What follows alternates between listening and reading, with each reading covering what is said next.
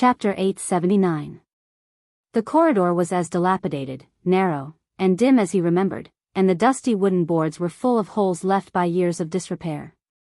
Brando came to a door based on his memory and stopped to ask, "Is this the one?" "Yes." A voice behind him replied softly. It was Amandina's voice. Freya followed behind the two, frowning as she looked at the place. As they stood on the walkway, the wooden boards creaked, and the air was filled with a choking smell of dust. She thought that even the stables in the countryside of Butchie were slightly cleaner than this. She could not imagine that someone would live in a place like this. "It seems to be locked," Brando said as he fiddled with the doorknob. "I locked it before I left." Amandina replied softly. "Do you have a key?" "Yes, I've always had it with me." Amandina fumbled around and took out a copper key. Brando had a good memory and recognized at a glance that the chain on which the key was hung was her original necklace. He remembered that he had seen this necklace once or twice. There should have been a beautiful crystal pendant on the necklace, but this pendant had long since disappeared. He took the key and weighed it in his hand, a little surprised. "Why do you have this?" "I don't know when I'll need it." Amandina replied with her usual seriousness. "Looks like it did come in handy." Brendel smiled and glanced at her.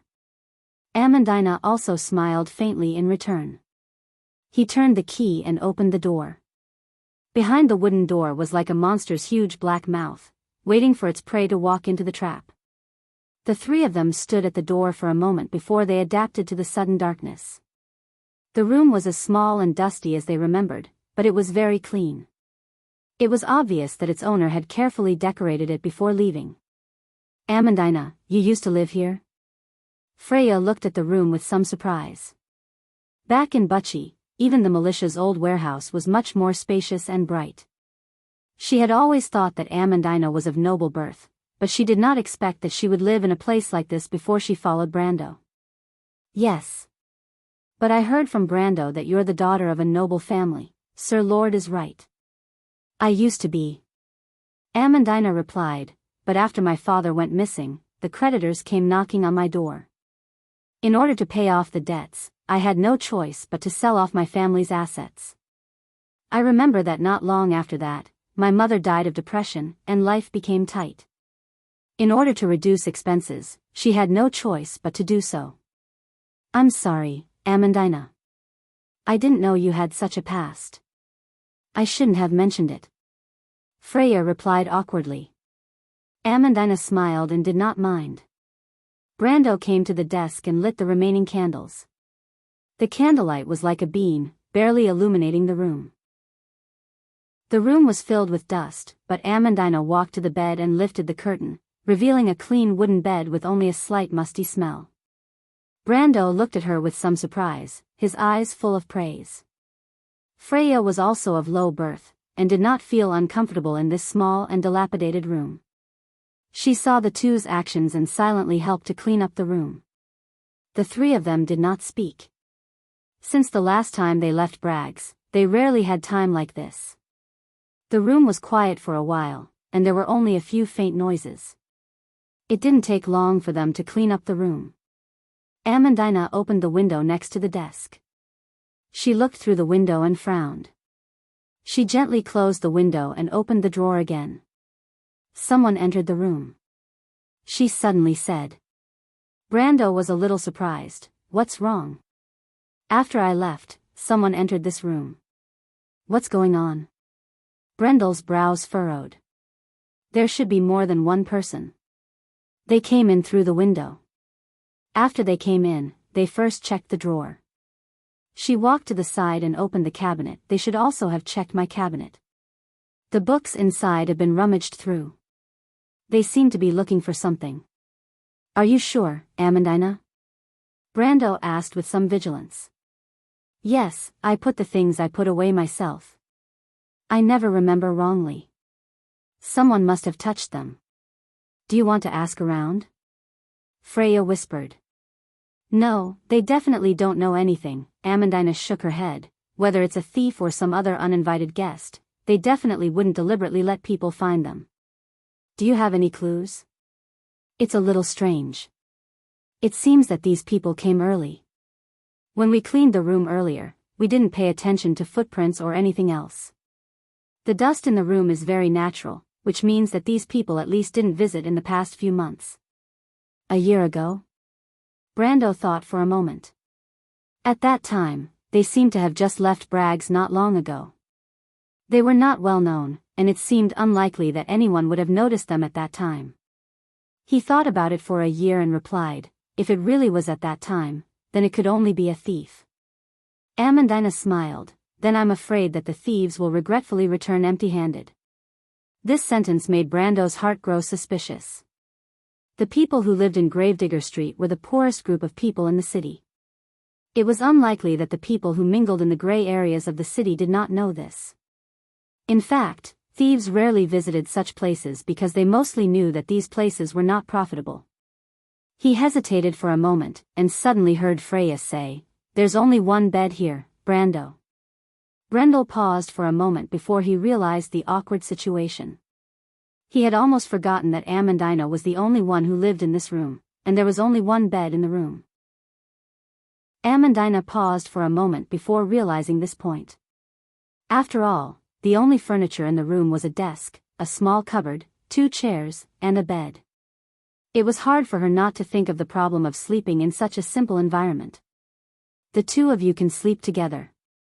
With my current strength, it doesn't matter if I sleep or not. Brando thought for a moment and said. That won't do, Amandina shook her head. You're the Lord, how can a retainer let the Lord suffer for him? Besides, this is also because of my lack of consideration. Since Amandina did not agree, Freya naturally would not agree. Her face was not thick enough to be selfish to the point where she could enjoy it alone. Brando seemed to have expected this. He looked at the two of them and sighed, let's talk about it later. I'll go get you something to eat first. Amandina nodded her head lightly. In the game, there were many places that sold food in large cities like Bragg's. As long as you could afford it, you could even buy food from the workshops on the streets. But in this place, if you wanted to get food, you would have to go to the inns, taverns, or the bakeries in the city. If you wanted to go further, you would have to go to the mills outside the city. There were many eyes in the inns and taverns, and no one knew if there were spies there. Brando naturally did not want to go there, and there were no bakeries near the Gravedigger Street. But this little trouble was not a problem for him. The slums did not lack idlers, and he casually spent a few tour to find a boy who was willing to run errands for him. He also showed off his skills in front of the boy and used his sword to carve a nightingale's mark on the wall, so that the boy would not dare to take the money and not do the job. Of course, with his current status, he did not lack money, but he could not let Amandina and the future Valkyrie of Erewhon starve. He was a noble of the kingdom, and he could not act so incompetent in front of the ladies by his side. When the boy saw the deep mark he left on the stone wall, he revealed a look of bewilderment. Brendel knew that the boy was not afraid of his swordsmanship, but the symbol that he left behind. Most of the people who grew up in this place had dealings with the Brotherhood of Thieves in the gray area, and there were many of them who were spies. That was why the boy was able to recognize the mark he left behind. It was a more advanced method of communication between the Brotherhood of Thieves and Grimoires. He had learned a little about nightingales in the game, and even though it was only a little, it was enough to scare the boy who did not know much. The youth was frightened by him. After taking his money, he stood there timidly and looked at him carefully and asked, Sir, do you have any other orders? You live nearby? Brando asked. The boy nodded. Do you know the tenant of that room? Brando asked as he pointed to the window of the second room next to Amandina's. Yes, there's an old man who lives there. People call him Nightingale. He used to be a loan shark, but I don't know who he offended, so he came here to hide. The boy answered straightforwardly. Brando raised his eyebrows slightly. He did not expect that the person he randomly caught would be so well informed. But then he felt relieved. These young people who came from the lower class had nothing to do and wandered the streets all day. Except for a few who could endure hardships, most of them were unwilling to be apprentices and be controlled by others. In this era where information was limited, it was normal for these people to be well informed. It was just that 9 out of 10 rumors that they knew were rumors, but some of the local customs could be found by asking them. What about this room? He pointed to the room next to Amandina's. This room has been empty for a long time, my lord. And the one next to it? Brando's heart skipped a beat, and he pointed to Amandina's room. The boy hesitated for a moment, as if he was thinking for a moment, and then answered, the owner of this room seems to be a poor noble lady, but I haven't seen her for a long time. I heard that her health was not good, and she probably died of illness. You're the one who died of illness. Brando thought in annoyance. But he saw that the boy was talking about it as if it was normal for him to talk about eating and drinking, and he knew that the so-called death was a common occurrence in this place. In the slums of Gravedigger Street, there were many people who froze or starved to death every year. Everyone knew this, and the nobles turned a blind eye to it, as if it was natural. Brando sighed. At least this guy was not lying, and he really did know this place well. He asked a few more irrelevant questions, and then suddenly asked, do people often visit this place? Of course, by patronage, he didn't mean that they had come to visit openly, but that he was talking about the thieves. Naturally, the boy understood what he meant. He couldn't help but look at this stylish gentleman in awe. He was certain that this gentleman was the legendary Nightingale. Otherwise, how could he have drawn that symbol that he didn't even recognize? That symbol must be the kind used between thieves, but it was much more complicated than what he knew. Now that he was talking about the Brotherhood slang, he was even more certain of this point. Of course not, my lord, the young man hurriedly replied. There's not much profit here, so it's unlikely that they'd be interested in such a place. Other than those poor mercenaries and old prostitutes, who would be willing to live in such a place? There are always some people who are blind. The boy thought for a moment, and he probably understood Brando's meaning. He thought hard for a while, and then remembered something. My lord, a year ago, the patrolling cavalry came here. That's right, they seemed to be looking for the noble lady. Brendel frowned and asked a few more questions, but the youth could not say anything else. Just like what Amandina said, whether it was a thief or an uninvited guest, it was unlikely that they would be willing to let others notice their whereabouts. Brendel frowned and asked a few more questions, but the youth could not say anything else. Just like what Amandina said, whether it was a thief or an uninvited guest, it was unlikely that they would want others to notice their whereabouts. In the end, he shook his head and threw a silver coin to the boy. All right, go and come back early, I'm still hungry. My lord, don't worry, I promise I won't spend a single coin. The boy hurriedly replied in fear and trepidation. There's no need for that. You bought enough food for 3 people, and the rest is yours. I don't lack money, but you better not cause trouble for me. Brando purposely replied coldly. He asked for the boy's name again, and the boy quickly ran away after he answered, as if he was afraid to stay by Brendel's side for even a moment longer. Brendel could not help but let out a sigh of relief. Fortunately, he had not completely forgotten some of the old tricks in the game. In this world, being a noble for a year had been too easy. Other than the basic swordsmanship, he was almost out of practice with other skills. In the past, these things were done properly by Amandina, Falerne, or Carglaise. Today, it was rare for him to do it himself, and he found some of the feeling of the past. He stopped and looked at the scenery before Bragg's. The sky in the west was crimson, and under the clouds was a golden hue. This scene was not much different from a year ago. But at this time, he heard a cold laugh. It seems like my lord is quite knowledgeable. You're not unfamiliar with these things at the bottom. Brando raised his head. Amandina's house was located by the Butchie River that passed through Bragg's. There was a small courtyard behind the house, and beside the courtyard was the Butchie River.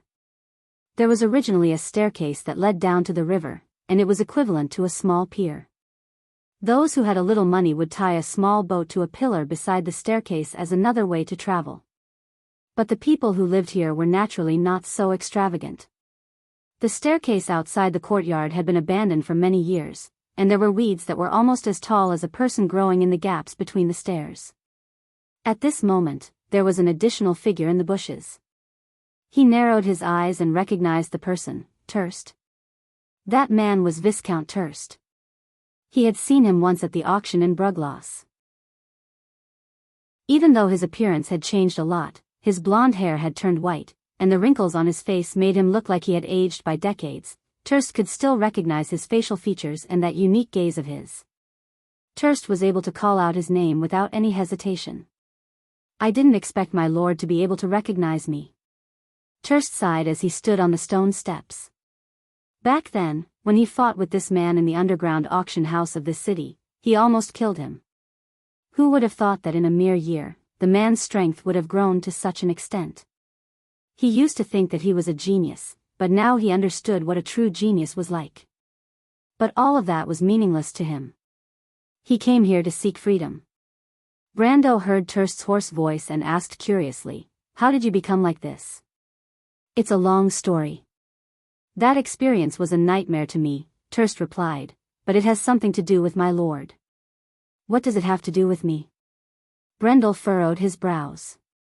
He remembered that the only time he had interacted with this guy was during the underground auction, and after that, they had not interacted with each other. When he saw this guy appear before him, he thought that he was here to take revenge for what happened back then. "If my lord has the time to listen to my nonsense, I can slowly tell you this story. In return, I will tell you some secrets about the past," Turst said with a hoarse voice. "Did this guy come to me just to tell me a story? Is this guy crazy?" Brendel thought to himself.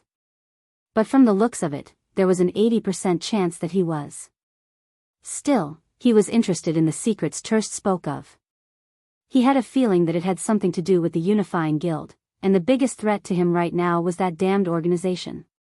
He nodded and asked, "Here? Let's do it here. There's no one around. Every second is torture to me. I don't have the time to look for another place," Turst replied. Brando looked at Turst curiously. What kind of experience did Turst go through to become like this? After a moment of silence, Turst suddenly said, "It's because of the Lionheart sword." "The Lionheart sword?" Turst nodded and told the story of how he started searching for the Lionheart sword for the Unifying Guild. Chapter 880. Brando listened to Turst's story quietly before replying. You reap what you sow. However, he was actually quite surprised to learn that the Lionheart sword had such an experience before it was in Freya's hands. When he first met Grandmaster Bosley in the basement of Abbey's castle, the philosopher's slate suddenly resonated with him. Now that he thought about it, it must have been the All-for-One that activated the Lionheart sword. However, they were too naive. The Knight of the Lake who guarded the Lionheart sword was Captain Krentel, Eric's knight. Even before he became a heroic spirit, he was already as strong as Mephisto. Furthermore, after he swore an oath to protect the Lionheart sword, his will to battle would only grow stronger. Turst, a mere gold-ranked, dared to challenge such a monster. Otherwise, he wouldn't have wasted so much effort to obtain the Philosopher's Slate if he knew that the Lionheart sword was hidden somewhere near the Lake of Mists. Speaking of the legendary knight by Eric's side, Turst suddenly remembered that the person who followed Freya around like a ghost had been appearing less and less recently. This seemed to indicate that the Lionheart sword had fully acknowledged Freya as its master. Now, he would only occasionally catch a glimpse of the knight in the courtyard of Abbey's castle. The servants in the castle even treated the appearance of the knight as a ghost story. Turst did not refute Brendel's words and replied, "You're right, Count Brendel, I brought this upon myself. I've even forgotten the reason why I went to look for the sword, and I feel like a complete clown. Ever since I left the Lake of Fog, I've been following that person. My mind is muddled, and it's as if there's a voice in my heart urging me to do so. I can't think, I can't rest. I can only move forward day and night. I can feel time leaving me, but I can't resist it. It's as if I'm in an endless nightmare. I'm like a lonely ghost, suffering unbearably. But it seems like you're still conscious, aren't you?" Brando looked at him and asked. Turst nodded. "When I woke up today, I felt that I was still near the Lionheart sword." "You can feel the Lionheart sword?" Bran was slightly surprised. "I don't know. You don't know? Now that I've seen you, my lord, I know that the Lionheart sword is still nearby. But before that, I could only feel a strong sense of calling. It was as if there was a gray and decaying world in front of me, and there was only a pale path in the wilderness. I could only follow that path forward, and then I arrived here. But it sounds like you're no stranger to what's happening in the outside world. He was conferred the title of Count after the Battle of Ampere Seal, but from Turst's tone, it seemed like he didn't have much time to interact with the outside world. I'm not sure, but everything about that sword seems to enter my mind. Turst replied with a hoarse voice. Brando raised an eyebrow. It sounded like there was some sort of connection between him and the Lionheart sword, but it didn't sound like recognition. It sounded more like a curse. He suddenly remembered a legend that said that anyone who was not recognized by the Lionheart sword and tried to lay their hands on the sacred sword would suffer misfortune. The last victim was the last emperor of House Cipher. After that, the Lionheart sword went missing until it reappeared today. However, Turst's condition was very similar to that of a nameless person. A nameless person was someone who had lost their faith and self. He didn't expect the curse of the Lionheart sword to have such an effect. Even though the members of All for One were a bunch of lunatics, their faith was still very strong. He looked at Turst again and asked, "You didn't come here just to tell me this?" "Of course, my lord. I believe that there must be a reason why the voice brought me here today. Right now, I'm just looking for an escape. I don't want to live like a walking corpse anymore." Turst replied tiredly. "You don't need to beg me for something like this. Death won't solve the problem." Turst sighed in pain. He used to be an arrogant person, but now he looked like a half-dead old man. "I've died many times, but it was like a dream. When the dream disappeared, I would wake up in a different place." "That sounds like a fate worse than death." Brando nodded. He didn't have a good impression of the members of All for One. Even if he didn't take pleasure in their misfortune, he didn't need to sympathize with them either. He looked at Turst and asked, "You said you wanted to tell me some secrets about the past. It seems like you want to use this to make a deal with me." Turst nodded. Brando pondered for a moment. To be honest, he was very interested in Turst's secrets. But the problem now was that he wasn't good at curses, especially when it came to curses related to the lost names. It was a very dangerous thing to do. When he was in the deadly tundra, he dared to enter the dreams of the lost names because he understood the characteristics of the dungeon. But now, if he wanted to solve the problem of the Viscount, he would have to enter his dreams. As long as the Viscount had the slightest malicious intent, this trip would be very dangerous. If the Viscount was someone else, it would be fine. But he was a believer of All for One. Brando wasn't noble enough to risk his life for an enemy. He thought for a moment and refused. "To be honest, I don't want to deal with people like you. I can even extend a hand of friendship to the nobles I despise. I can also tolerate the arrogance of the crew's people, but I don't want to have anything to do with All for One." "Yes, we are notorious," Turst replied weakly. He frowned and his tone became anxious. "I understand that, my lord. It may be difficult for you to accept, but..." "No," Brando shook his head and interrupted him. "That's not the reason. It's because you people are too crazy." "Crazy?" "No, my lord. Some of us seek truth, some of us seek power. But I don't think we are as despicable as the people you deal with." Turst's tone was weak, but there was a hint of contempt in his words. "It's despicable people who seek benefits for themselves. It's despicable, but at least it doesn't make me feel uneasy." Brando replied, "No one wants to deal with crazy people. Don't play riddles with me, Count Brendel. I know you're interested in my secret." Turst interrupted Brendel anxiously. "Why don't you give me a chance? Give us all a chance.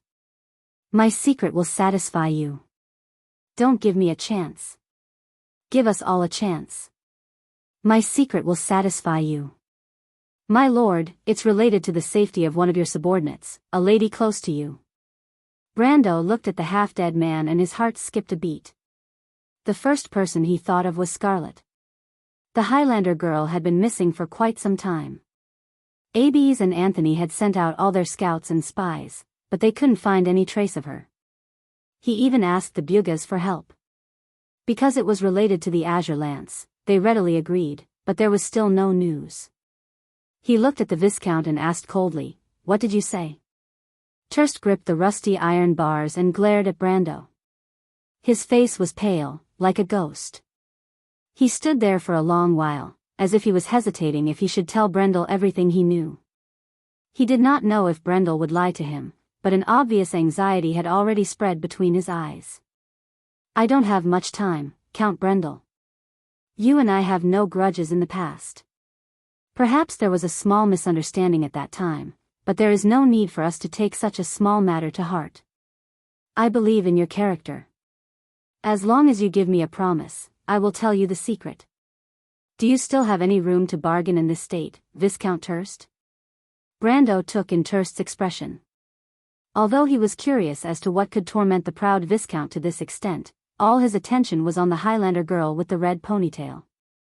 He didn't have the time to think about why the Viscount was suddenly so anxious.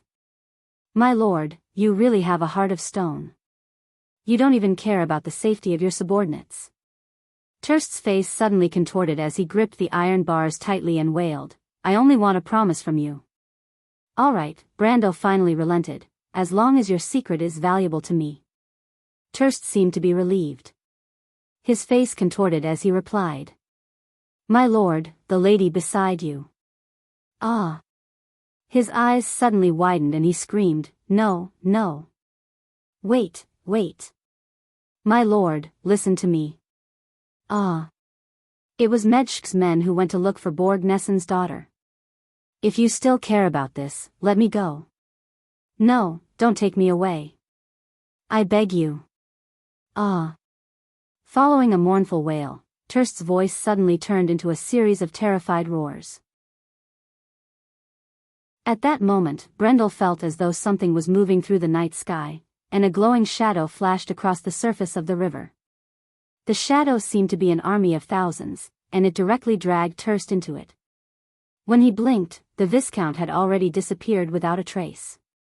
Brendel finally reacted and rushed to the riverside to take a look. The surface of the water was as calm as ever, without even a single ripple.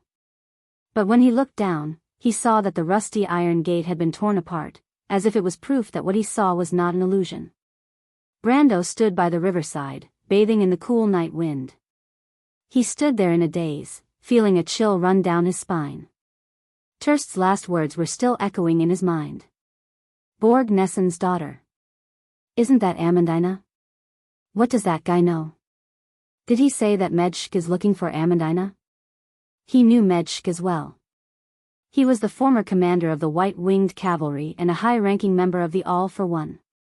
He was later caught in the Great Purge after the Battle of Ampere Seal. He should have been burned at the stake by now. But why would this mess have anything to do with Amandina? He originally came to Brugloss for family matters, but he didn't expect to encounter such a situation. He almost couldn't react in time. But why would the All for One look for Amandina? He could not help but look back at the dilapidated building. Under the night sky, the building was like a crooked shadow, baring its fangs and brandishing its claws. It reflected the dim lights in the distance, making it even more eerie and terrifying. He took a small breath, feeling a little uneasy. A moment later, the boy who left earlier ran back, panting. He saw Brando's gloomy face and felt a little strange. He could not help but ask, "Did I come back too late, sir?" Brando did not answer. Instead, he asked, "Did you hear anything just now? Sound?" The boy showed a puzzled expression and shook his head. Brendel looked at the iron fence one last time before he took the package from the boy's hands. He opened it and saw hot bread and bacon, as well as a few baked potatoes. It did not look like the food that was sold in the inn, but more like it was taken out from the boy's house. But although it was not sumptuous, it was better than the cold bread he ate when he slept in the wilderness. He put away the package and threw a silver coin to the boy as a reward. The boy looked flattered. Although he was a little scared at first, but for the sake of money, Brando was finally a little more amiable in his eyes. Brendel took a fancy to the youth's character and asked him to leave a way to contact him.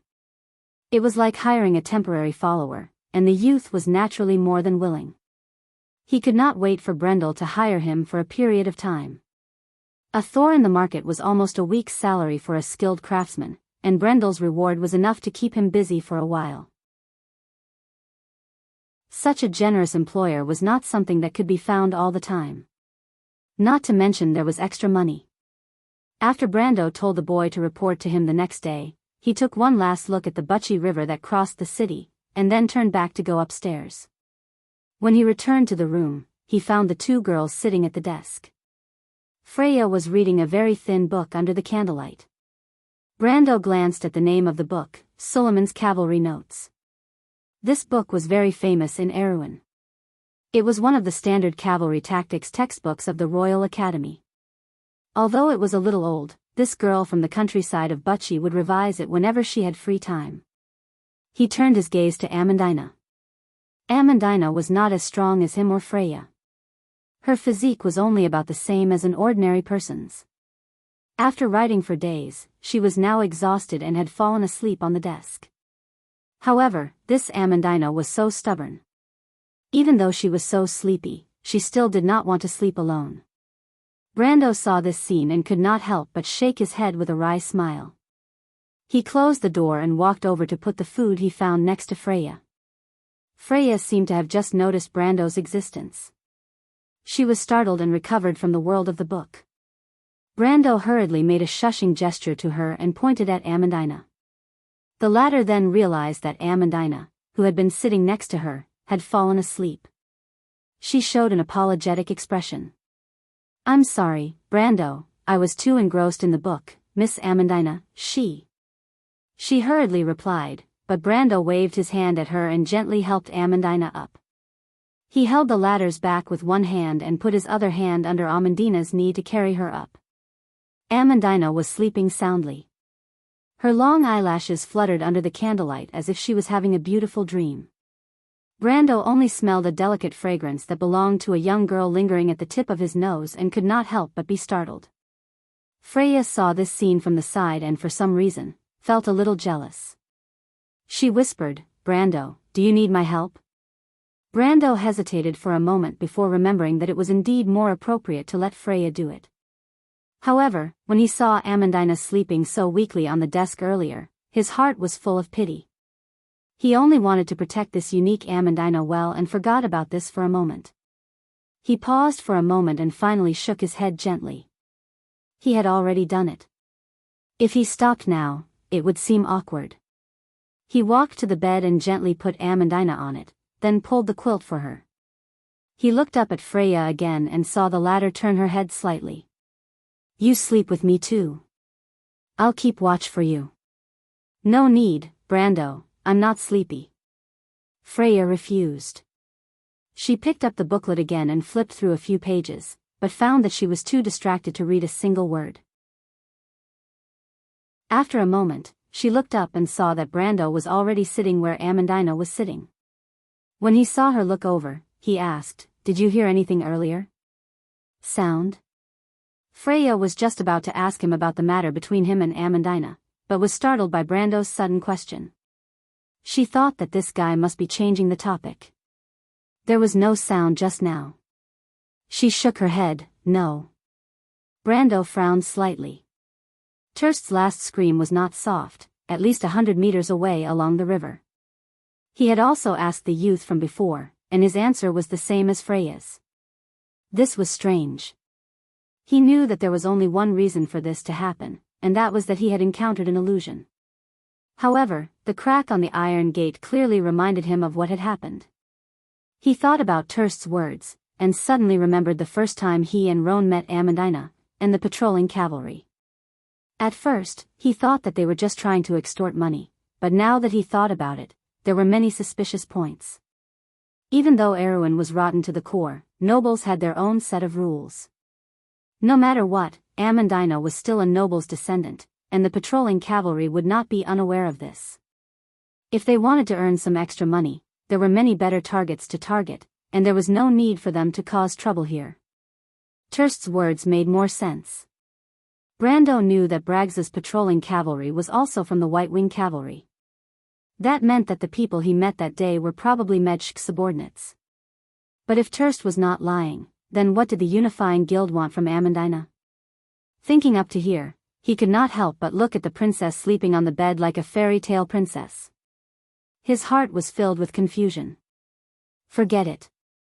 Brando shook his head in the end. Since Amandina was right beside him, if the Unifying Guild wanted to cause trouble for her, they would have to ask for his permission first. P.S. I forgot to post it when I uploaded it. Luckily I remembered before I went to bed.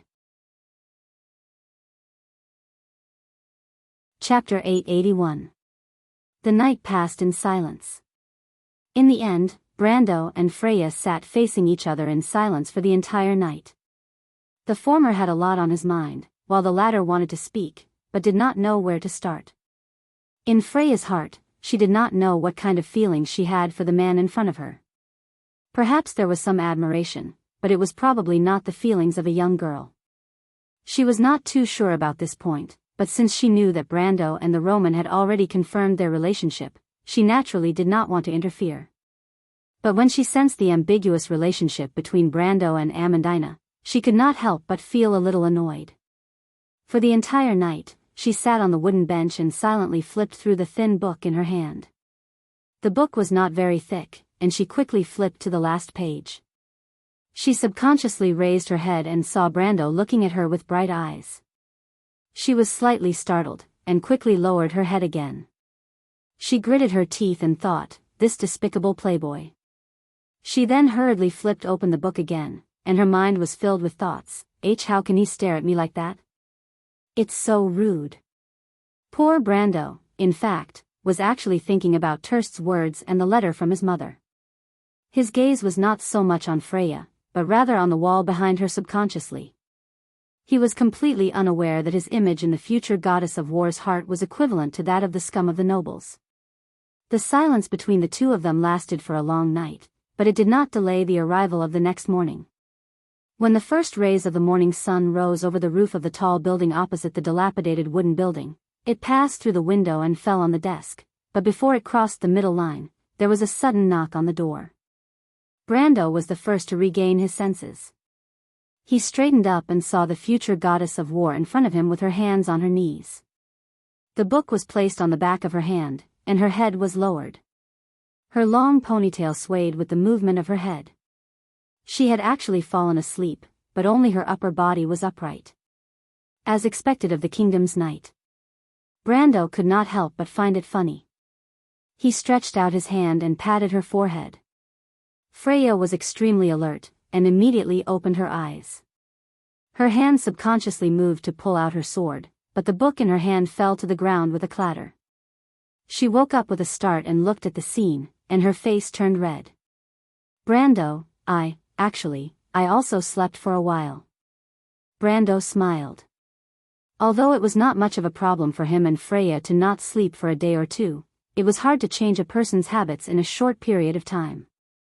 Besides, after a week of traveling and the previous fierce battles, everyone's spirit was actually very tense. Someone is knocking on the door. Brando listened for a while and heard a rhythm of 4 knocks and 1 light knocks. He nodded and replied, "It's the little guy I hired." Then, he went to the door and opened it. As expected, he saw the young man from last night standing outside the door, a little uneasy. However, Brando also noticed that the young man was holding a basket with some bread and cheese in it. Just as his gaze fell on these things, the young man explained as if he was afraid that Brando would misunderstand. "My lord, I was just wondering if you need breakfast." Brando did not expect this young man to be so business-minded. He laughed, but on the surface, he said with a straight face, "Put it down. Since you are here so early, you must have found out what I asked you to find out yesterday." The young man hurriedly put down the basket. Although he still seemed a little uneasy, he instinctively revealed a tone of flattery, "Isn't that so? My lord, how could I dare to neglect what you asked me to do? I have already found out what you asked me to find out." "That miller called Scott, have you found out?" Brando asked. Scott was actually the name of his father in this life, but outsiders usually called him Old Scott. I found out last night, my lord. I didn't even have time to sleep, and you see, I rushed over here. The young man hurriedly replied, as if he had an innate talent in this aspect. He described vividly, there is indeed such a person. His manor is just south of Bragg's, close to the Butchie River. However, I heard that he opened a mill here, but it was only a few decades ago. When His Majesty the King of the previous generation was in power, his family was still an outsider. It seems that they have some relations with the nobles of Karsuk. It was only a night of information, but it was already a good result. However, Brando knew that it was because his father was a miller, and in any case, he was a somewhat famous person in the area. If it was a nameless person, it would not be so easy to find out the exact information. What else? He asked again. Anne. The young man frowned and scratched his head as if he had just remembered some trivial things. Anne. Oh, right, I heard that he had a son who went missing in the war. How unlucky. Brando knew that the young man was talking about himself. It seemed that not many people knew about what happened to him. After all, most of the outsiders had heard about the deeds of Count Tonagel, and his own name was not widely spread. Even if a few words fell into the ears of the locals, they would not think that the dignified Count of the kingdom, the descendant of the sword Saint Darius, would have anything to do with a miller. Based on the cultural level of the people of this era, it was common for people to have repeated names. Not to mention the commoners, even the nobles sometimes had to face this kind of awkwardness. Otherwise, how did the names of Anson X and Oberg 7 come to be? He nodded pretentiously. What else? I asked you to find out if this family has any guests recently. Did you find out? The young man quickly nodded. Seems like there is. Seems like there is. Does it count as there is or not? Brando was very dissatisfied with the young man's answer. His previous questions were just to make sure that the young man was not lying. In fact, this question was the real focus. He did not expect the young man to give him an ambiguous answer. It was almost the same as not answering at all. The young man was startled. He quickly looked at Brendel's face and found that this very important employer did not look like he was going to fly into a rage. He quickly licked his lips and added, I think there should be. I specifically asked the people who have dealt with this family these days, and they all said no. There were neither visitors nor strangers staying in the neighborhood. But my lord, this time I was careful because I think some of the guests may not be willing to let others know about their existence, the young man said while carefully observing Brando's expression. When he noticed that the latter's face showed a slightly surprised and appreciative look and nodded, he was relieved and continued. So I changed my question. You changed your question? Brando interrupted him. The young man nodded. What did you ask? I asked those people if there were any caravans, mercenaries, or strangers that passed by Old Scott's mill recently. You know, in this place, there are very few outsiders. Any outsider that passes by, whether it's an adventurer, a mercenary, or a merchant, we locals can tell them apart at a glance. My lord, can you guess what I asked this time? Those people told me that a week ago, a group of knights passed by there. But I know that the road to Old Scott's mill is a dead end. Normal people would not pass by there. Brando knew that the road was not a dead end. It passed through the sawmill in the south and led to Fortress Reedon. When he was young, he learned swordsmanship from his grandfather there.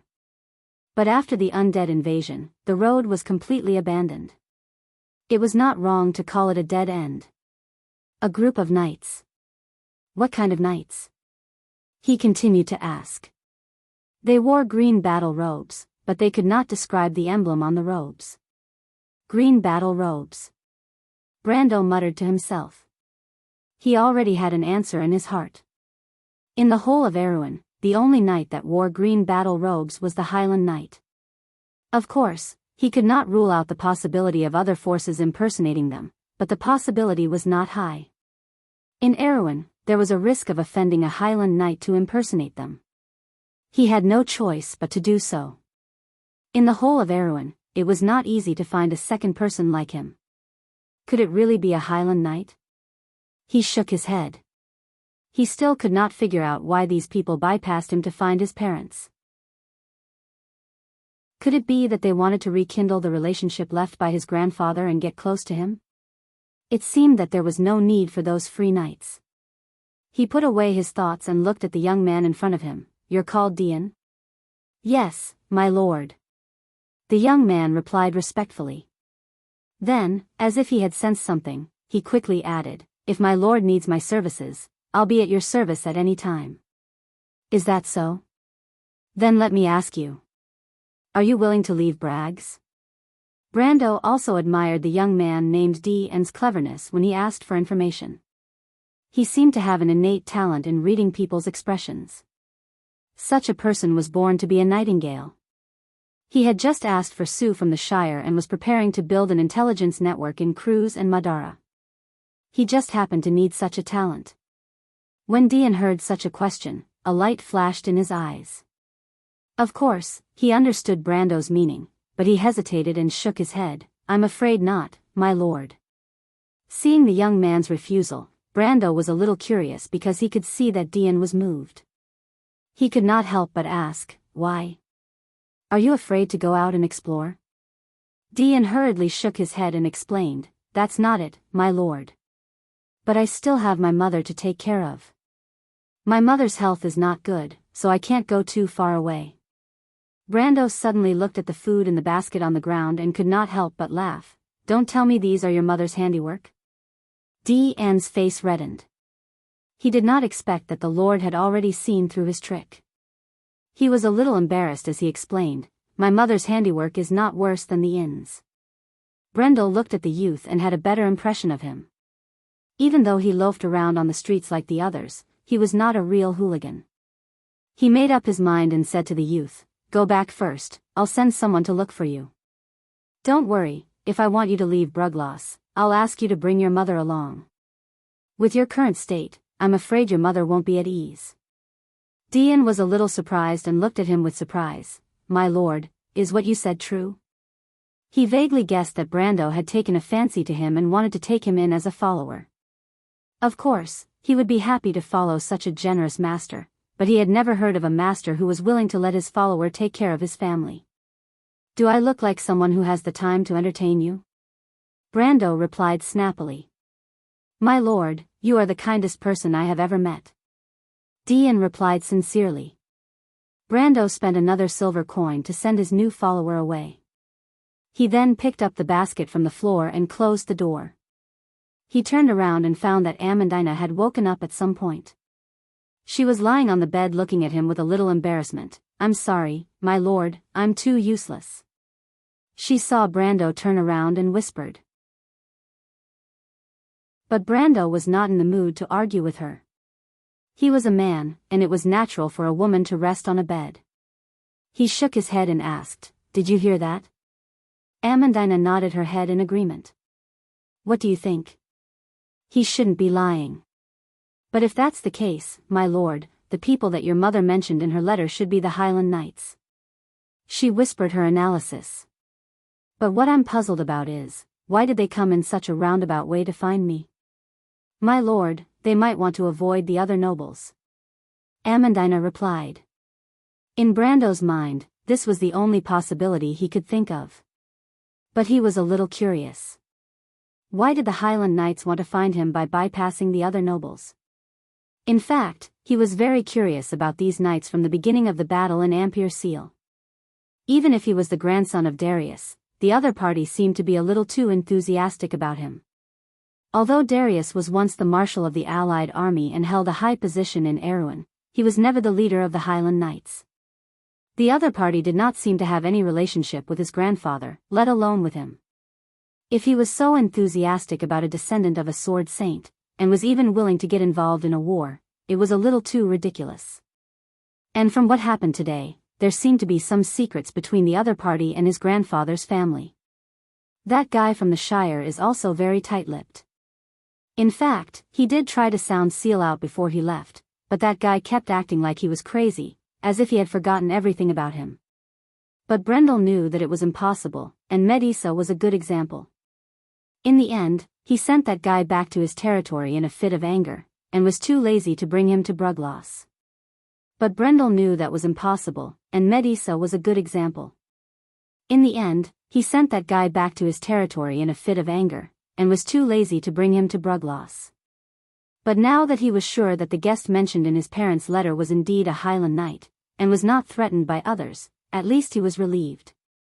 He sighed and said to Freya and Amandina, all in all, we'll know what tricks they have up their sleeves later. Brando, are you going to meet them? Freya asked curiously. Of course, what else can I do? Brando replied in a bad mood, besides, I haven't been home for a long time, so it's time for me to go back and take a look. Do we have to go as well, my lord? Amandina asked.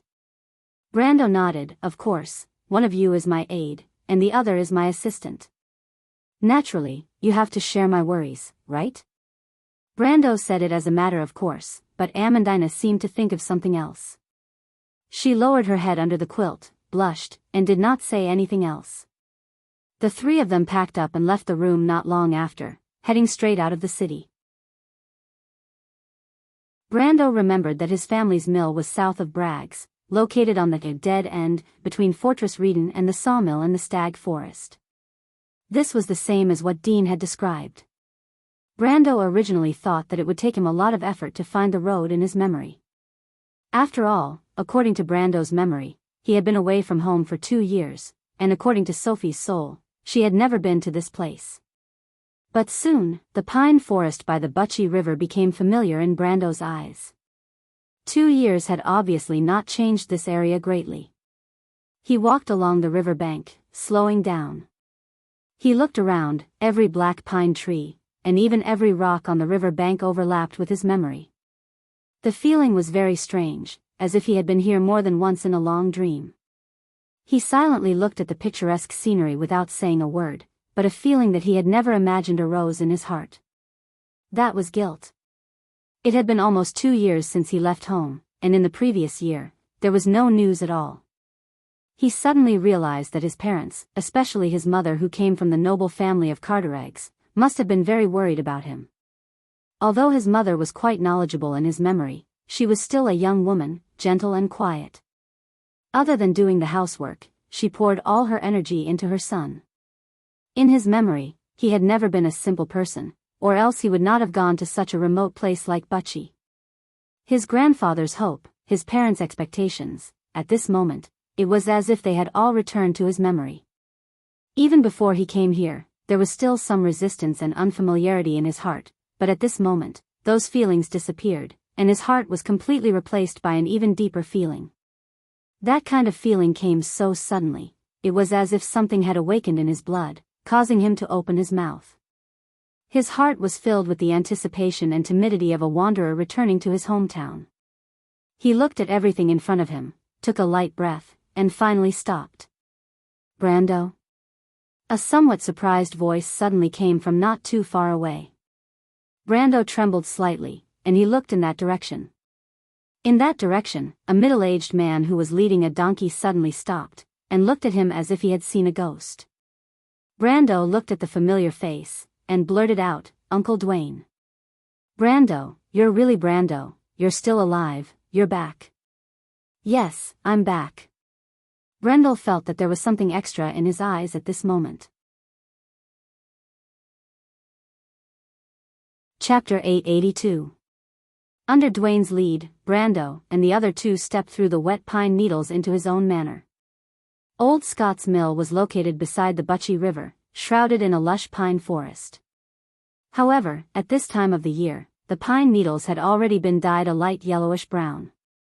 Through the forest, they could vaguely see a wooden and stone water wheel mill. 1/3 of the huge water wheel was immersed in the Butchie River. It spun slowly, creating white splashes. The Butchie River was turbulent, but it was crystal clear. From the surface of the river, they could see the bottom of the river, which was paved with fine pebbles. In Brando's memory, this was only a corner of the manor.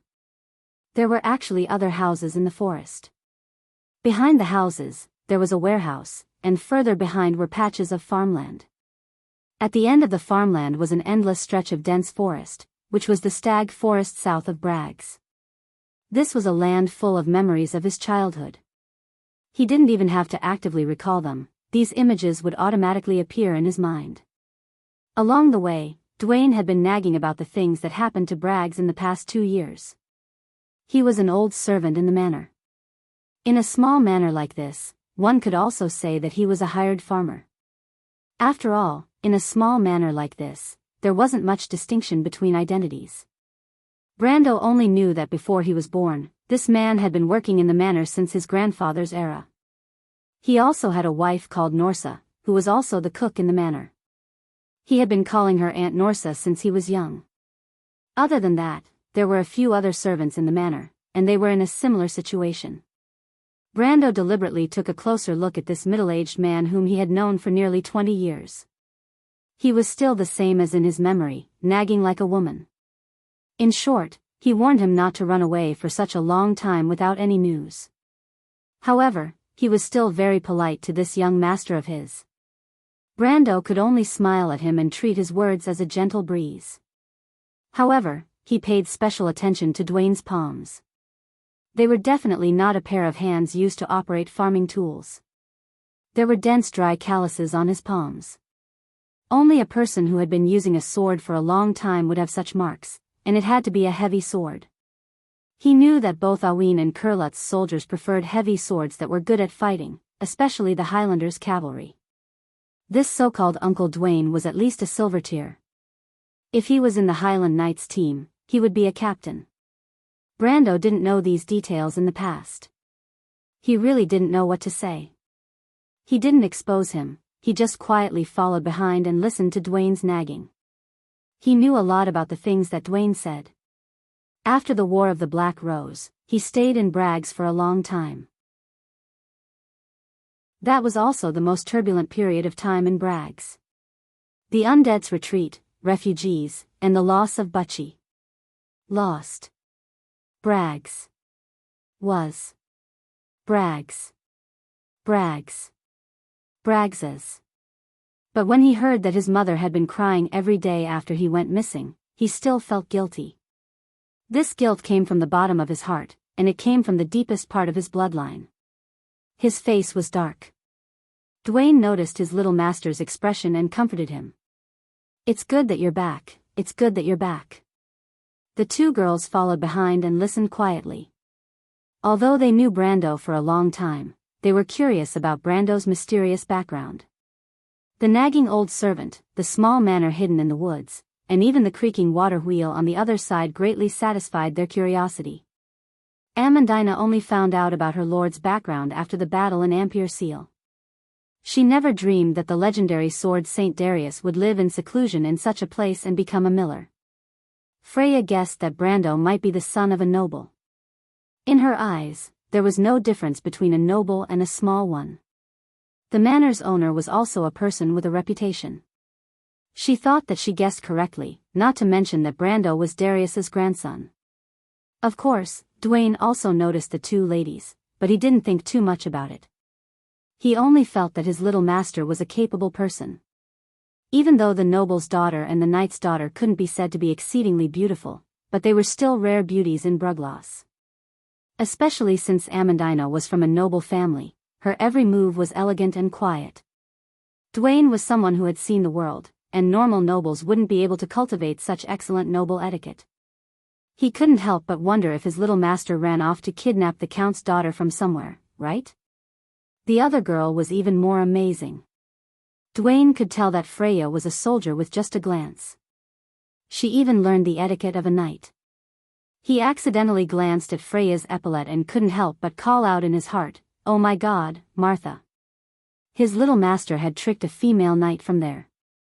He came from the Highland Knight system and naturally understood Erwin's military system. A knight like this would at least have the strength of a peak silver. Dwayne didn't see through Brando's strength. After all, after reaching elemental awakening, the obvious signs of strength in his body disappeared. Now, Brando looked like an ordinary person to outsiders. Besides, no one would associate a young man less than 20 years old with an elemental awakening master. Even if others didn't know, he still didn't know what level his little master was at. If he said that Brando had awakened his elemental awakening in a year and a half, Dwayne would definitely think that it was a joke. But then he thought of the guests in the manor and couldn't help but have a headache. He thought that the two girls brought back by his little master were very outstanding and very troublesome. Of course, he wouldn't say this out loud, but Amandina and Freya still felt that Dawn's gaze on them was a little strange. Both of them blushed at the same time. Seeing this scene, Dawn understood 80 to 90% of what was going on. He thought to himself that his little mistress was indeed extraordinary. The three of them turned and entered the manor. As soon as they stepped into the manor, Brando's eyes became hot because he saw a very familiar figure not far from him. The figure stood in the stable next to the mill.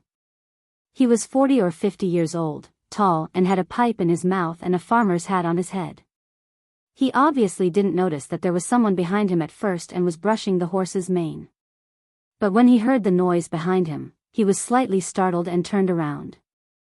His gaze fell on Brando and his eyebrows furrowed. This was his father, Old Scott.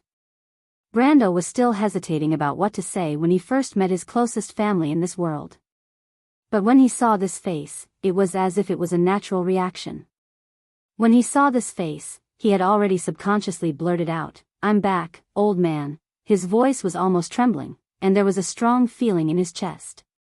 That feeling told him that this was his home, his father, his closest family. He wanted to say something else, but when he opened his mouth, he felt that his mouth was dry, and he couldn't say a single word. Old Scott didn't say anything. Instead, he looked at him silently and snorted coldly. He dropped the brush, turned around and walked into the house, leaving Brando standing there awkwardly.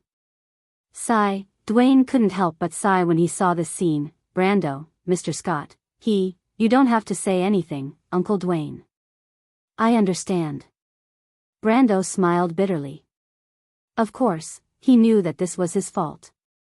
He also knew very well about the old man's personality. In the past, Old Scott was called stubborn, but now it was more like a soldier's principle. Just now, he had already understood that this family's secret was probably hidden from Brando alone. His father was not a miller. His strength was a level higher than Dwayne's, and the aura he exuded was typical of a soldier. Today, Erwin could only find such a professional soldier among the Highland Knights. He now understood that his father had probably participated in the November War, and it was very likely that he was his grandfather's subordinate. He turned around and saw that Freya was a little uneasy, and the noble lady was looking at him a little mischievously. He also sighed, "Uncle Dwayne, you should go do your own thing." Okay. Dwayne obviously understood his master's temper, and he quickly agreed. He took a last look at Brando and the others, and led the donkey to the back of the farm. He had something to do, but since the young master was back, these trivial matters were trivial. "Brando, are you okay?" Freya saw that Dwayne had left, and she was a little worried and asked.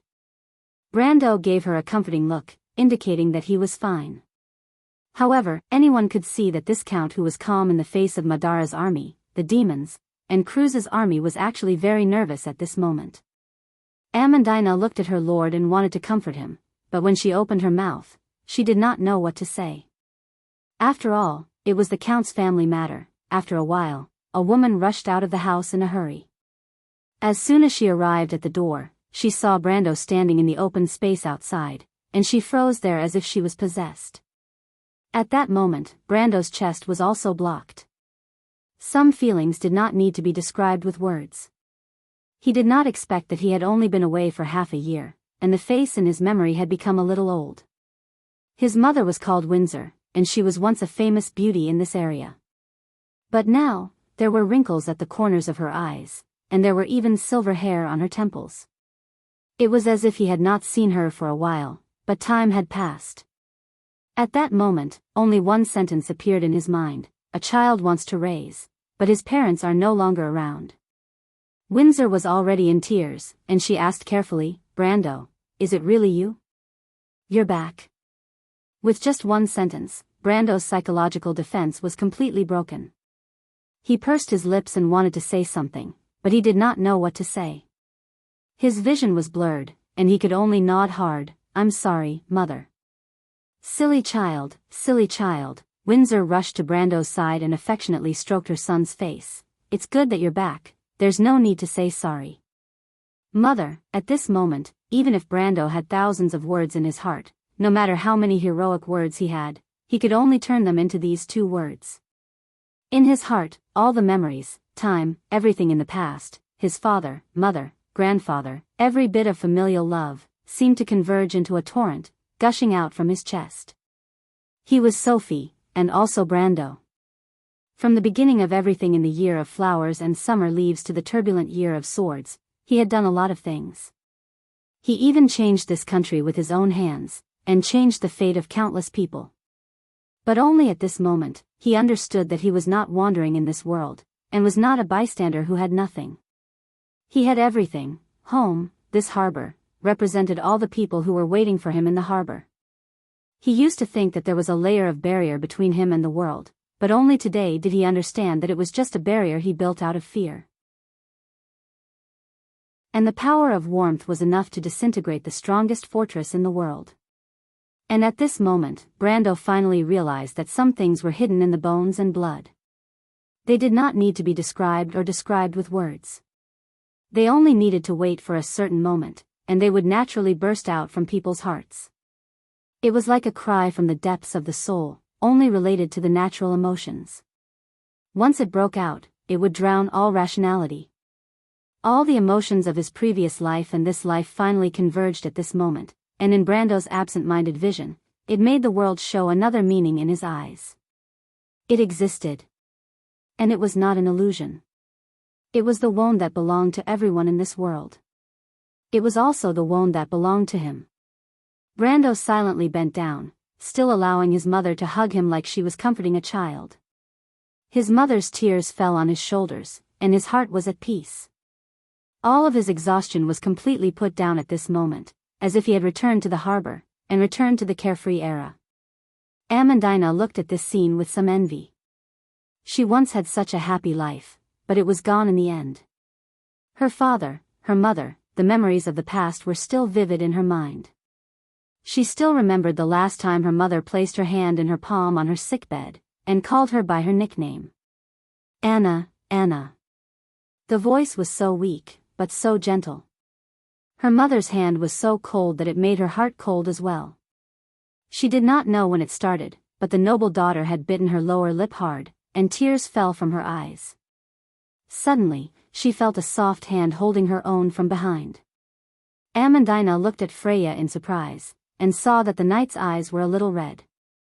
Freya was raised by Aunt and Uncle Sil, and it was as if she had never seen her parents' faces since the day she could remember. Perhaps she did not care before, but the scene that she saw today had touched the most fragile chord in her heart. Brando finally comforted his mother, but he did not expect that the two ladies who came with him were already crying. He looked at them with some confusion, but quickly thought of something, and his heart softened. He quickly introduced Amandina and Freya to his mother in a low voice. In fact, Windsor had already noticed Amandina and Freya with her son. Her eyesight was not inferior to Dwayne's at all, and she could tell that these two girls were good girls at a glance. She could not help but roll her eyes at Brando, as if she was blaming him for not taking care of the girls. She had just heard about the two's background from Brando, and her heart was filled with infinite sympathy. She quickly went over to hold their hands, and softly comforted them. Amandina was fine, and she quickly calmed down. She wiped away her tears, and a little embarrassed introduced herself to Brando's mother again. However, she kept saying that she was Brando's aide, causing Windsor to angrily glare at Brando a few times, meaning that he would be in trouble later. This was really an unexpected disaster.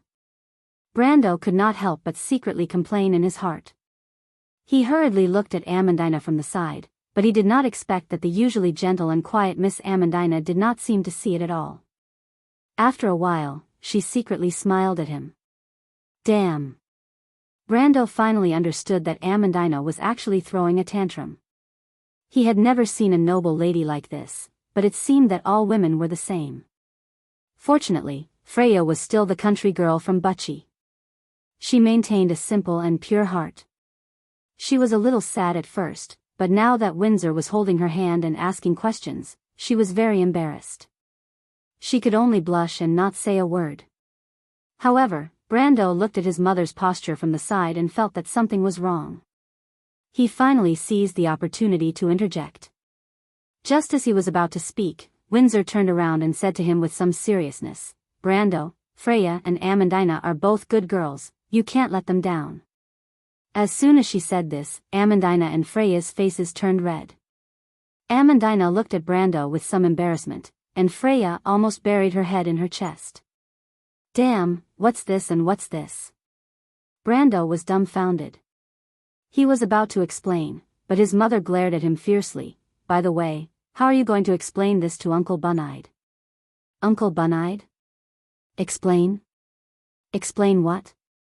Brando was slightly stunned. He was a little confused. Why didn't he realize that his mother's thoughts were so jumpy before? He thought for a while before he finally realized whose name it was, Buneyed, the Grand Commander of the Highland Knights. The Highland Knight is really in the manor, and it's very likely that Buneyed came personally. This information flashed through his mind, but he still couldn't help but scratch his head. The problem was, what did he have to explain to the Highland Knight? He didn't seem to have offended them, right? He stared at his mother suspiciously and asked, "Mother, what's going on?" Chapter 883. Brando, let your father tell you these things. Windsor touched the faint scar on her son's cheek. This scar was left behind during the calamity of wolves. Even though it wasn't obvious, it still made her heart ache. "There are some things in our family that I should tell you. But for now, tell me what happened in the past few days. You must have suffered a lot in the outside world." "It's nothing." "But mother, you won't make me stand here and talk, right? Look at me, I'm getting old." "You're not old. You're a famous beauty here. You're even more beautiful than the eternal goddess Elaine. From Silman to Bucci, from Manowar to Fort Kirkle, I don't know how many people envy this old man." Windsor smiled as she listened. Freya and Amandina also laughed. They had never seen their lord like this before. The mistress of the manor held the hands of the two young ladies and led them into the house. It was a living room, decorated in a compact and warm manner. It was similar to the style of a typical house in the countryside. There was a fireplace, a flower rack on the wall, and a pot of spider plants in the middle of the room. Next to the kitchen, there was a low wooden cupboard against the wall. On top of the cupboard was a variety of porcelain jars. In the middle of the living room was a sofa and a tea table. On top of the tea table, there were fragrant pastries that were made by the mill. Brando still remembered his mother's cooking. Amandina and Freya were also full of praise, but the two of them were very elegant. After tasting a few pieces, they were too embarrassed to continue eating. Brando then began to tell his mother about his experiences. He wasn't good at telling stories, but he was able to tell them clearly. When he talked about how he escaped from Fortress Reedon, Windsor showed a look of relief. She said worriedly, "Your father and I heard that a mercenary brought the refugees out of Fortress Reedon. We didn't expect you to be among them. Why didn't you come to us at that time? Your father was angry because of this." "I wanted to," Brando blushed, "but as you know, I offended the Unifying Guild. I was afraid of exposing my identity and bringing trouble to the family, so I chose not to come home." Poor child. Aunt Windsor, I can also vouch for Brando. He got into trouble with those evil cultists because of me. It was all my fault for acting on my own. Please help Brando explain to Uncle Scott. It's not Brando's fault. Freya mustered up her courage and interrupted in a low voice. Windsor looked at her with a smile. "Silly girl, it's not your fault, and it's not Brando's fault. Our old man is just sulking with himself. He's stubborn, and he'll be fine after a while. Freya, Amandina, if you don't mind, you can call me Mother Windsor. This will be your home from now on." Amandina and Freya felt their cheeks burning when they heard it. They could not say it out loud, but they felt warmth in their hearts. Freya was fine, but Amandina lowered her eyes and almost cried again. Brendel did not know what his mother was thinking and quickly interrupted. "Mom, there's a lot of things that happened after that." "Oh." Windsor's attention was caught. "Oh, right, where did you go after that?" "After that, I went to Tonajol to settle the refugees." "Tonajol, I think I've heard of that place before." "Oh, right, there's an amazing person there called Count Tonajol. I heard that he lost to Cruz and Ampere Seal, and recently even Madara was defeated by him. He also helped the princess defeat Count Randner's army. I think he'll soon change his name to Count Randner." Brando knew that his mother had always been more knowledgeable. Otherwise, how would a countrywoman know about Randner and Tonajol, let alone the relationship between them? In the past, Brando attributed this to his mother's noble background, but now it seemed that a small noble family could not raise such a daughter. With his grandfather's identity, his mother's background was probably not small. But he was a little surprised that his mother did not seem to know who Count Tonajol was. Did Bunide not tell them? "Mom, you really don't know who Count Randner is?" "How would I know who the Count is?" "Silly child, I only heard about it from the rumors that spread from the city." "Ah." This surprised exclamation was not made by Brando, but by Amandina. Amandina and her lord looked at each other and could not help but look at each other. The Highland Knight did not seem to have told his family what happened during this period of time. Then why were they looking for him in such a hurry? For a moment, Brando could not help but become more and more confused. He wanted to know what the strange knight in the Karsuk Highlands were up to. "Brando, do you know Count Tonajol?" Brando nodded and was about to speak when he saw Dwayne come out from the room and said to him, "Brando, Mr. Scott wants you to go over." Brando immediately shut his mouth and looked at his mother. Windsor nodded at him. "Go, Brando, let your father see you. Don't be fooled by his current state, there wasn't a day when he wasn't worried about you. In order to find you, he even entrusted his old connections. Originally, your grandfather." "Sigh, forget it, go, your father will tell you everything." Brando also nodded. He originally wanted to bring Amandina along, but after thinking about it, it would be too ambiguous to bring Amandina along to see his father. He subconsciously looked at Amandina, who immediately understood what her lord was thinking. She quickly replied, "I'll stay and accompany Aunt Windsor." "Call me mother." Windsor corrected her. Amandina blushed and said something in a voice as soft as a mosquito. Perhaps even she did not hear it clearly, but Windsor smiled. "Go," she said, "go, Brando, let your father take a good look at you. You're a man now." Brando stood up and walked into the house with Dwayne. They passed through a house and came to the courtyard behind the manor. He saw his father standing under an oak tree from afar, and there was another person beside him. Brando recognized that it was Bunide, the leader of the Highlanders. However, he also saw a young girl not far away from them. When he saw her, he stood there as if he was petrified. The young girl obviously noticed him as well. She turned her head and looked at him carefully. The young girl stood there, wearing a long silver dress. Her pointed ears pierced through her silver hair, and the hair set off her soft face. But the expression in her eyes was calm as if he was in a dream. "Brando, long time no see." "Your Royal Highness?" Brando thought of all kinds of possibilities, but he never dreamed that the one who would appear in front of him would be Princess Griffin. Why would Her Royal Highness appear here? Brando felt as if he was hit in the head with a stick. His mind went blank for a moment, and he lost the ability to think. The visit of the Highland Knight was not unexpected. His grandfather was Darius, and his mother was the daughter of a noble from Cartarigo. All the signs pointed to the possibility that he was born in the family of the Highland Knight. But the Highland Knight was independent of Erewhon's political system and had always maintained a detached status. When did they get together with Her Royal Highness and the royal family? Brando looked at Bunide, then looked at the princess, and then looked at his father. For a moment, his mind was short-circuited. This was completely beyond his understanding. Brando subconsciously looked at his father, wanting to get a reasonable answer from the old man. But old Scott was wiping a two-handed sword. His movements were meticulous, silently wiping the blade until it shined. Then he raised his head and looked at Brando. I just heard that in the past 1.5 years, you have experienced a lot of things. The princess has also conferred you the title of Count, and your swordsmanship has improved a lot.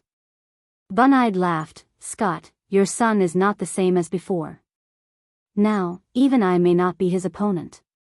A trace of surprise flashed in Scott's eyes.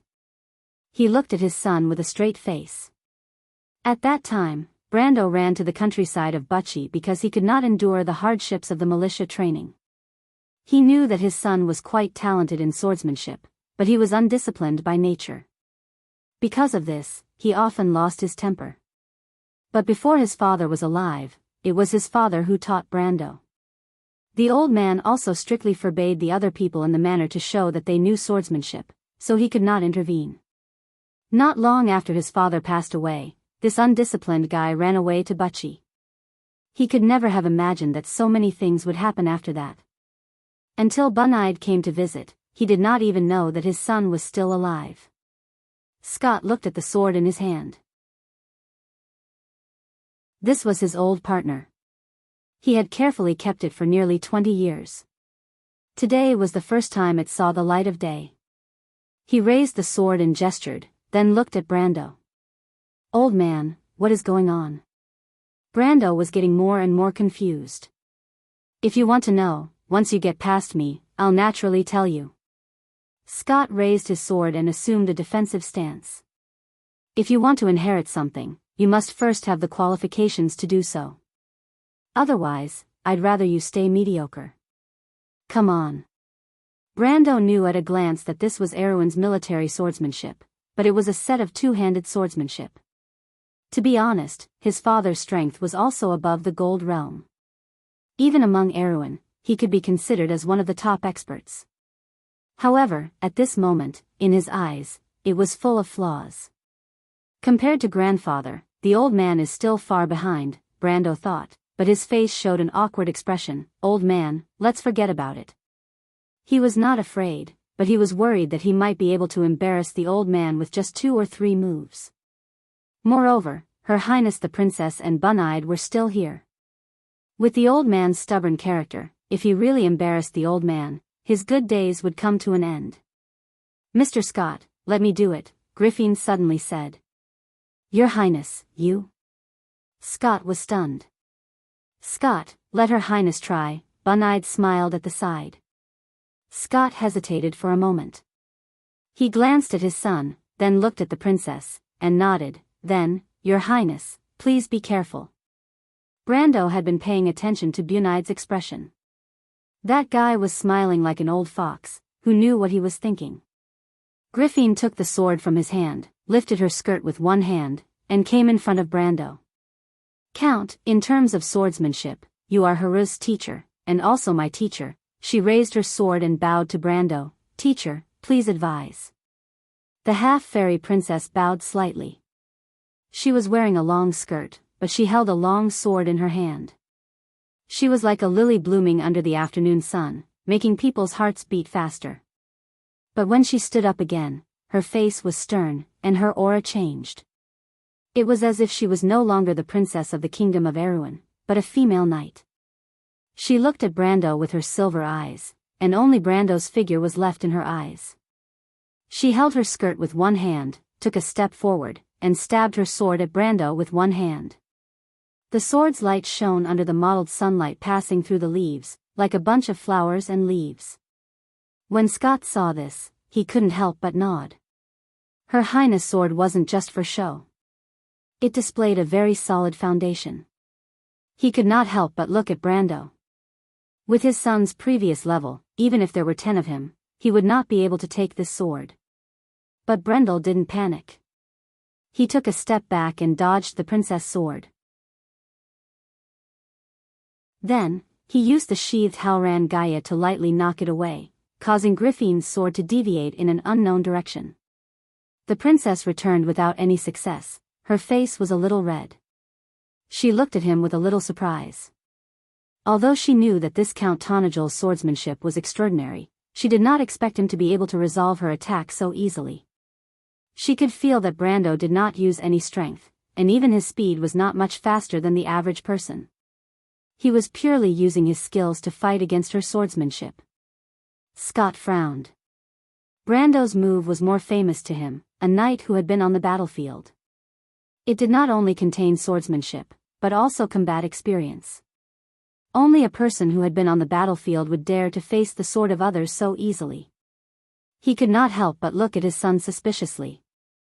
Brando had not told him about Brando's great achievements, but he could guess a little at this moment. He thought that his son must have had an extraordinary encounter in the outside world. The princess' sword did not succeed, so she immediately lowered her body and slashed at Brando's waist. The sword drew a silver arc with her body, but what was more beautiful was the dancing long skirt. Brando was stunned. Slashing was different from stabbing.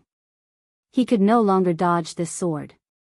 He could only use the sheathed Halran Gaia to suppress the princess' sword, and then took a step forward to block Griffin's attack route. The princess only felt the sword sinking, and the next moment, Brando's figure was in front of her. She wanted to withdraw her sword, but it was too late. Her hand tightened, and the sword fell to the ground with a clang. Griffin's sword was one of the more famous moves in the White Raven swordsmanship, Winged Circle. Brando could not be more familiar with this move. When he saw this move, he subconsciously used the set of moves that he was best at. But when he used one hand to hold the princess' neck with the sheath and the other hand to hold the princess' wrist, he realized what a stupid thing he had done. He was stunned for a moment. "I'm done for." This was the only thought in Brando's mind at that moment. Not only him, even Scott was shocked. He never knew that his son would be so bold. Not only did he beat the princess without mercy, but he also took advantage of the princess openly. Martha above, Scott only felt that the biggest mistake in his life was not teaching Brando what a gentleman's demeanor was. But he suddenly felt a sense of relief in his heart. Fortunately, he did not really fight with his son. Otherwise, it would not be him testing his son, but his son testing him. Then, he would lose all his face in front of Brando. He felt a little proud in his heart. After all, they were a knight family. A knight stood with a sword. This generation of the Cardoloso family did not lose face for the family. In fact, it was far beyond everyone's expectations. The courtyard was quiet for a moment. Griffin was stunned for a moment, but her face did not show any shame or anger. She gently struggled and said, "Teacher, can you let me go?" Brando reacted immediately and hurriedly let go of the princess. He only felt that his cheeks were hot all the way to his ears. He thought to himself, "God, what have I done?" Thinking back to the moment of foolishness in Ampere Seal, he was afraid that he would not be able to clear his name even if he jumped into the Yellow River. He could not help but look at the princess with some shame. But Griffin's face was very calm. She bent down to pick up the sword on the ground and quietly looked at Brando. She gently gasped for a moment before saying, "Mr. Scott, Your Excellency, can I be alone with the Count for a while?" Scott and Bunny'd looked at each other as if they exchanged a look, then nodded. But before leaving, Bunny'd smiled and said to Brando, "Little guy, your courage is commendable. As an uncle, I will pray for you." Brando's old man, old Mr. Scott, was more reserved. He just glared at him and reminded him, "You're on your own." Brando saw the two of them walking out of the courtyard one after the other. He did not understand what the princess meant. He turned around and saw Princess Griffin standing with both hands on the sword. She stood under the tree and raised her head. The light spots between the leaves fell on her shoulders. She looked like a fairy in the forest. Her gaze passed through the courtyard and looked at the scattered farmland outside the manor and the buck forest in the distance. She said softly, "Mr. Knight, can I still call you that?" Brando's face was still warm. He felt particularly uncomfortable when he was alone with the princess. It was as if the soft touch from before was still in his arms. There was still a faint lily fragrance on her body. It made him a little distracted, but he still nodded. Griffin glanced at him. The expression in her silver eyes was very complicated. He could not tell if it was joy or worry. "You must be wondering why I am here with the Highland Knight, right?" Brando nodded. "P.S. I seem to have written the time wrongly in front of me.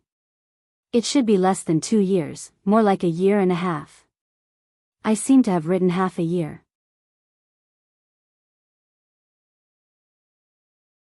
Chapter 884. A gentle breeze blew through the treetops, and the leaves rustled like an afternoon tune.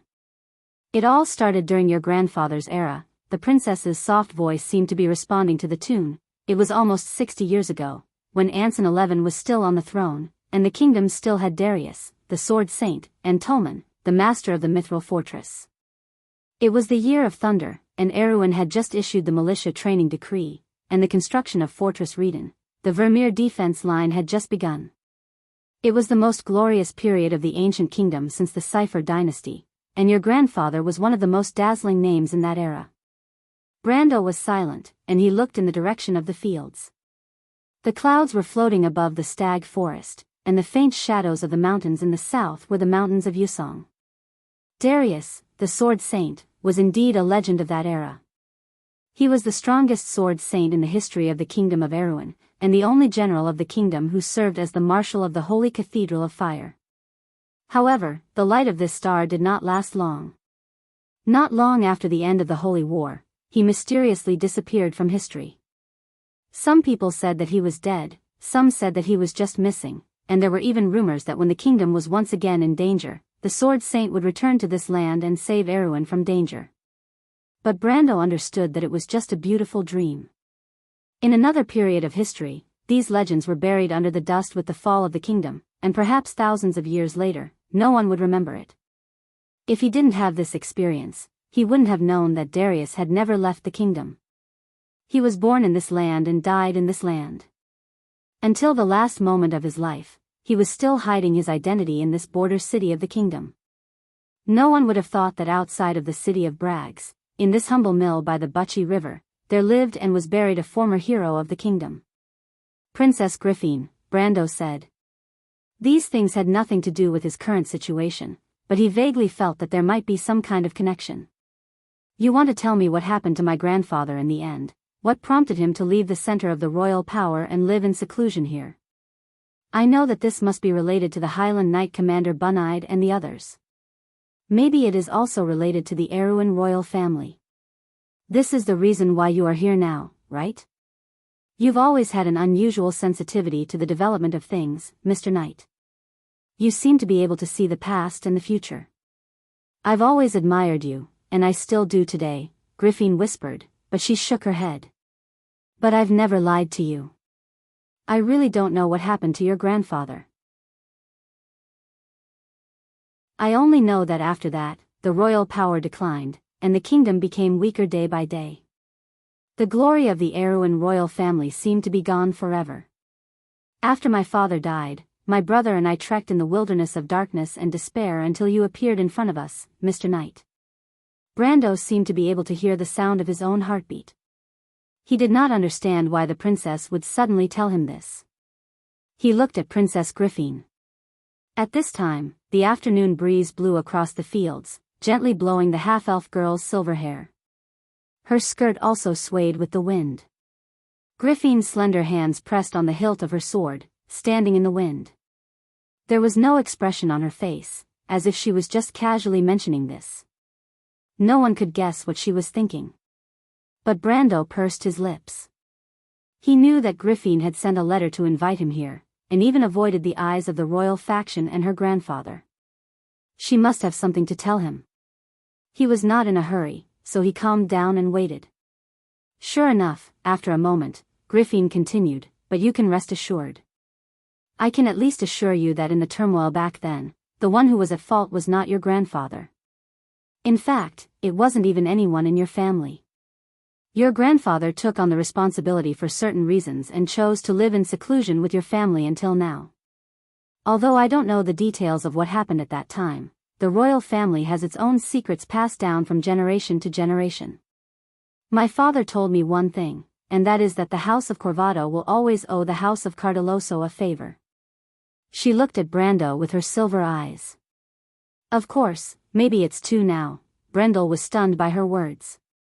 But this didn't stop his thoughts from spinning quickly.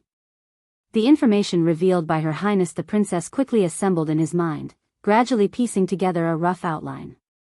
This meant that everything that happened in the Alkash Mountains that day, his grandfather, the sacred swordsman Darius, was not at fault. It could even be said that he took on the responsibility for someone or every force. A line of thought gradually became clear in his mind. No wonder the Holy Cathedral of Fire did not continue to pursue the matter after his grandfather went into seclusion. It seemed that the Holy Cathedral of Fire was very likely aware of the inside story at that time. Everything that happened after was probably just a statement made by the Holy Cathedral of Fire. But he was still a little confused about who his grandfather took on the responsibility for. From the princess' words, it seemed that his grandfather took on the responsibility for the Erewhon royal family. But this did not make sense because the Erewhon royal family did not participate in the Holy War at that time, and it was impossible for them to have anything to do with the battle in the Alkash Mountains. But if it was someone else, it seemed that the Covardo royal family did not have to owe the Cardoloso family a favor. Who or what force could make his grandfather and the Covardo royal family make such a big sacrifice? Brando knew very well that if his grandfather did not leave the center of the royal power at noon, the Erewhon royal family would not have declined so quickly. Of course, this ancient kingdom would fall one day, but it would not have started in the year of flowers and summer leaves. Was it for the Holy Cathedral of Fire? He shook his head. Then the Holy Cathedral of Fire's attitude would not be the same as it was later. Your Highness, do you really not know anything about everything that happened at that time? Mr. Knight, when I was born, it was already history. What I know is only a few words that my father and my history teacher told me. I am as curious about the history of that era as you are. No, Griffin gently shook her head, I'm actually even more unwilling than you are. I don't understand why the late King Anson would make such a choice. If not for that, the kingdom would not be as weak as it is today, and at the mercy of others. Brendel saw the light in the princess's eyes and his heart softened. Wasn't this also his question? Wasn't this also his wish? May the black pine be evergreen, may the Erewhon live forever, may the faith shine as bright as before, may the sword be as sharp as ever. The ancient songs of the kingdom were the hope of everyone who longed for this homeland. But he stopped, suddenly thinking of the real purpose of the princess. She invited him here and left him alone for a private meeting. Was it just to tell him this? She said that the Covardo family would forever owe the Cardoloso family a favor, but she did not have to tell him this. If she still cared about the relationship between the Covardo family and the Cardoloso family, then the relationship between the royal family and Tonajol would not be the same as it was today. But Brando knew in his heart that the princess had never trusted him wholeheartedly. She had always been careful to maintain the relationship between him and her brother, even though she always knew in her heart that he was the grandson of the sword saint, Darius. Sir Knight, I still remember that you described the future of the kingdom to me in your letter. The ideal Erewhon that shone with a different light was once the hope in my heart. Princess Griffin suddenly changed the topic and said softly, now that Count Randner is defeated and Erech is dead, there are no more enemies in the south to stop you. Now, can you tell me the story of the future that you described? Brando was slightly startled. He looked at the delicate half-elf girl. She stood there with both hands on her sword. Her body was as straight and sharp as a treasured sword. She laid all her cards on the table as if she was asking him if he had eaten lunch. It was such a simple question.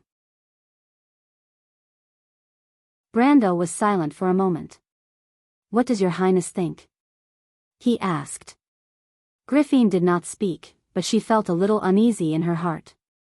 She used to think that there were many trustworthy people around her who would fight for the same ideals until they completely changed the face of this ancient kingdom.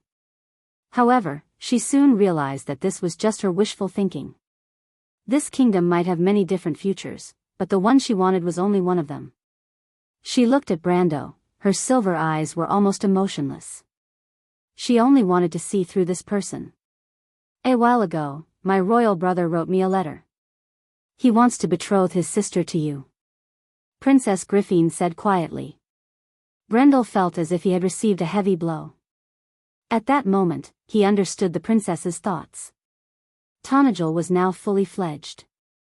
In the battle against Madara and Radner, the army from Valhalla had displayed a terrifying strength. Enrich and Radner had fallen, and there seemed to be no army in the south that could stop this new count. The Lantan Islands were his best allies, and the Viro army was weak. The Highland Knight of Karsuk would only stand by his side. Princess Griffin looked around and suddenly realized that there was no reliable force around her that could stop Brando. She tossed and turned in bed every night, as if she suddenly found another Enrich by her side. Although Brando had promised her that he would give her an ideal heroine, how could she trust him? Perhaps the knight really did have such thoughts, but people change. Just like Grandmaster Fleetwood and Makarov, when a person was in a high position, their thoughts would gradually deviate from their original intentions. She was born in the royal family and experienced the betrayal of the royal faction. She knew everything too well. She only had one way now, and that was to tie Brando to her chariot. She lowered her head, and a faint blush appeared on her neck. In order to repay the debt owed by the House of Covardo, the late King Anson wanted to marry Princess Gloria to your father. But at that time, Mr. Scott was already engaged to your mother.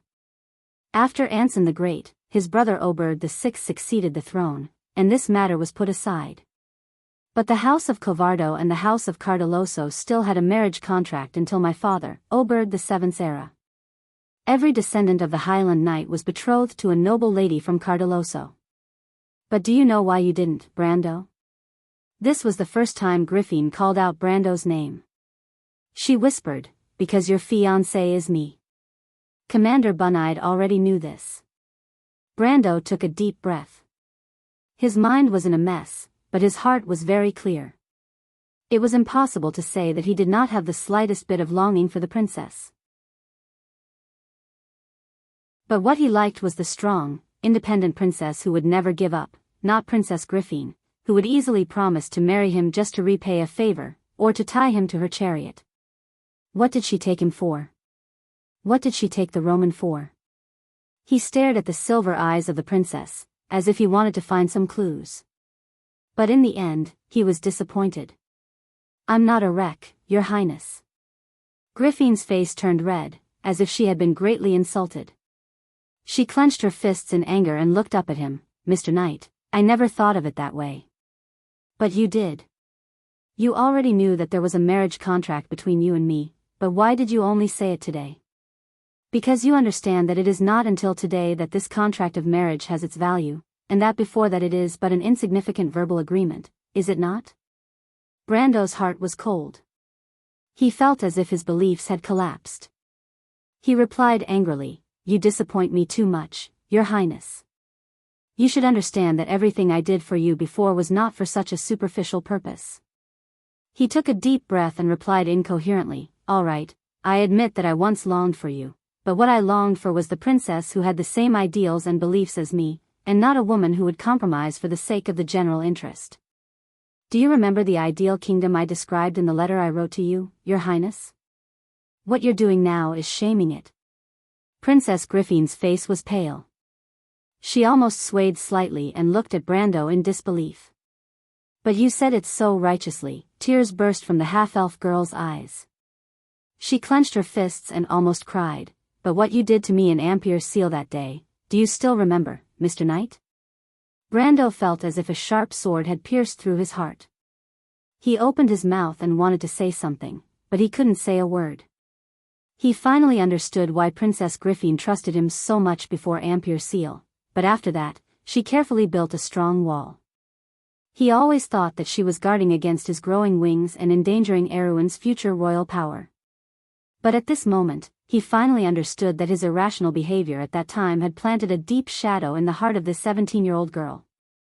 Brando wanted to slap himself. What did he do? He stood there, his face as red as a soldering iron. I'm sorry, Your Highness. I'm sorry.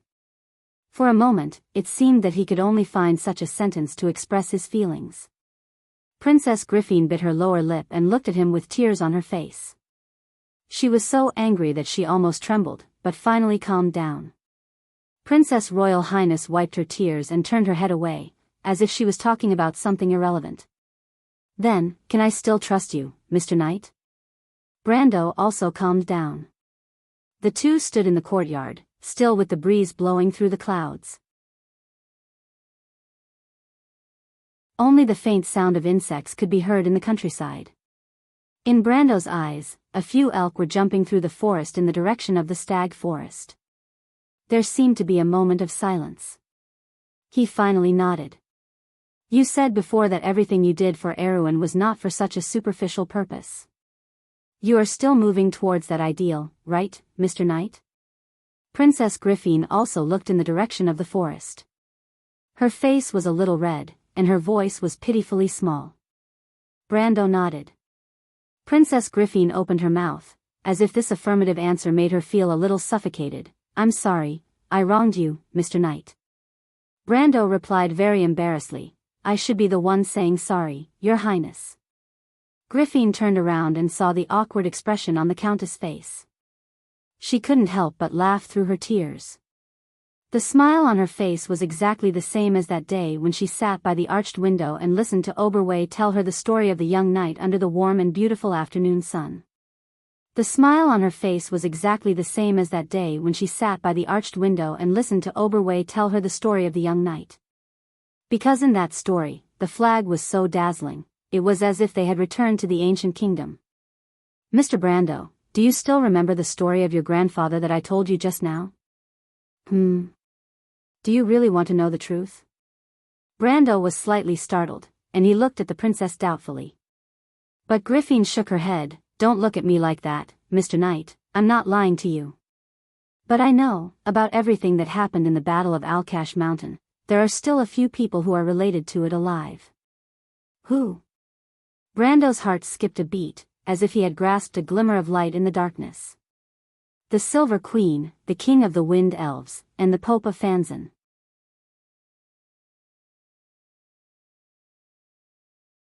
Chapter 885.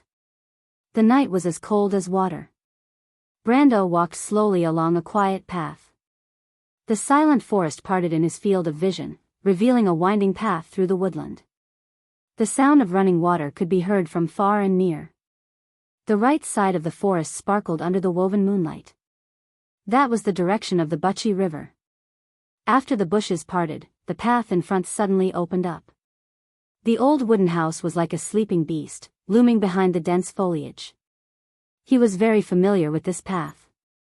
Every day for 10 years, he would walk through this forest in the morning light, following the tall figure. A bare tree stump suddenly entered his field of vision. There seemed to be an old man and a young man beside the tree stump. The old man looked at the young man, who was holding a wooden sword and repeatedly waving it in the air. But the tree stump was already covered with moss, and there were even brown mushrooms growing on the roots. The figure seemed to dissipate under the moonlight, pulling time back to reality. This quiet sawmill had been abandoned 10 years ago. The owner of the sawmill had sold it to a local noble, but the noble did not manage it well and closed it down not long after.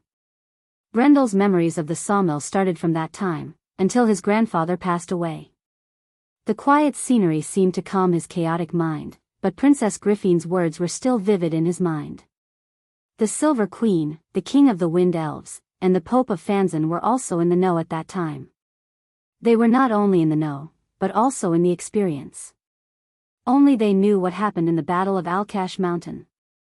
There's one more thing I have to tell you, Mr. Brando. The Wind Elves also owe Lord Darius a favor. But it was not that simple. Brando shook his head. Because he remembered what Veronica had told him. The Holy War had ended 40 years ago, and from then on, the Silver Queen had ascended to the position of the Empire's supreme ruler step by step. She had an adventure when she was young, which allowed her to stay young forever. Even the Dragon clan owed her a favor because of it. The messy threads seemed to be gradually connecting together. Behind the layers of history, Brendel actually saw the shadow of the Golden Folk at this moment. Dragon clan. Why was the Dragon clan involved in this matter? In fact, there was another name in his mind, Alaz. Brando silently walked to the riverbank. A stretch of tree stumps formed an open area. On the other side of the river was the quiet stag forest. In the past, there were many legends in the forest. Old witches, fairies, white stag, haunted castles, all of which brought him endless joy when he was a child. The adventurous nature of boys was the natural enemy of adults. Although the local children were forbidden from entering the forest, there were still 2 times when he succeeded. Gradually, the memories of his childhood washed away the doubts in his mind. For a moment, Brando couldn't help but think of Breton, that arrogant fellow. At that time, he was the leader of the children outside the city, and Breton had followed the children of the nobles in the city. They had fiercely fought a few times, and were beaten black and blue. But at that time, he couldn't beat Breton, and the enmity between the two of them was formed. He shook his head, and the group of shaking children's faces disappeared from his mind. Breton had gone to the north, and he didn't know how he was doing. The small conflict between him and Breton had disappeared long ago when he was in Ampere Seal. His father, Sir Harbuck, came to visit him in the afternoon. He must have heard about him from the higher-ups of the Van Meer Legion. He still remembered the high-spirited appearance of the Sir Harbuck when he was the chief of security. However, Harbuck had resigned from his job in the Parliament of Nobles last year, and returned home to enjoy his retirement. When Brando saw him again, Sir Harbuck's hair was white, as if he had aged 10 years. Naturally, Harbuck came to his house to inquire about Breton. He didn't hide anything, as Breton had entrusted him to pass a message to his family when he was in Ampere Seal. But when he saw the white-haired, stooped Sir Harbuck, who kept talking to himself like an old man, Brando felt that time was passing by like water. That child Breton doesn't know how to deal with people. Brando, you two grew up together. You have to help him, don't let him offend too many people. Thinking about Sir Harbuck's words, Brando couldn't help but feel a little amused.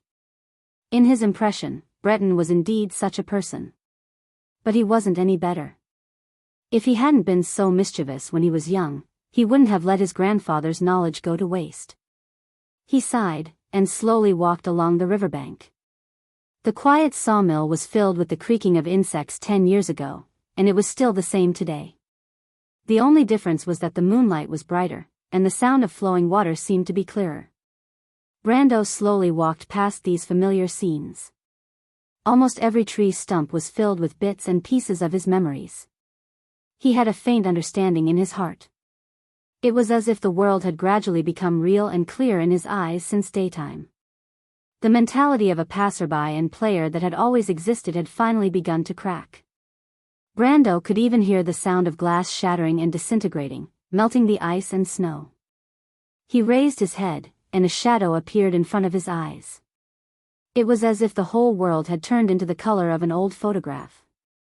He saw the past, the scene where his grandfather brought him here to practice swordsmanship. Every sword, every step, every raise of the arm, the trajectory of the sword's light was clearly reflected in his memory. He saw himself getting hit time and time again, and then getting up, sometimes complaining, sometimes throwing a tantrum. But that old man just looked at him silently without saying a word. But for a moment, as if he was possessed, he saw the legendary sword Saint Darius raise his head and look in his direction. Brando was so shocked that he broke out in a cold sweat. He stood still under the bright moonlight, and the memories of the past flowed into his mind like flowing water. From birth to growth, from ignorance to maturity, he seemed to see the last moment when he woke up from a dream. The swaying skeleton, the sharp sword inlaid with black roses, the jumbled images intertwined and spun rapidly, as if they were lines that extended forward. Brando suddenly realized that this was the law. The wall of law became real and clear in front of him, and then it collapsed. Brando raised his head and saw that the whole world was expanding in a space of nothingness, and in the center of this world, a white tower towered into the clouds. The second world was the White Tower, Ovilia. Legend had it that the White Tower supported all the order of the Wand, and was the end of all the lines of law. All the laws formed a circle called the world, with it as the center. Martha wrote all the truths and laws on the White Tower, and the traveler climbed up the White Tower, understanding the true meaning of the world one by one. It was like a child and an elder walking hand in hand, and mortals said that they were on the side of the truth. Brando suddenly opened his eyes, and there was a strange light in his bright eyes. What was space and time? They described the state of matter, as if they existed in this world, but also did not exist in this world. But the moment he touched the wand, the core laws of this world finally opened the door to him. Brando raised his hand, and the stone that should have existed in a certain position in reality disappeared, and then appeared in front of him. He had a feeling that he could easily change the nature of matter, and the surface of the stone became bumpy as if it had been eroded by the wind, and then it shattered, and finally turned into powder. It was as if thousands of years had passed. This was the final unification of the laws and will. Brando understood that he was already standing in front of the door of the side of truth without knowing it. His state of mind, after a long journey, had finally become one with this world. Brando and Sophie were no longer separated from each other. The knowledge and experience of the past, the memories and the emotions, perfectly fit together. He felt that although his strength did not increase, if he were to fight with Ko Hua or Williams again, he could easily suppress them. Brando smiled, and the first thing he did was to open the panel. Human male, 20 years old. Power system, elemental domain, self-law, superior authority. Time and space. In the eyes of the Hazer divine people, time and space are concepts used to describe the state of existence of the world. If matter and energy do not exist, then time and space will collapse accordingly. But concepts often extend to the power of definition and imagination. It is the root of the law, the key to existence, elemental power. 44. Dominator. Space is controlled and managed by you. As long as the line of law tends to be stable, the controller of time and space can make the next attack appear at any coordinate in space, and you can make any object appear at any coordinate. Consumption. 50 order power. Stability. Space is the furthest distance between people. If you can't cross it, how can you hurt me? Sardan, king of law wizards. The line of law protects the user's armor and weapons. As long as the attack does not penetrate the law, the armor and weapons are considered indestructible. In addition, stability gives the controller of time and space an additional +2 defense. Consumption. Passive time. Time is my ally, your enemy. The controller of time and space causes one or more beings to completely decay or recover. The degree of decay or recovery depends on the amount of order power the controller controls. Consumption. Any gap. You seem to be in the crevice of time. Its flow is always especially slow for you. The controller of time and space no longer ages naturally. Therefore, his lifespan is doubled, and the body functions brought by metabolism are doubled. Consumption. Passive order power. 03000. The 4 pillars of elemental power had been completely changed. Certainty had become dominator, and the passage of time had become time. Dominator allowed him to control not only himself, but also everything in the line of law, including enemies. Time not only strengthened the ability to age, but now it also had the power to backtrack. Such power was close to that of a god's existence. However, the consumption that came with it was also amazing. He had experimented with the power of decay before, turning a stone into powder. The 3000 order power that he had after growing to the peak of elemental activation was instantly consumed. Brando could not help but smile bitterly. This ability still looked good, but with his strength level, he could not use it at all. The only consolation was that it was at least slightly better than when he was elemental activation. Moreover, his gap ability had been further strengthened. The speed of aging had slowed down again, and the body functions had doubled. This attribute was originally a bit useless to him, but now it was a very practical passive skill. But what really brought him the biggest change was his level. The mercenary became level 40. In addition to the original military swordsmanship, weapon mastery, charge, in-depth analysis, piercing strike, 9 luminaries sword art, flash strike sword art, and horsemanship, there were also 3 more skills: sneak, Grecius knight swordsmanship, and army breaker. The elementalist became level 27. His skills did not change much, but his alchemy was raised to level 10. The Templar Knight became level 30. The Blood of the Sun, Crown of Thorns, and Conflict Halo all became level 15. In addition, there was a new skill called Holy Power Infusion. The Frost Soil Guard became level 25, but he did not learn any skills as before. He only learned a basic sword enchantment, Frostbite. After that, the Scholar level increased the most, going from level 15 to level 50. Below it, there were a variety of grey knowledge, geography, nature, engineering, and all kinds of local knowledge. Most of them were about Farnazane's religious knowledge and Madara's local knowledge. Below all the professions, there was a new profession that Brando was very familiar with. Two-handed swordsman, level 30. When Brendel saw this class, he almost cried. If he did not understand what was going on when he saw the changes in his attributes before, but when he saw this class, his heart was clear. Because this profession was Sophie's last profession, a level 132-handed swordsman. He learned stealth from the Nightingale players in White City, learned the famous knight swordsmanship from the Greyhues Knight Squad, and obtained his only high-level swordsmanship in the dungeon under the ruins of Valada, the Sword of the Destroyer. His Templar Knight skill level came from before Erewhon was destroyed. His alchemy was formed in the early days of the game. After learning blood refining, he had been neglected. His knowledge came from a long journey. He lived in Erewhon for a long time, dealt with the Brotherhood of Thieves, and learned about the grey areas of this world. He went to St. Tassol, to Fanzan, to Greyhues, and even infiltrated Madara. But this was all in the past. These experiences had long been in his mind. But it was not until this moment that the system finally recognized this knowledge and merged it with Brando's experience in this world. Just like when he took over this body, Brando's soul had left behind the militia and swordsmanship experience in this body. Now, the experience and knowledge from Sophie had finally and naturally integrated into this body. However, the swordsmanship and combat experience gained in the game was not as solid as in actual combat, so it seemed that the system had only recognized less than a quarter of it. But it was this quarter that allowed him to jump to the peak of elemental activation. The enlightenment of truth was just in front of him. This was really an unexpected gain. Brando let out a long sigh of relief. He had always felt the barrier between himself and this world.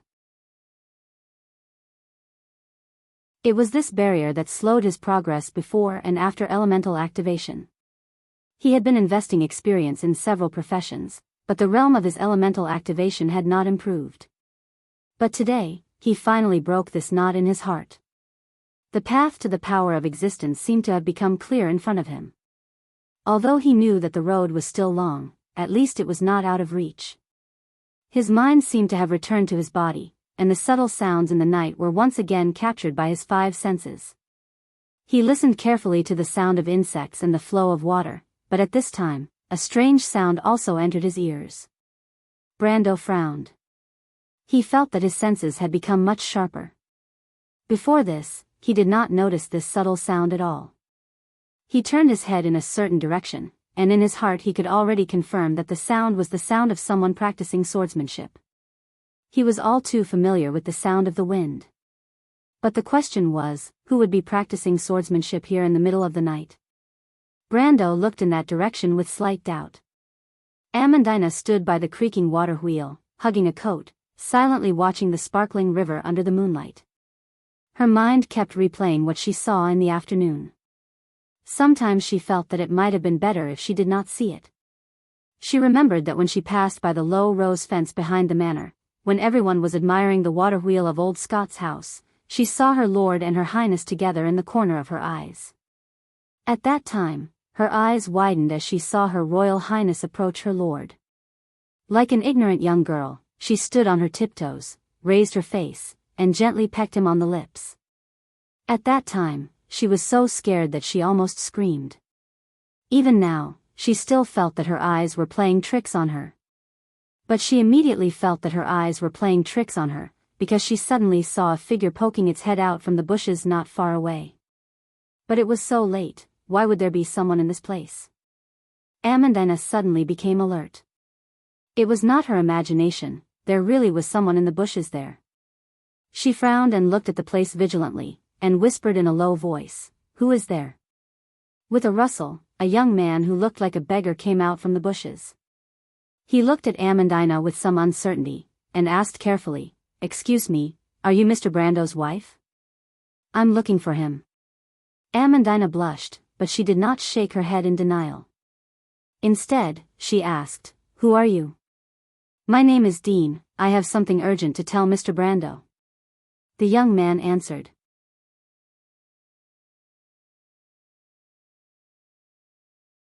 Chapter 886. Brando had mentioned this youth to her before, so she continued to ask, "What do you want?" Dion looked at her suspiciously. "My lady, can you represent Mr. Brando?" "What do you think?" Amandina asked. Dion hesitated for a moment as he looked at the noble lady, as if he was trying to determine if he could trust her. Suddenly, he showed an expression of surprise. "Ah, I remember now. You're the noble lady who lives in 52 Gravedigger Street. I've seen you once before." "You've seen me before?" Amandina tried to recall, but there was no such person in her memory. "When those bastards came looking for you, I happened to see you from afar, my lady," Dion replied. Amandina understood that he was talking about the time when her creditors came knocking on her door a year and a half ago. The locals of Bragg's liked to call the loan sharks No Tie, saying that they were people whose souls were captivated by No Tie's money. Dion's words clearly indicated that he was on her side. But this little bit of flattery was not enough to move her. She was no longer the destitute noble lady she used to be. She nodded and asked, "So what happened?" "My lady, you know that Mr. Brando asked me to go home and pack my things so that I can leave Bragg's with my mother. I quickly took care of this matter and waited for Mr. Brando to send someone to inform me. But I remembered something else, so I returned to 52 Gravedigger Street. I didn't expect to see a group of criminals looking for something in your house." "What?" Amandina immediately became alert. She did not know what Turst and Brando said, but she immediately remembered that someone had entered her house and left behind traces. "You said there were people in my house. What kind of people are they?" "There are all kinds of people. They dress up as thieves, but they can't fool my eyes. I can confirm that they are all fugitives, mercenaries, or adventurers." "When did this happen?" "It's been a while, madam." "It took me a while to find you and Mr. Brando," Dion quickly replied. Amandina frowned and asked, "Then what are they looking for?" "Do you know?" Dion shook his head, but he immediately explained, "Madam, Mr. Brando kindly gave me a task, so I naturally can't neglect it. However, there are 7 or 8 people on the other side. If I rashly alert them, I might not be able to deliver the message to you. They were in the house. I didn't know what they were looking for, but after that, I followed them and found out something else. After those guys left 52 Gravedigger Street, they went to another place." "You did the right thing." Amandina knew what Dion was trying to explain to her. She comforted him and continued to ask, "Where did they go?" "It's at 47 Wan and District. I don't know if you've heard of this place, madam." "Ah." Amandina could not help but let out a low cry. 47 Wan and District. It was the old house of House Nesson. Amandina lived there when she was a child, but in order to treat her mother's illness, she had no choice but to mortgage the house. After that, she never returned. Her face was slightly pale, and she subconsciously pressed on her neck. "They went there?" "Yes, they went there, madam." Amandina carefully maintained her tone as Dion did not notice anything out of the ordinary. She answered truthfully. "What were they doing there?" Amandina carefully asked. "They seemed to be digging for something in the courtyard."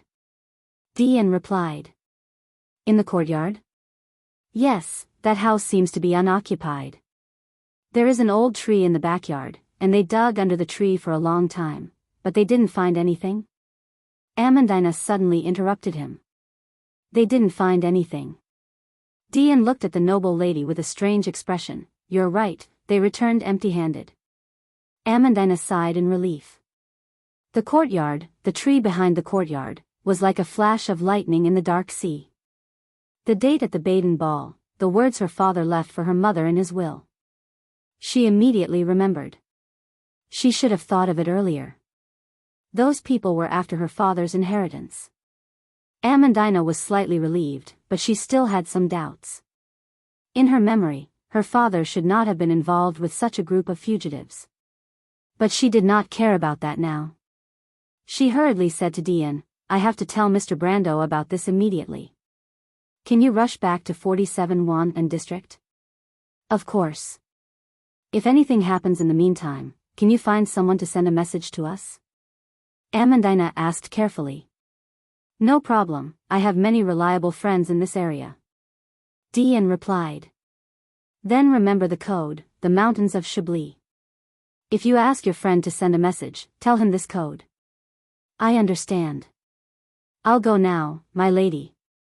Dian received a silver coin from Amandina as a reward. He thought that he had made the right choice in coming here. He turned around and quickly disappeared into the shadows of the bushes. Amandina watched the youth disappear into the forest. She bit her lower lip and felt a strange feeling in her heart. 1.5 years ago, her father's will was brought into her life.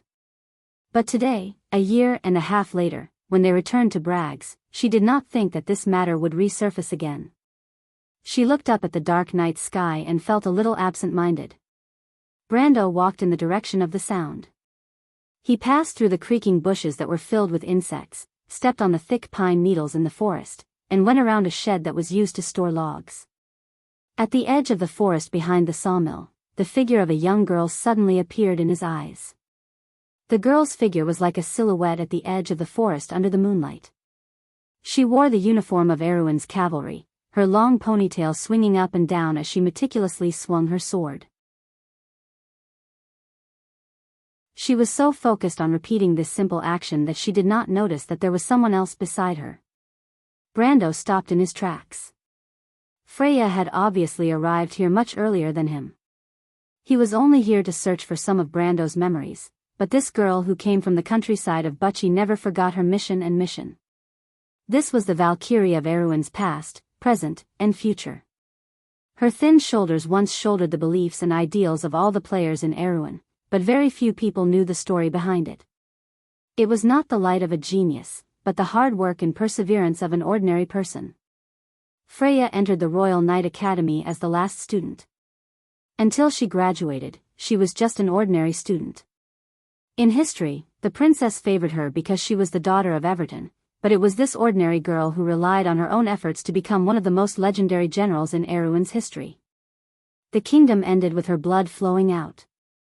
She was Erewhon's last hero. Brando silently looked at Freya, who was swinging her sword under the moonlight. After a while, the latter finally felt a trace of abnormality. She alertly stopped her movements and turned around. But when she saw Brando, she was startled. "Brando!" Freya was like a child who was caught stealing food. She panicked. "You? Why are you here?" "I used to practice swordsmanship with my grandfather here.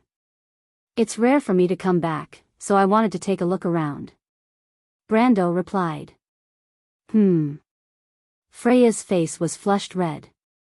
She didn't know if it was because of the increased blood flow or because she was embarrassed. "I've heard you mention it before. I am just curious. What kind of place did Lord Darius teach such an outstanding person like Brendel?" Brando was stunned for a moment before he smiled. "How is it? Do you feel anything?" Freya nodded lightly and replied with a lonely tone, "It's very quiet here. I like this place. Actually, it wasn't this quiet before. This used to be one of the main roads to Fortress Reden. Ever since Bucci." Brando suddenly stopped talking and looked at Freya apologetically. Freya smiled, although it was a little forced. "It's all right. We will take it back one day. Didn't Brando defeat them? I believe that day is not far away." Brando nodded, but he did not agree. Defeating the Blood Staff was seen by many as venting the anger of the War of the Black Rose. But in fact, the war between Erewhon and Madara had just begun. It was not easy to make the Darkness Empire retreat. Brando, you seem to have become stronger again. Freya looked at him and suddenly said. Of course, he had become stronger. After absorbing Sophie's experience, he had obtained many additional levels. Although they were scattered, they were almost equivalent to a pure profession level of 57 or 58. This level was very close to Veronica's level when she was in the loop of trade winds. It was just that he did not have the leader template of a special NPC. In fact, his actual attributes were already comparable to the peak of the elemental enlightenment. It was just that his understanding of the laws was still lacking. He was still standing at the last threshold of the elemental activation stage. This threshold was not a problem for him now. In fact, the two most difficult stages of elemental activation were crossing the elemental wall and entering the extreme planes. The other stages were basically a matter of time. However, he was slightly surprised by Freya's sharpness. She did not have such eyesight and judgment in the past. Brando looked at the Valkyrie and replied, "You have improved a lot too, Freya. Everyone can see it." Freya lowered her head. She could not believe that she would one day have the opportunity to enter the realm of gold. Everything that had happened was like a dream. Thank you, Brendel. I know that all of this was given to me by you. You were the one who gave me the opportunity to enter the Royal Cadet Academy. You were also the one who fought for me in front of Her Highness to have today's results. That slate was also given to me by you. She took a light breath. I don't know why you are so good to me, Brando. But I will remember it for the rest of my life. Aunt Syl said that I am a stupid girl, but I will never forget who is good to me. Freya? Brando suddenly felt that her mood was a bit strange. It's nothing. Freya shook her head. Then she raised her head and looked at Brando with bright eyes. Brando, can I ask you a question? Brando stared at her eyes and vaguely sensed something. Ask away. He replied. Brando, did you already know about my background? Freya looked at him and asked softly. Brando froze for a moment, then he understood. The princess told you? Freya nodded. What do you think? Brando immediately asked. Freya did not answer. She only had a lonely expression. Brando immediately understood the silly girl's thoughts. You think that we chose you because of your background and identity? Freya looked at him in a daze. Her bright eyes were filled with sadness, as if to say, isn't that the case? When the princess told her about this, she almost understood everything. At that moment, she thought of Maynard, thought of the princess, thought of the royal faction's care for her, and naturally thought of Brando. Her memory of Brando was so deep that she immediately remembered the first thing he said when he saw her in Butchie. Freya, you are Freya? Freya? Alicia, born in the year of the moonflower, your father is the great knight Everton? At that time, she thought it was just a dream talk, but now that she thought about it, it was like a knife stabbing into her heart.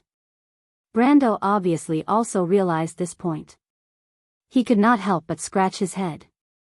In fact, he also understood that the princess and the royal faction really did choose Freya because of her background.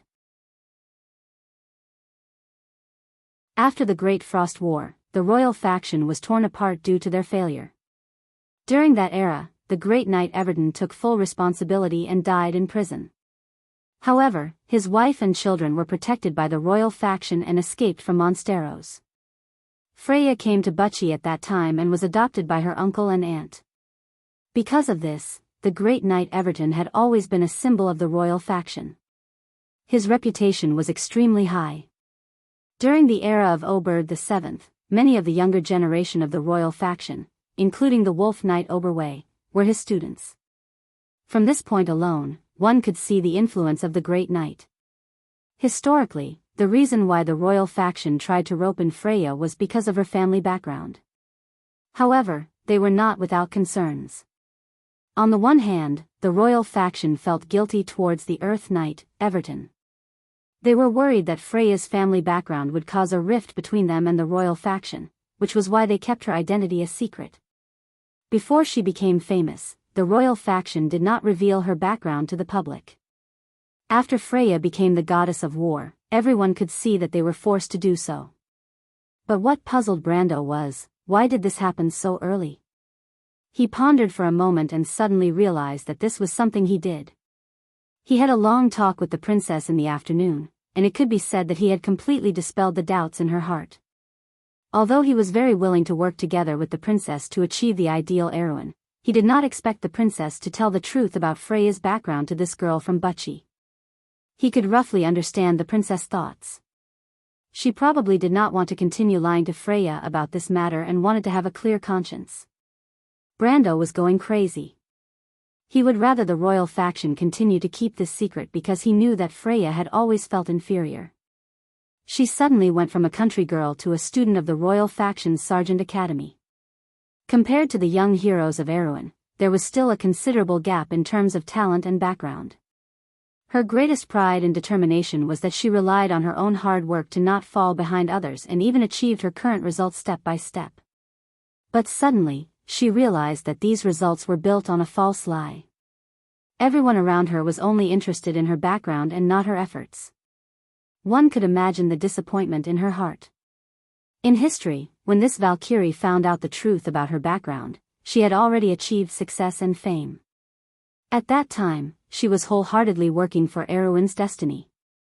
Her inner world was already mature and stable, so naturally, she would not be affected too much. But in this era, Freya was only a young and inexperienced girl. Brando did not need to use his brain to guess how lonely she would feel when faced with this lie. Of course, perhaps some people who suddenly found out that they were born noble and jumped from a commoner to a noble would only be pleasantly surprised. There would definitely not be any loneliness or disappointment. But Brando knew that the strong and independent girl in front of him would definitely not have the mentality of a nouveau riche. When he saw Freya's expression, he completely understood the hesitation and uneasiness in her heart. She probably came here to practice swordsmanship to dispel the confusion in her heart. This was really a self-inflicted evil. Brando simply wanted to slap his forehead. It was a good thing that the princess could think like this, but the problem was that good intentions could also lead to bad things. But at this time, he could only think of a way to salvage the situation. Freya, Brando suddenly said seriously to Freya, "Do you believe me?" Freya was slightly startled. She raised her head and looked at Brando with some confusion. "Of course I believe you, Brando." Brando exhaled softly. At this time, he suddenly remembered something. "Come with me, I'll take you to a place." Before Freya could react, she felt her hand being grasped by a large and warm hand. "Brando." She jumped in fright, but Brando raised a finger to his lips and made a shushing gesture. He then pulled her toward the stag forest.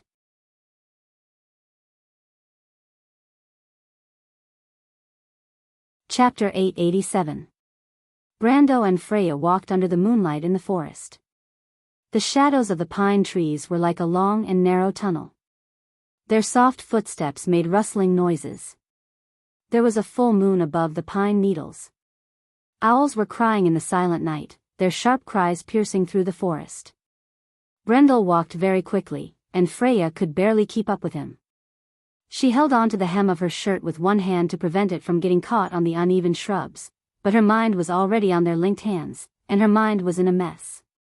She vaguely remembered that ever since they parted ways in Brugloss, they had not had the chance to be alone like this. The last time they walked side by side under the night sky was in the deer forest, and it was also in this forest. "Brando, where are we going?" "You'll understand in a moment." Freya did not say anything else. Although she was a little shy, she still let Brando hold her hand tightly. The two of them advanced through the forest one after the other. It was a long but short journey. Gradually, the heavy branches parted in front of them, and the forest became sparse. Faintly, light shone through. Only then did Freya realize that they had passed through the forest from the other side, but she was full of doubts as to what was in front of them. "We're here. We're still here," Brando thought in his heart. A large door opened in front of the two of them. Behind the door, there seemed to be a lively and prosperous market. This market was located at the edge of the forest. The market was dotted with lights, as if it was a banquet held by the forest fairies. Clusters of torches were lit and gathered here. But Freya saw the crooked huts and wooden houses in the market from afar. She pressed her left hand against her chest and opened her mouth slightly. She realized where she was. Ever since the War of the Black Rose, refugees from Fortress Redan and the Bucci region gathered around Brags. Some of them left this sad land and brought their families to Manowar, Kirkle, and Mageddon in the north. But there were always people who missed their homeland and the weak who could not move. They could not compete with the locals for land, so they could only build scattered settlements along the edge of the forest and reclaim the wastelands. Among the refugees who escaped with Brando from Fortress Redan, some of them were grateful for Brando's kindness. They followed the Redo's mercenary group to Tonajal. But those who were willing to leave their homeland were the minority.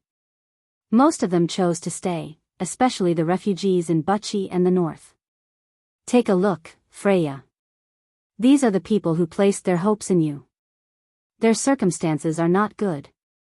Go and ask them. Ask everyone who survived the catastrophe in Bucci. Did they respect you and take care of you because of your background? Brando said with some emotion. In his previous life, he knew these places very well. The construction of these settlements lasted throughout his entire time as a newbie. He knew very well what kind of people lived in these huts. Freya had completely lost control of her emotions at this moment. She held Brando's hand tightly and couldn't help but cry. This was her dream home, her neighbors, the source of her ideals and beliefs. Aunt Sil, Uncle, Captain Marden, Petit Finus, and everyone else. Did all of these people's trust in her come from her background? This was a question that did not need to be answered. Do you still remember the oath you made, Freya? Brando. Brando. Freya muttered to herself as if she was interrogating herself. Freya, you are Everton's daughter, but you are also Bucci's daughter. No matter what you achieve in the future, this will not change. Brando stood in the night wind and quietly replied. I understand. I should have understood. Freya closed her eyes and shook her head vigorously. I was wrong, Brando, I'm sorry. Brando patted her shoulder lightly. Bringing Freya back to see the villagers in Bucci was his original goal, but he did not expect it to happen so early. Do you want to go in and take a look? He asked softly. Freya took a deep breath and looked at Brando apologetically, then nodded vigorously. Ever since the year of blossoms and summer leaves, the continuous influx of refugees had become the biggest headache for the nobles of Brugloss. They did not have the ability nor the will to help these homeless people settle down. The local government and the army were pushing the responsibility to each other, and the refugees' livelihood was declining day by day.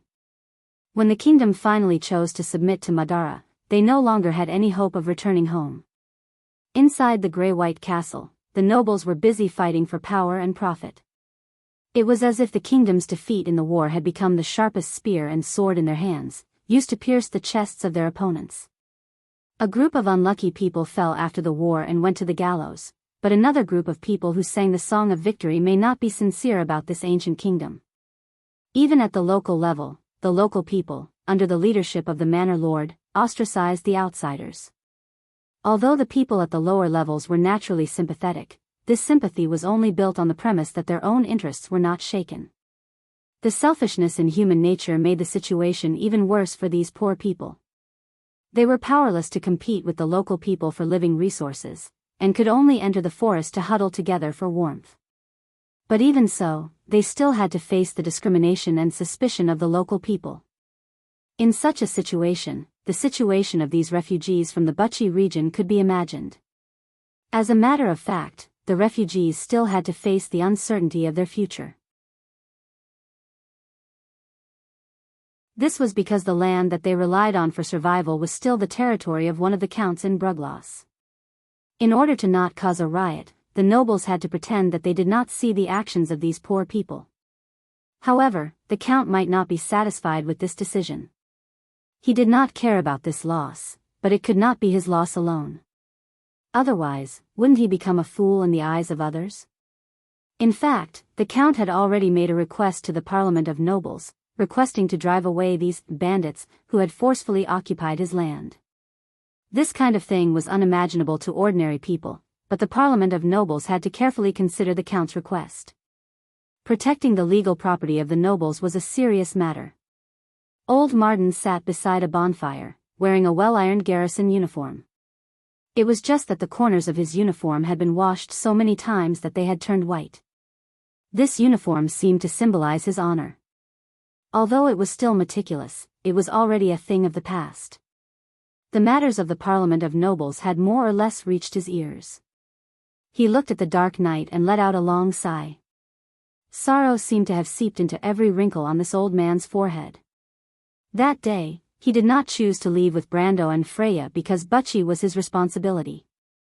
The matters of the young people should be left to the young people. As for him, his old bones had already experienced too much wind and frost. Let him be buried here. He could not give up his feelings for this land, and could not give up the familiar smell of Butchie's soil. Everyone was still here, so how could he leave? But now, the situation was getting worse by the day. The poor land did not produce much, and the Count had forbidden the refugees from going into the forest to hunt. Although they could still chop firewood to keep warm, many people were already unable to eat. The key was that everyone lacked hope for tomorrow. It was as if they lived day by day, like walking corpses. They were already numb and had lost the ability to think, hope, and look forward. When did such days begin? Every time old Martin thought of those times, his heart would become heavier. The only thing that comforted him was another rumor he had heard these days. A commotion could be heard from afar. Martin frowned. Phoenix's group of young people really did not stop. Irene, Mackie, go block their escape route. Naberto, go call your brother Vlad and Ike over. Hurry up, don't dilly-dally. The people on the street quickly retreated, as if they were used to such a scene. In the empty space that they made way for, two groups of young people were facing each other in a row. On one side, they were wearing the various uniforms of the militia and the garrison. However, most of the uniforms were old, and some were even covered with patches. Only the swords in their hands shone with a cold light, but most of them were numb with ropes wrapped around the sword hilts. They had either lost their gauntlets or their heavy hammers. On the other side, they were all wearing the uniform of Braggs's patrol cavalry. They were well equipped and arrogant. Even the boots on their feet shone brightly. It was obvious that they were the children of Bragg's city. At this time, the one who was commanding the militia was Petitfinus. He was at least a head taller than a year and a half ago, and he was wearing the uniform of the garrison. After the War of the Black Rose, he was recommended by Martin to be a reserve member of the Butchie garrison. However, not long after that, the Butchie garrison became a part of history and completely lost its existence. Phoenix. The young patrol cavalry shouted. Count Nagin is about to take back this land. You bunch of illegal refugees, why don't you hurry up and surrender? Petitfinus spat in disdain. It's not too late to talk big after the noble parliament's discussion. Aren't you guys just trying to take advantage of this opportunity to get some benefits? I wonder who was the one who was beaten black and blue last time. You guys really forgot the pain after the scars healed. What did you say? You little bastard. The young patrolling cavalrymen were immediately hit where it hurt and started cursing. They originally thought that with their status, they would definitely be able to get rid of these country bumpkins. The last time they came out to earn some extra money, they did not expect to be caught by Little Phoenix. They were caught and given a good beating, their noses and faces were swollen. Both sides were hot-blooded youths, and would not resort to any tricks for a fight. However, this time they had finally recovered from their injuries, so they naturally called their comrades to take revenge. Both sides had the intention to fight, and because of a disagreement, they started to fight. In theory, the patrolling cavalry was well-equipped and well-trained, so they should have the upper hand. However, the youths of Butchie were not to be trifled with. Almost everyone present was Martin's student. What kind of existence was Martin? He was a veteran of the November War and even held the Candlelight Medal. None of his disciples were cowards. Not to mention Irene and Mackie, these old militia members had been on the battlefield and fought against Madara. In this kind of conflict, one of them could be used as a few people. However, the most powerful was still Petit-Finus. He originally had a talent in swordsmanship, and he had also learned 2 moves from Brando. Now that he was personally taught by Martin, his swordsmanship was unparalleled in Bragg's area. The patrol cavalry obviously knew how powerful he was, so they specifically picked out 3 people to deal with him. After fighting with the 3 for a while, he suddenly freed his hand and stabbed one of them in the thigh. That person screamed and quickly threw down his sword to surrender. Although both sides were fighting, they still followed the rules. When Petit-Finus saw that person throwing down his sword, he did not bother him anymore and focused on dealing with the other 2. After a few more exchanges, he risked the injury on his shoulder and knocked away another person's sword. That person looked at his sword that was knocked away, helplessly shook his head and raised his hand to surrender. The last person knew that he was no match for Petit-Finus, so he quickly retreated to a large pile of boxes. Suddenly, he threw a box at Petit-Finus and shouted, "Hey, Mr. Eugene, this kid is too powerful, come and help me."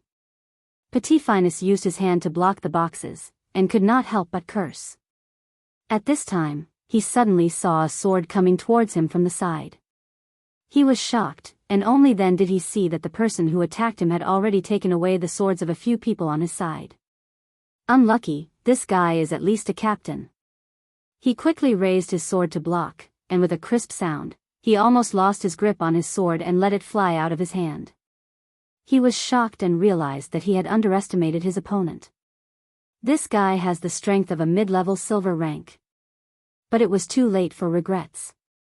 His sword was blocked, and for a moment, he was wide open. Petit-Finus looked at the sword coming towards him, but he was unwilling to let go of his sword. There was only one thought in his mind: it's over, big sister, brother Brando, I don't know if I will be able to see you in my next life.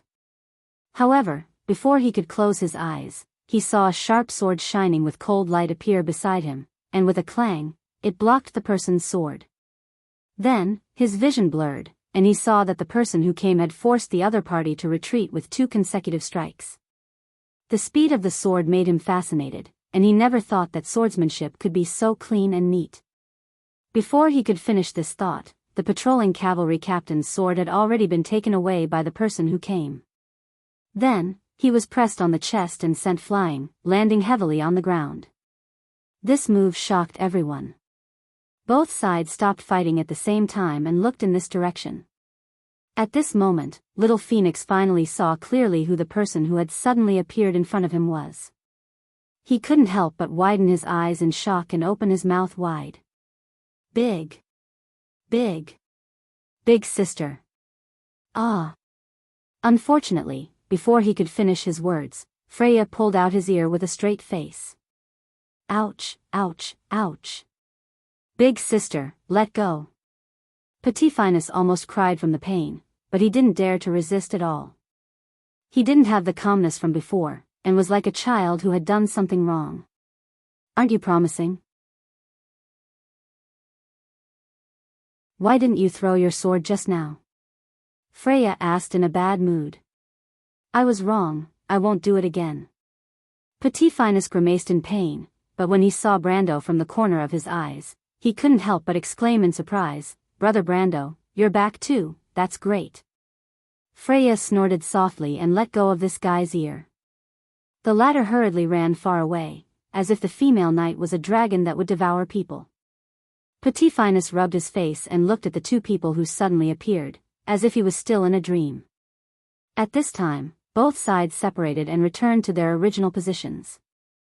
Most of the youths in Butchie had already recognized Freya and Brando. Only a few people from the north had not seen the 2 of them. On the other hand, the patrolling cavalry was a little uncertain.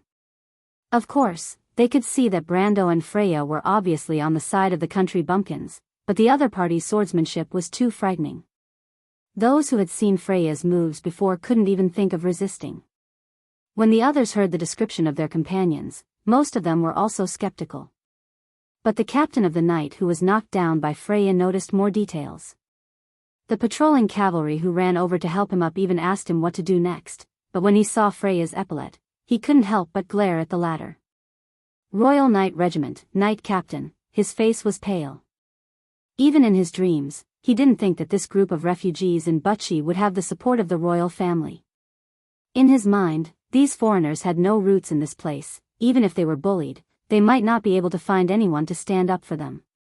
But now, not only did someone stand up for them, the other party's background was not small either. The captain of the Royal Knight Regiment, Martha, was a knight. In this kind of remote place, one might not even see one in their lifetime. Brando greeted Irene and Mackie from afar, then looked at the patrolling cavalry and asked Finus, "What's going on? What's going on?" Freya asked at the same time, but she immediately realized that she was thinking the same thing as Brando. She couldn't help but blush and subconsciously shut her mouth. This scene was of course seen by Petit Finus. He was still a naive youth back then, but now he had matured a lot. He couldn't help but laugh in his heart, thinking that Big Sister still liked Big Brother Brando. He looked left and right again, curious about where the witch went. Everyone in the militia knew about the relationship between Brando and the Roman, but the citizens of Butchie had always called the Roman and their aunt witches. "What are you looking at?" Freya could tell what this guy was thinking at a glance and snapped. Petit Finus was shocked and hurriedly looked down. Freya was the captain of the militia in the past, and when she was still in Butchie, Petit Finus was most afraid of this big sister, and now he was even more afraid of her. Brando looked at the relationship between the two and felt that it was funny, but he was slightly relieved that Freya had at least temporarily forgotten about her past, which was what he wanted. He was also surprised by Petit Finus.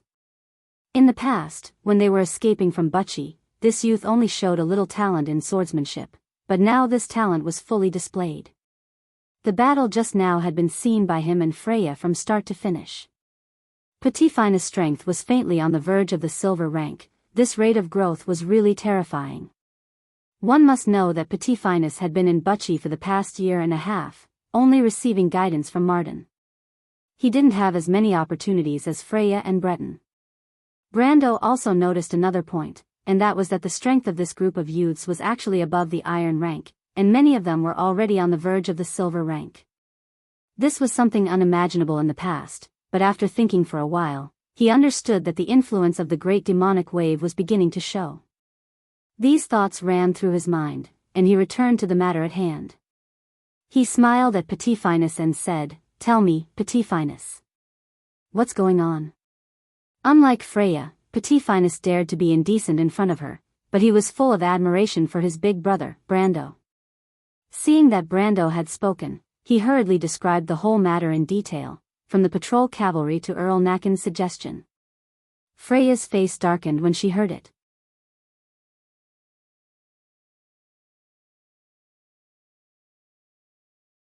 Chapter 888. Freya's eyes were still a little red. She went to see Aunt Syl and Uncle Syl's graveyard. This graveyard was in an open space in the forest, filled with simple wooden tombstones. Most of the tombstones did not have a real owner, and were only there to comfort the souls of those who died in the war. In the square, the patrolling cavalry squatted there obediently, being looked after by the Butchie lads. However, no one made things difficult for them, and even the injured were taken care of. Brando and Martin stood together and were talking. The old man had also heard the news and rushed over, but he did not expect to meet him and Freya. This veteran of the November War, the old captain of the Butchie garrison, was very pleased with Brando and Freya's growth, especially with Brando and Freya's current status and position, which made him see hope for the people of Butchie. In fact, this old soldier had a good understanding of Erwin's noble nature. To change the situation of the people of Butchie was not a problem for the current Freya. She did not even need to trouble Brando to use his identity as Count Tonagel. Even if she was the captain of the Knight Regiment of the Royal Knight, Count Nagin would not be willing to offend her over a forest. This might sound a little sad, but to the people of Butchie, this was a matter of life and death. However, to Count Nagin, this was just a matter of face. As a noble, he was not willing to be bullied by a group of refugees. However, if these refugees had the support of a close vassal by the princess' side, then it would be a different story. Freya did not even need to personally remind him. As long as the goddess of war, whose reputation was rising day by day, revealed her background in Bucci, Count Nagin would automatically withdraw his proposal in the Parliament of Nobles. The news of the fight between the patrolling cavalry and the people of Bucci quickly spread. This was not a small matter. The people of Bucci knew that this represented the views of the nobles in the city of Brags towards them. Many people came over worriedly after hearing the news. They did not know what had happened. Had the Parliament of Nobles come to a conclusion and decided to chase them away? The crowd quickly gathered and spread all kinds of rumors. Most of the people were generally sad and angry. No one opened their mouths or shouted. The scene was very oppressive because no one knew what to do next. They could only silently accumulate their anger. The patrolling cavalry on the open ground looked at this scene with fear. Only then did they realize how much trouble they had caused. Fortunately, Freya personally came out to mediate the situation. Just like what Brando said, she was the daughter of a Bucci citizen, and had once led the refugees from Fortress Reden with Brando. Many people recognized her, and when they knew that the daughter of a Bucci citizen had made a name for herself, even though they were still doubtful, at least they were slightly relieved and did not seem to be restless anymore. Brando looked at this scene and let out a sigh of relief. In history, during the month of frost in the year of the Swift, the conflict between the nobles of Brags and the refugees had intensified for 3 years. When the nobles began to chase the refugees away, the people of Bucci could not take it anymore and exploded in one night. What followed was a riot that engulfed the entire Brags region. Many people died in the disaster, and after that, the situation of the Bucci citizens worsened under the pressure of the nobles and the locals. Grimoires also suffered a great loss because of this, but the more serious disaster was that a cold suspicion was planted in the region, causing the kingdom to completely lose its prestige in the region. But today, it seemed that this disaster would not repeat itself. However, when Freya returned to Brando's side, she seemed a little depressed. "Brando, this is a little different from what I imagined," she replied softly. "Do you still remember what I told you? One day, you can rely on your own strength to protect Bucci, and let the people of Bucci control their own destiny, and not be at the mercy of the nobles." Brando seemed to understand what she was thinking and comforted her. "Today you have done this, and all this proves that your efforts were not in vain. You have set a goal for yourself, and in the end, you have fulfilled your promise." But what? "But I can't help but think, if I didn't have the status I have today, what would have happened? Brando, I really want the people of Bucci to be able to control their own destiny, but the power to decide everyone's destiny has only been transferred from the nobles to my hands. They may be able to live a peaceful life from now on, but even they don't realize this. If one day I want to push them into the fire pit, everything will repeat itself." Freya replied faintly. "My child, but you won't do that after all, right?" Marden replied. "I know, but..." The old man seemed to know what Freya wanted to say, and interrupted her. "This is the rule of the nobles. You are one of them, so you have to abide by this rule. You have already done enough, my child." Freya pursed her lips tightly. She wanted to refute, but she didn't know what to say. She felt that there was a problem somewhere, but she didn't know what the problem was. Uncle Martin didn't seem to be wrong, but she felt very sullen in her heart. It was as if after all her hard work, she didn't get the result she wanted. However, she had a faint feeling that if there was someone here who could answer her doubts, that person would be Brando. Just like every time she felt puzzled, she still looked at Brando first. "Captain Marden is right, Freya," Brando replied calmly as if this question was never a problem to him. "Under the rules of our era, this is the best way." Brando's words were like a flame that illuminated the darkness and haze in Freya's heart. She immediately reacted and raised her head, asking, "Brando, do you mean that the rules can be changed?" Brando smiled at her. "Isn't this what we have been doing all along? Me, you, Her Highness, and everyone else have been looking for a way forward. Freya opened her mouth slightly. Martin seemed to have understood something as well. He couldn't help but look at the young man whom he had only met twice during the War of the Black Rose. He felt that he could see more of the young man each time, but he was also surprised every time. Brando replied softly, "So Freya, you mustn't belittle yourself. You have to know that what you are doing is far more glorious than you can imagine. Your background, your talent, in front of this ideal and belief, is like a grain of sand, not worth mentioning at all. Those who ridicule you, those who laugh at you, do not understand what you're thinking, because they cannot imagine the glory of Awin's ancestors. This is the great work of ordinary people, just like the oath that the late king made before his sword."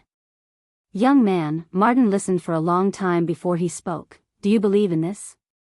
Brando nodded. "I believe without a doubt, because I know that many people have sacrificed everything for this. Until now, there are still many people who have overcome obstacles for this belief and ideal. I don't dare to say whether it will succeed or fail, but at least I know that I won't let it stop halfway." He turned back and said to Freya, "Freya, do you still remember what you said before? You made an oath to fight for the destiny of independence for the people of Bucci, so that everyone who pursues happiness and beauty will one day not be manipulated by others. Do you still remember what I said to you that day?" "I remember," Freya nodded vigorously, as if the haze that troubled her heart was just a thin layer of mist that would disappear with a gentle blow. She replied as if she was making an oath, "Brando, I understand.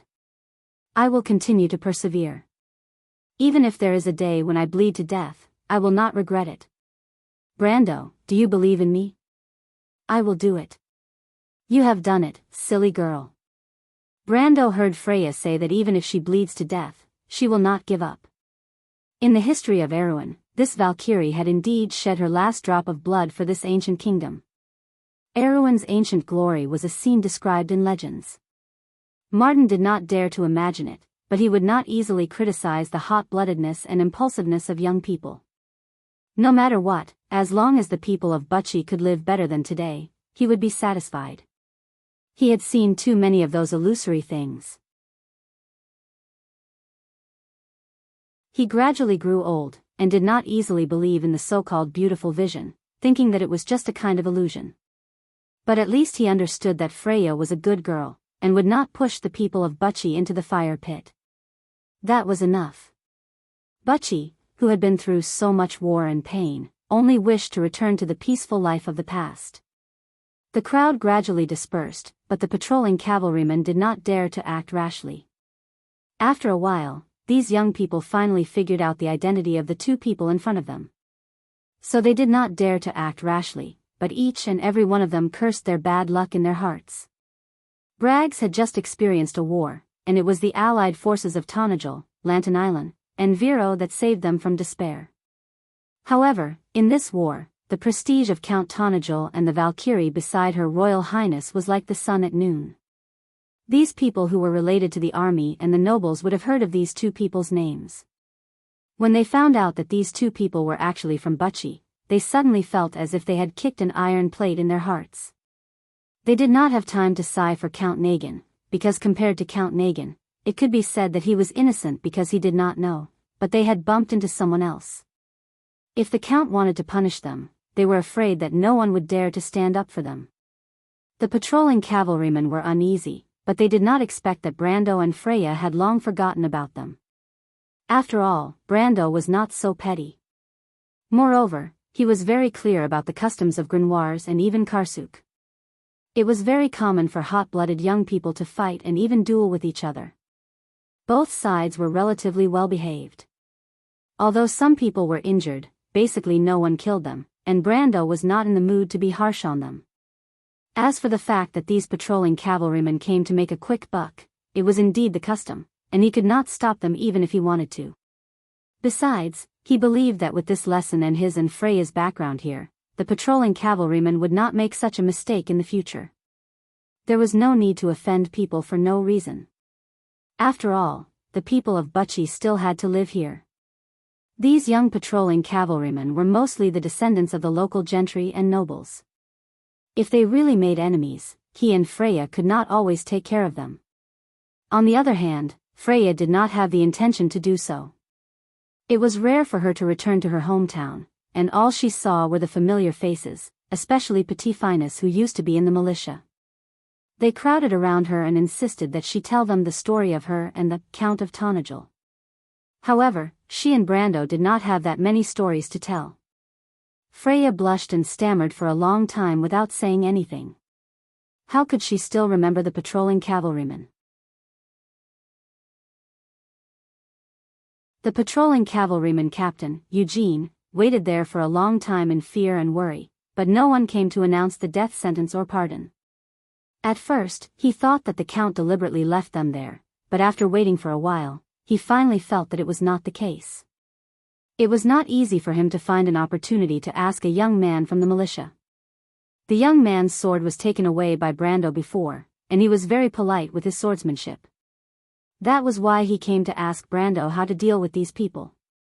It was not until now that Brando remembered that there was a group of people waiting for him to deal with them. When Eugene appeared in front of him in fear and trepidation, Brando could not help but laugh. He knew these people very well. Whether it was in his previous life as a player or later in Fortress Reden, he had seen these arrogant and domineering cavalrymen with his own eyes. In the early years, the patrolling cavalrymen were a part of the kingdom's professional army that was responsible for security and defense. However, after the establishment of the garrison, the patrolling cavalrymen became the place where the nobles placed their trusted aides and arranged for their children to go out. The aristocratization of the army inevitably led to lax discipline and corruption. After the year of summer and summer leaves, the patrolling cavalrymen were basically a dispensable organization in many cities. In a border city like Bragg's, the patrolling cavalrymen could still maintain basic combat strength, but in the cities that were deep within the borders, they were just a group of pure vermin. In fact, the reason why he had forgotten about these fellows was that he had subconsciously thought that these fellows had already escaped. However, he had forgotten that in front of a count with real power, it seemed that these patrolling cavalrymen would not dare to leave without asking him, no matter how bold they were.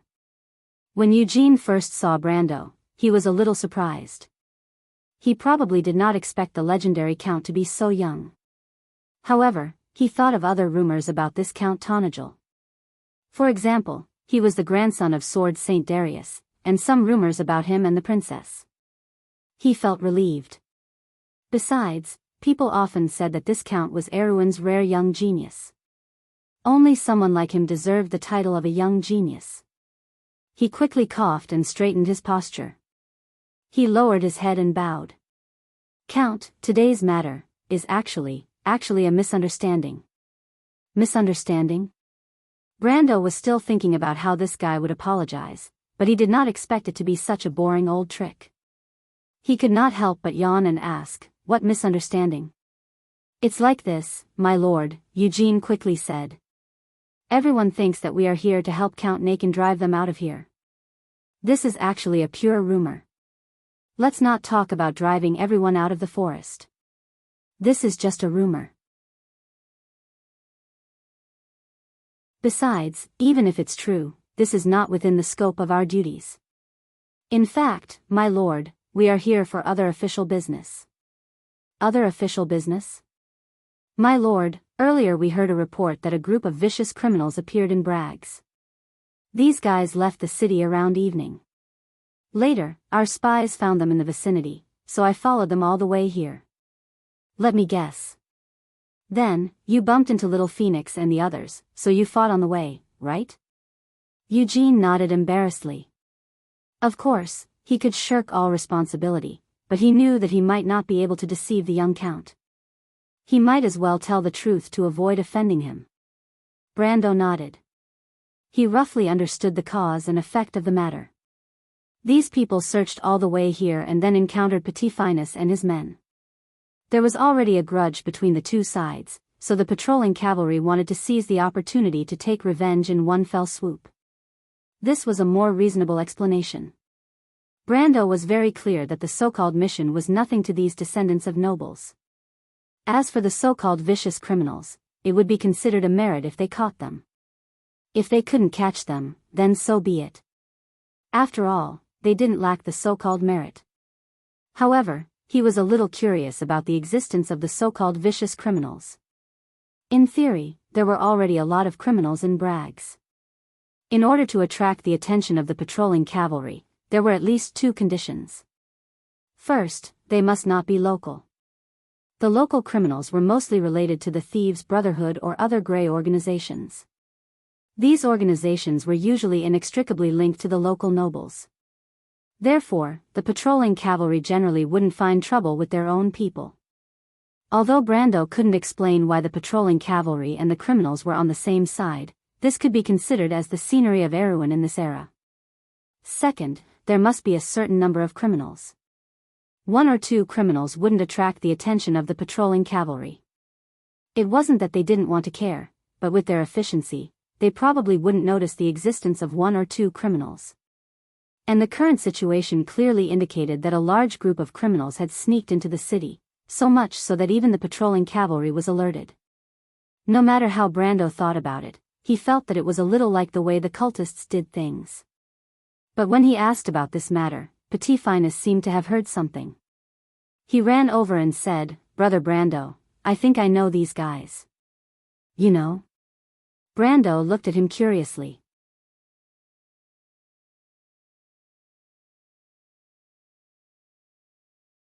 Chapter 889.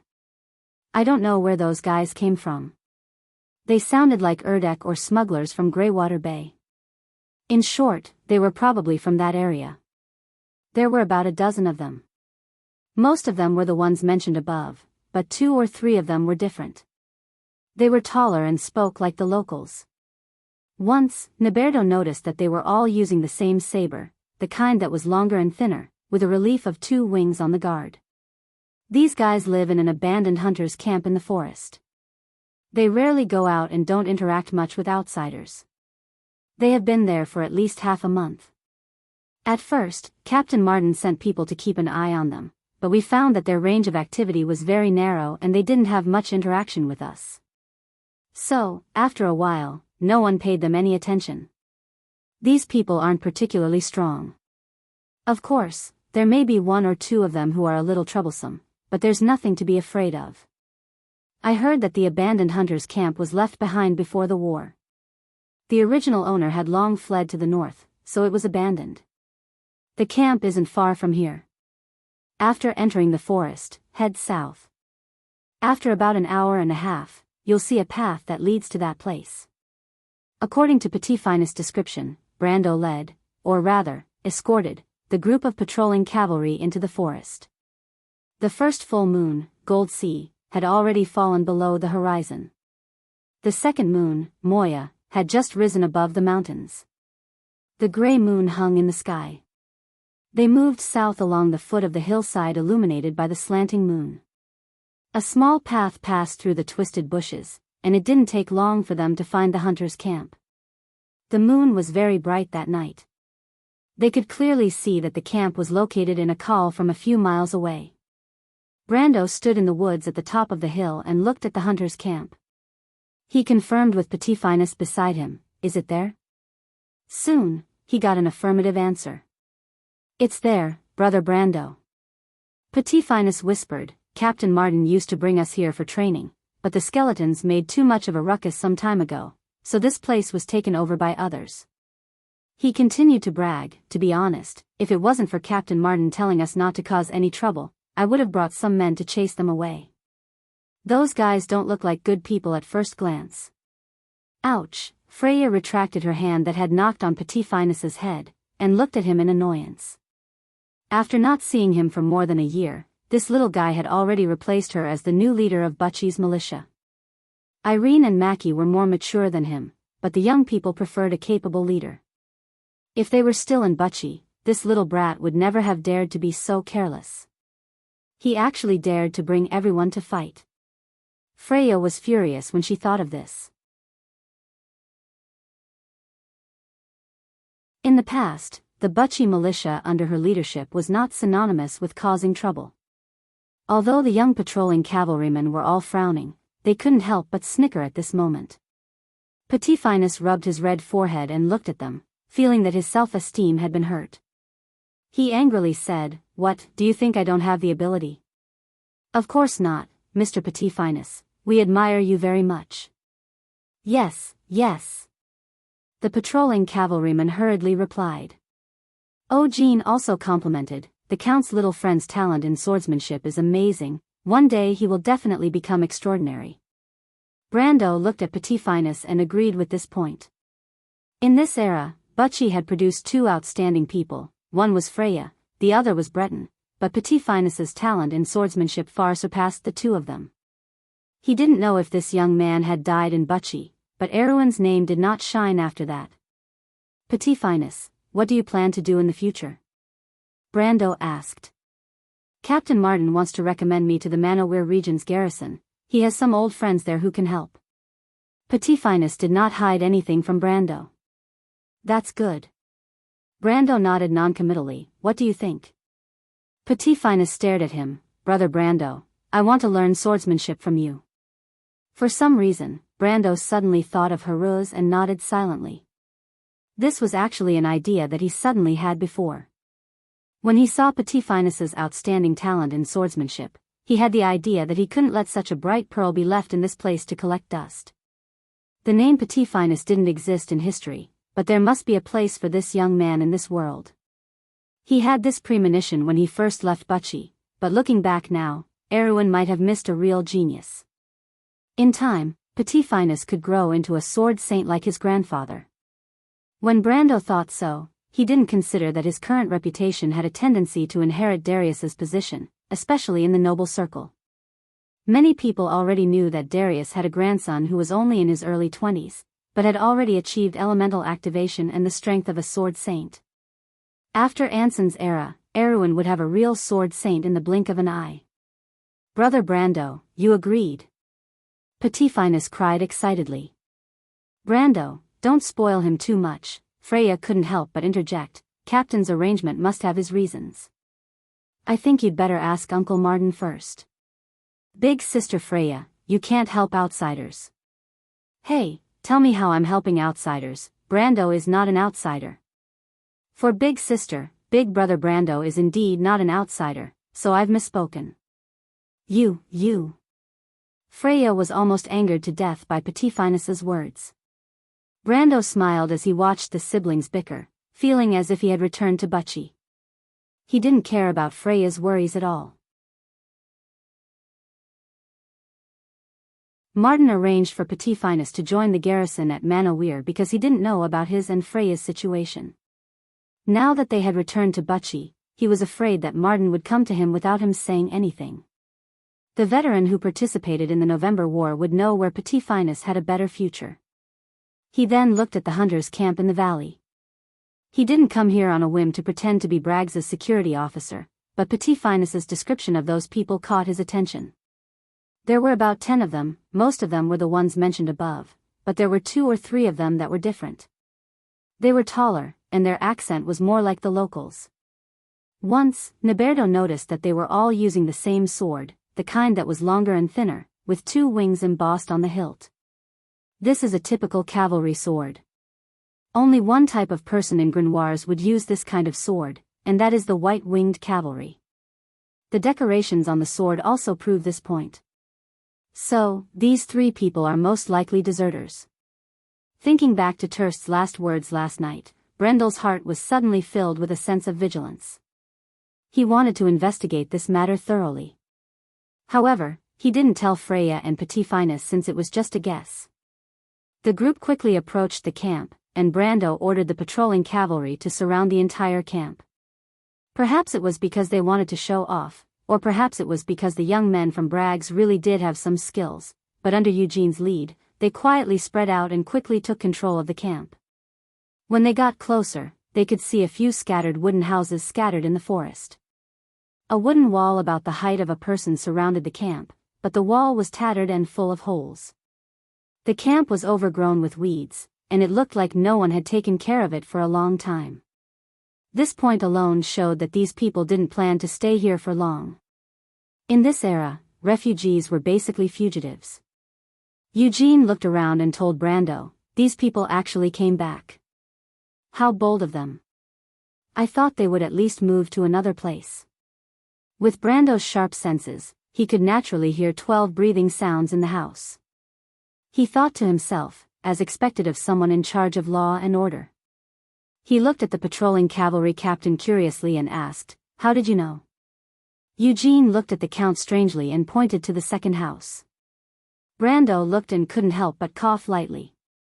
It turned out that there was a person on night watch sitting in front of the door. He patted his head lightly. He was so focused on listening to the sounds that he didn't notice that there was a bandit right in front of him. This was too embarrassing.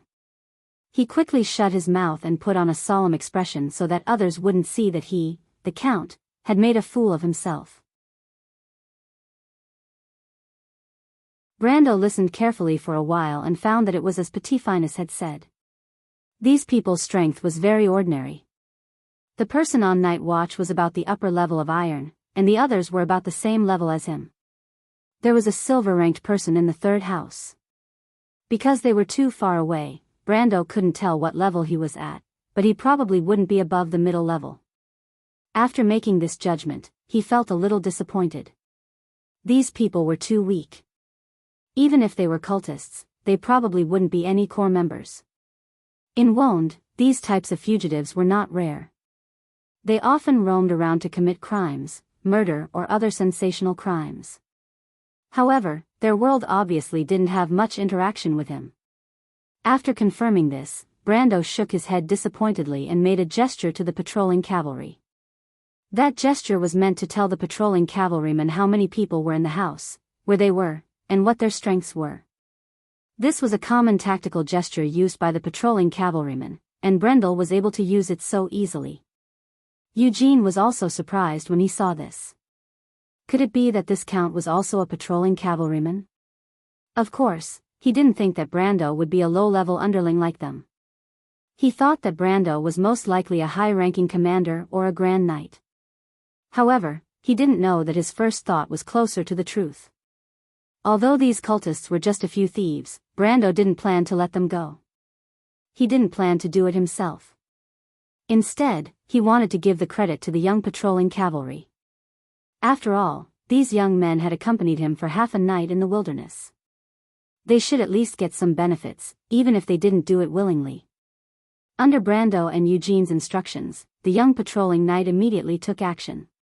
They first sneaked into the camp and quietly killed the night watchman. Just like what Eugene said, these cultists were frighteningly bold.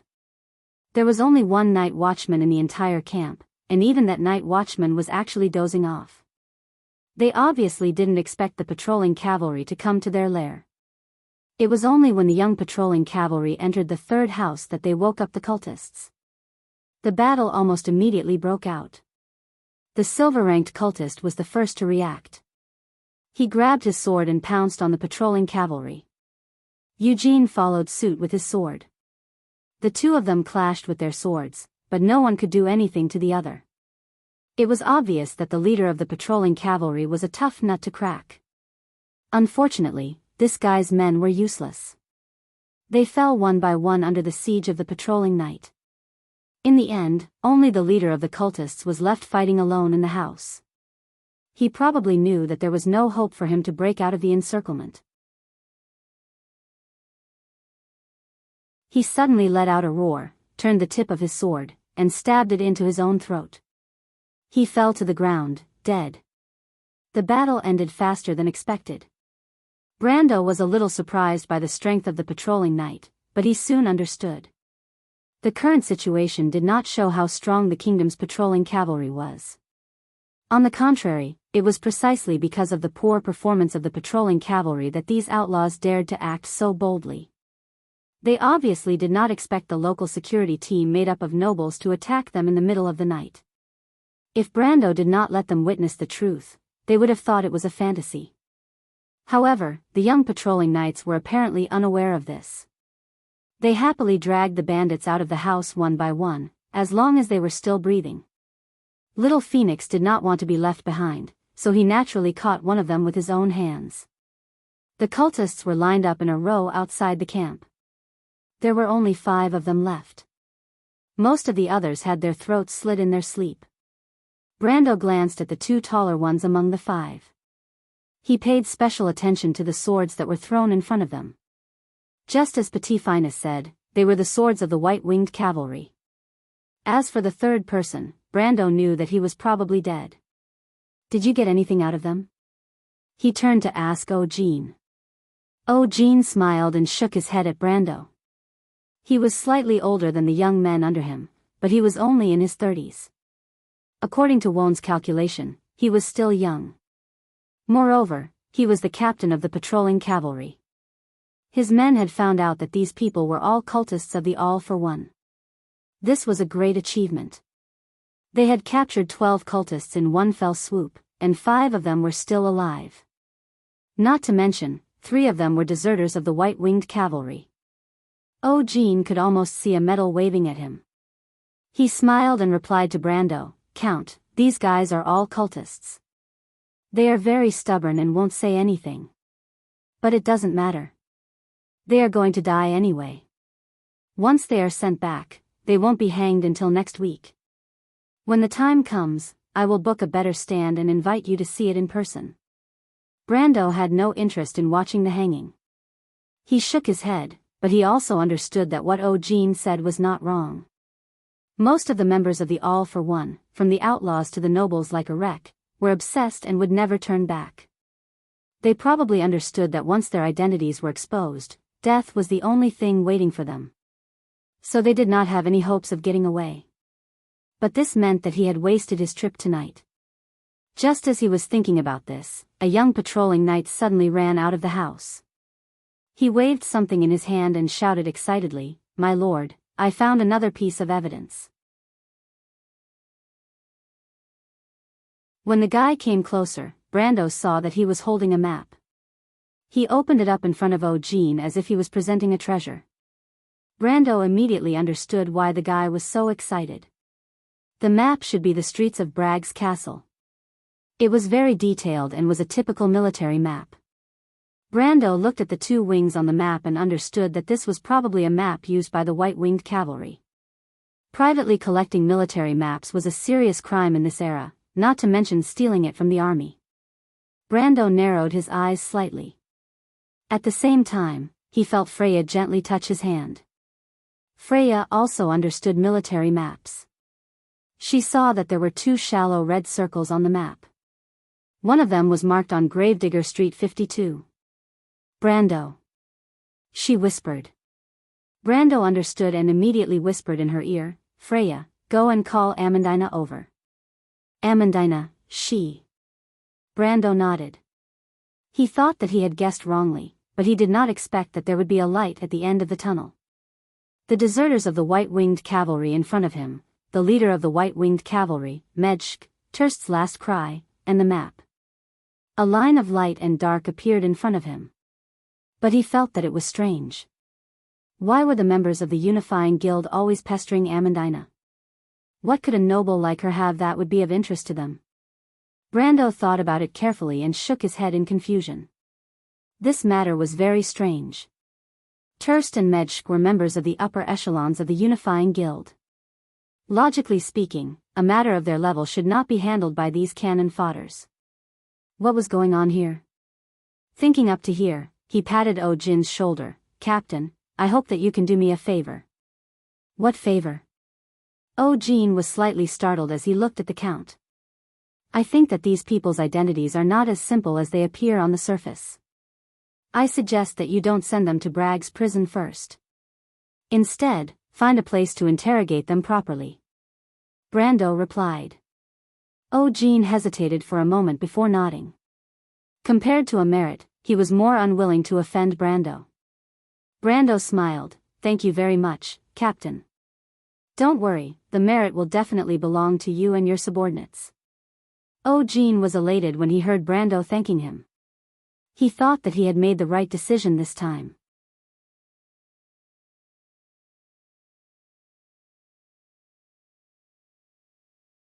Chapter 890. When Freya returned to the manor, it was already late at night, but Amandina had been waiting for this moment after sending the youth away. When she heard Freya's description, she understood what had happened.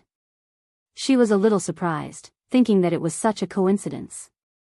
With her astuteness and intelligence, she immediately thought that the people that Brendel had captured were probably the same group of outlaws that Diane had encountered.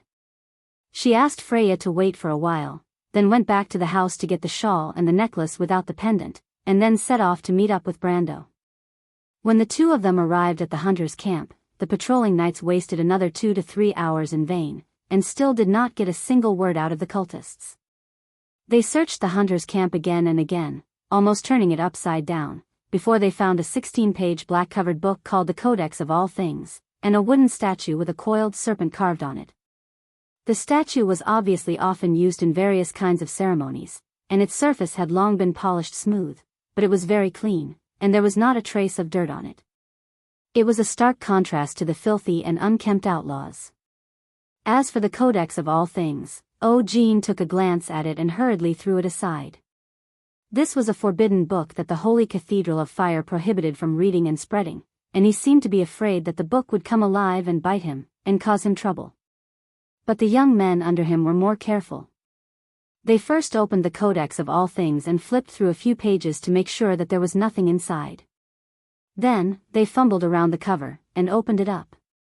In the end, they really did pull out a thin piece of parchment, but it was a pity that there was nothing on the parchment. The patrolling knights tried all kinds of methods, whether it was dripping a potion on it, roasting it with fire, or putting it under the moonlight, but there was no way to make the parchment show any words. Brando tried a few small magic tricks, but to no avail. In the end, he could only put it aside. At first, the young patrolling cavalrymen were full of energy, determined to show off in front of the Count. But after a few hours, they couldn't help but yawn. The cultists seemed to be made of special materials. No matter how they were tortured and wailed, they did not say a word. They even killed one of them as an example. The rest of the cultists were trembling in fear, but they still gritted their teeth and refused to speak. Compared to death, they were more afraid of the torture after death. These people had already dedicated their souls to the devil and the dusk. Once they opened their mouths and fell into hell, what awaited them was a fate worse than death. After the gloomy Moya sunk into the horizon from the mountains in the east, Tedessa, who only appeared in the autumn night sky, was halfway through the journey. The stars in the north and the south changed. There was only a short period of time left in the night. Everyone was exhausted, but they still got nothing. Jean couldn't help but look at Brando a little apologetically, but Brando said that it was fine. He was lucky, but this result was also expected. He looked at the young people who looked like frosted eggplants. Although he knew that they were just flattering him, he was still very satisfied. He planned to wait until dawn to search the camp one last time. If it didn't work, he would think of another way. These people would always leave some clues. And it was at this time that Amandina, accompanied by Freya, finally arrived at the camp. Amandina was very smart. When she saw the messy camp and the young people of the patrol team who seemed to have not slept for at least a week, she knew that the Lord was so troubled because of her. Otherwise, why would he have to make things difficult for a group of insignificant cultists? He was not Braggs's sheriff, and the sheriff might not personally care about these trivial matters. She bowed slightly to Brando, and then asked him about the story of the night. She first glanced at the cultists to make sure that she had never met them before, and then checked the scattered things found in the camp one by one. But when she heard Brando mention the blank parchment, she looked up and said to Brando, "My lord, let Captain Jean send these outlaws away first. As you can see, they probably won't talk." Brando glanced at Amandina. The two of them had worked together for quite some time, and he could already hear some hidden meaning in her words, so he nodded. The patrolling cavalrymen hurriedly tied up the remaining living people with ropes. Of course, they also tied up the dead people. No matter if they were still breathing or dead bodies lying on the ground, it was still their credit. Since the easygoing Count had already expressed that he would give them the credit, they naturally wouldn't be polite. Although they might not really need the credit, a cultist could be exchanged for a lot of bounty, enough for them to squander. When the patrol team was busy, Amandina pulled Brando and Freya aside and whispered, "My lord, I think I know why they are here." Brando was slightly startled and looked at his Amandina with some confusion. Amandina looked at him and then told the two of them what happened to Dian. Then she said, "My lord, do you still remember the will my father left behind?" Brando nodded. "Martha above, I may not be alive for long. If someone is lucky enough to see this will of mine after my death, I am willing to legally transfer all my belongings to this person. In addition, I also have a secret ancestral property. I am willing to divide this wealth into 3 parts. One part will be given to this person, 1 part will be given to my wife, Sadie, and 1 part will be left to my daughter." Amandina thought for a moment and recited the contents of the will word by word as if she was reading it. "If the person who sees this will be interested in this wealth, please pass this will and my keepsake to my wife. Also, tell her about the date at the Baden ball. She will understand what I want to express." In the end, she stopped and read for a while in silence. Finally, "I am sorry to Sadie. May Lady Martha punish me." Brando looked at Amandina and knew that she would not do anything unnecessary. He waited for her to continue.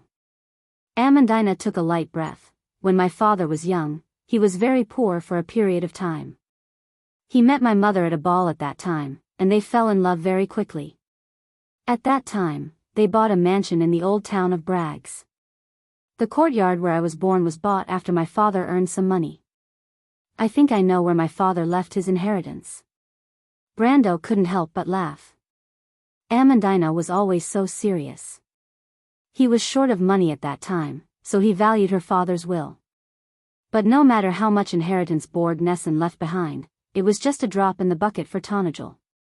He was just a small noble. "Amandina, since you remember where your father's inheritance is, then think of a way to find it. It's good to have it as a souvenir." He suddenly stopped and looked at Amandina with surprise. "You're saying that these people are after your father's inheritance?" Amandina nodded her head lightly. This could explain part of the problem. Only these low-level cultists would care about this small amount of money. They might have gotten wind of it from somewhere and wanted to make a fortune. But it could not explain why Turst and Medshk were after it. Perhaps they did not care about the same thing. But Brando looked at the 2 white-winged cavalry deserters who were tied up. Their relationship with Medshk was not a coincidence. He knew that his guess was not correct. If only they could speak, it would be good. But it was impossible. Amandina looked at her lord's deep frown and said softly, "My lord, I think I might have some clues about that blank parchment." "You have a way?" Brando came back to his senses. Amandina shook her head. "It's just a guess. I'll have to take a look to be sure." The parchment was placed together with the Codex of All Things, sandwiched between the pages of the book.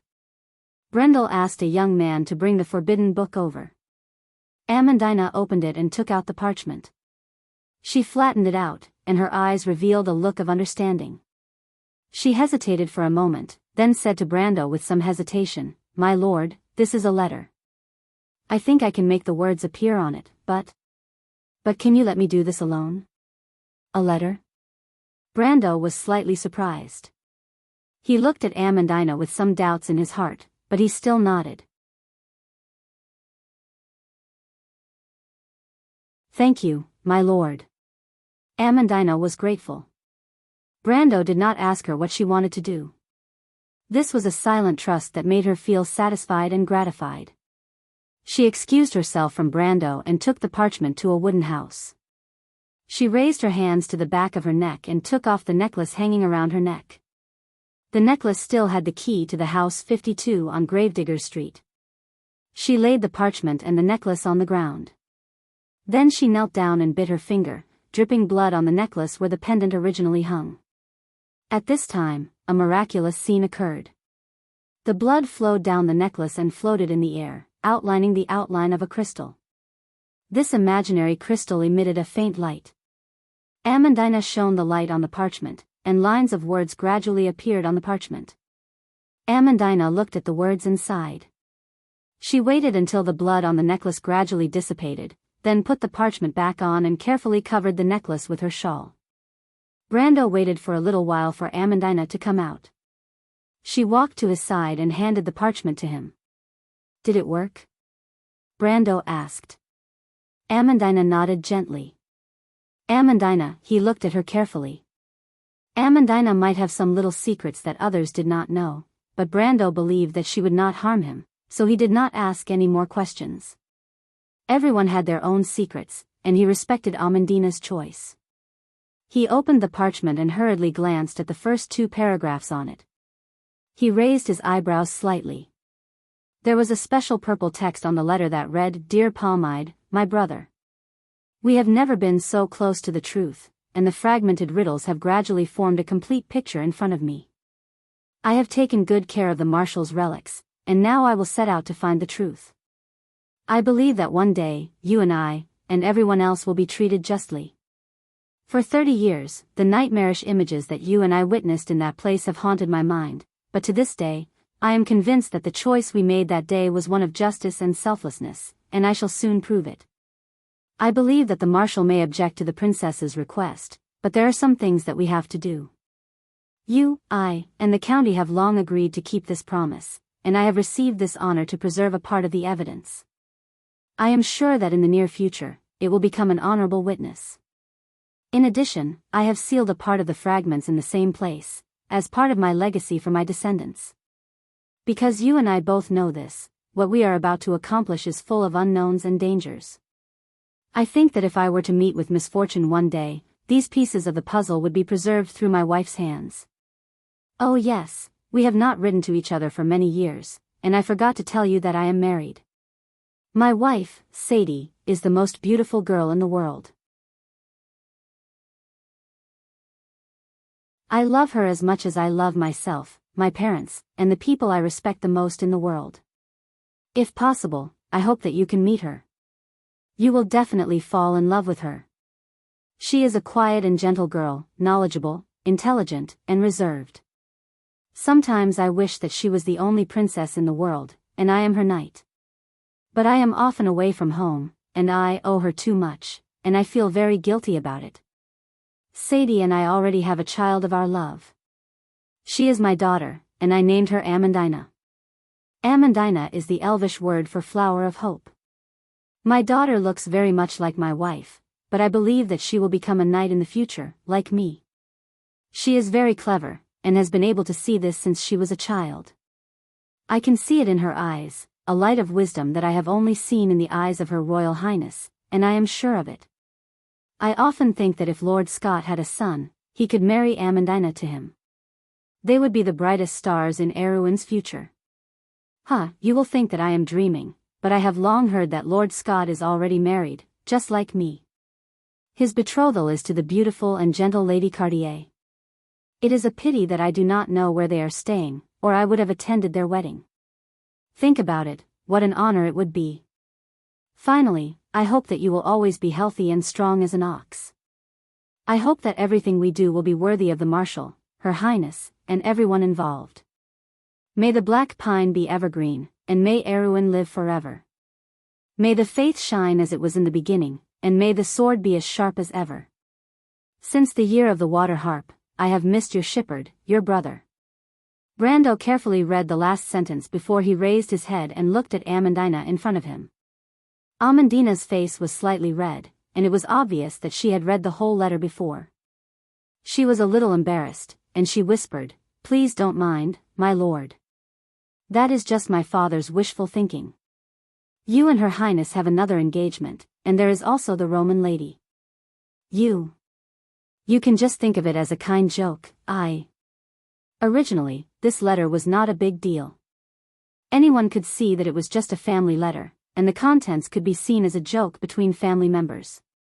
But after all, it was through her hands, and she felt that there was something different about it. Amandina was a little uneasy, wondering if the Lord would think that she had played some little tricks in it. But in fact, the onlookers saw more clearly. Brando did not care about this matter at all. He was more concerned about the other contents of the letter. He looked at Amandina and smiled bitterly. "Amandina, this is the letter your father left, right?" Amandina was startled and nodded subconsciously. "Do you know this person, shepherd?" Amandina shook her head this time. She frowned and showed a thoughtful expression. but after a moment, she shook her head gently. "Your father's real name is Shippard, isn't it?" Brando asked. He had never heard of this name. After all, this was a story from 40 or 50 years ago. The history of this period in the game was just a passing mention. Amandina trembled slightly, and then nodded gently. "Maybe so. He may have mentioned it to me once or twice. My father is from Cipher. In their place, from children to adults, they usually have two names. In private, brothers and family members often use the name that belonged to children as a nickname." Brando thought for a moment, and it seemed to be true. He looked at the letter in his hand and had a general outline in his mind. Based on the contents of the letter, Amandina's father and his grandfather might have some sort of relationship. Based on the titles in the letter, Amandina's grandfather should be from the same generation as Amandina's father and Seal. That Pamid was obviously one of the officers, and he might even be one of Amandina's trusted subordinates. This was greatly beyond his expectations. He never thought that there would be such a connection between him and Amandina. In the past, he never believed in fate, but now he could not help but believe in it. It was as if there was an invisible line connecting him and Amandina together.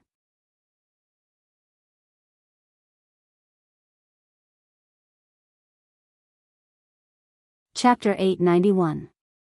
There was a silence between the two of them, as if they were both thinking about the same question.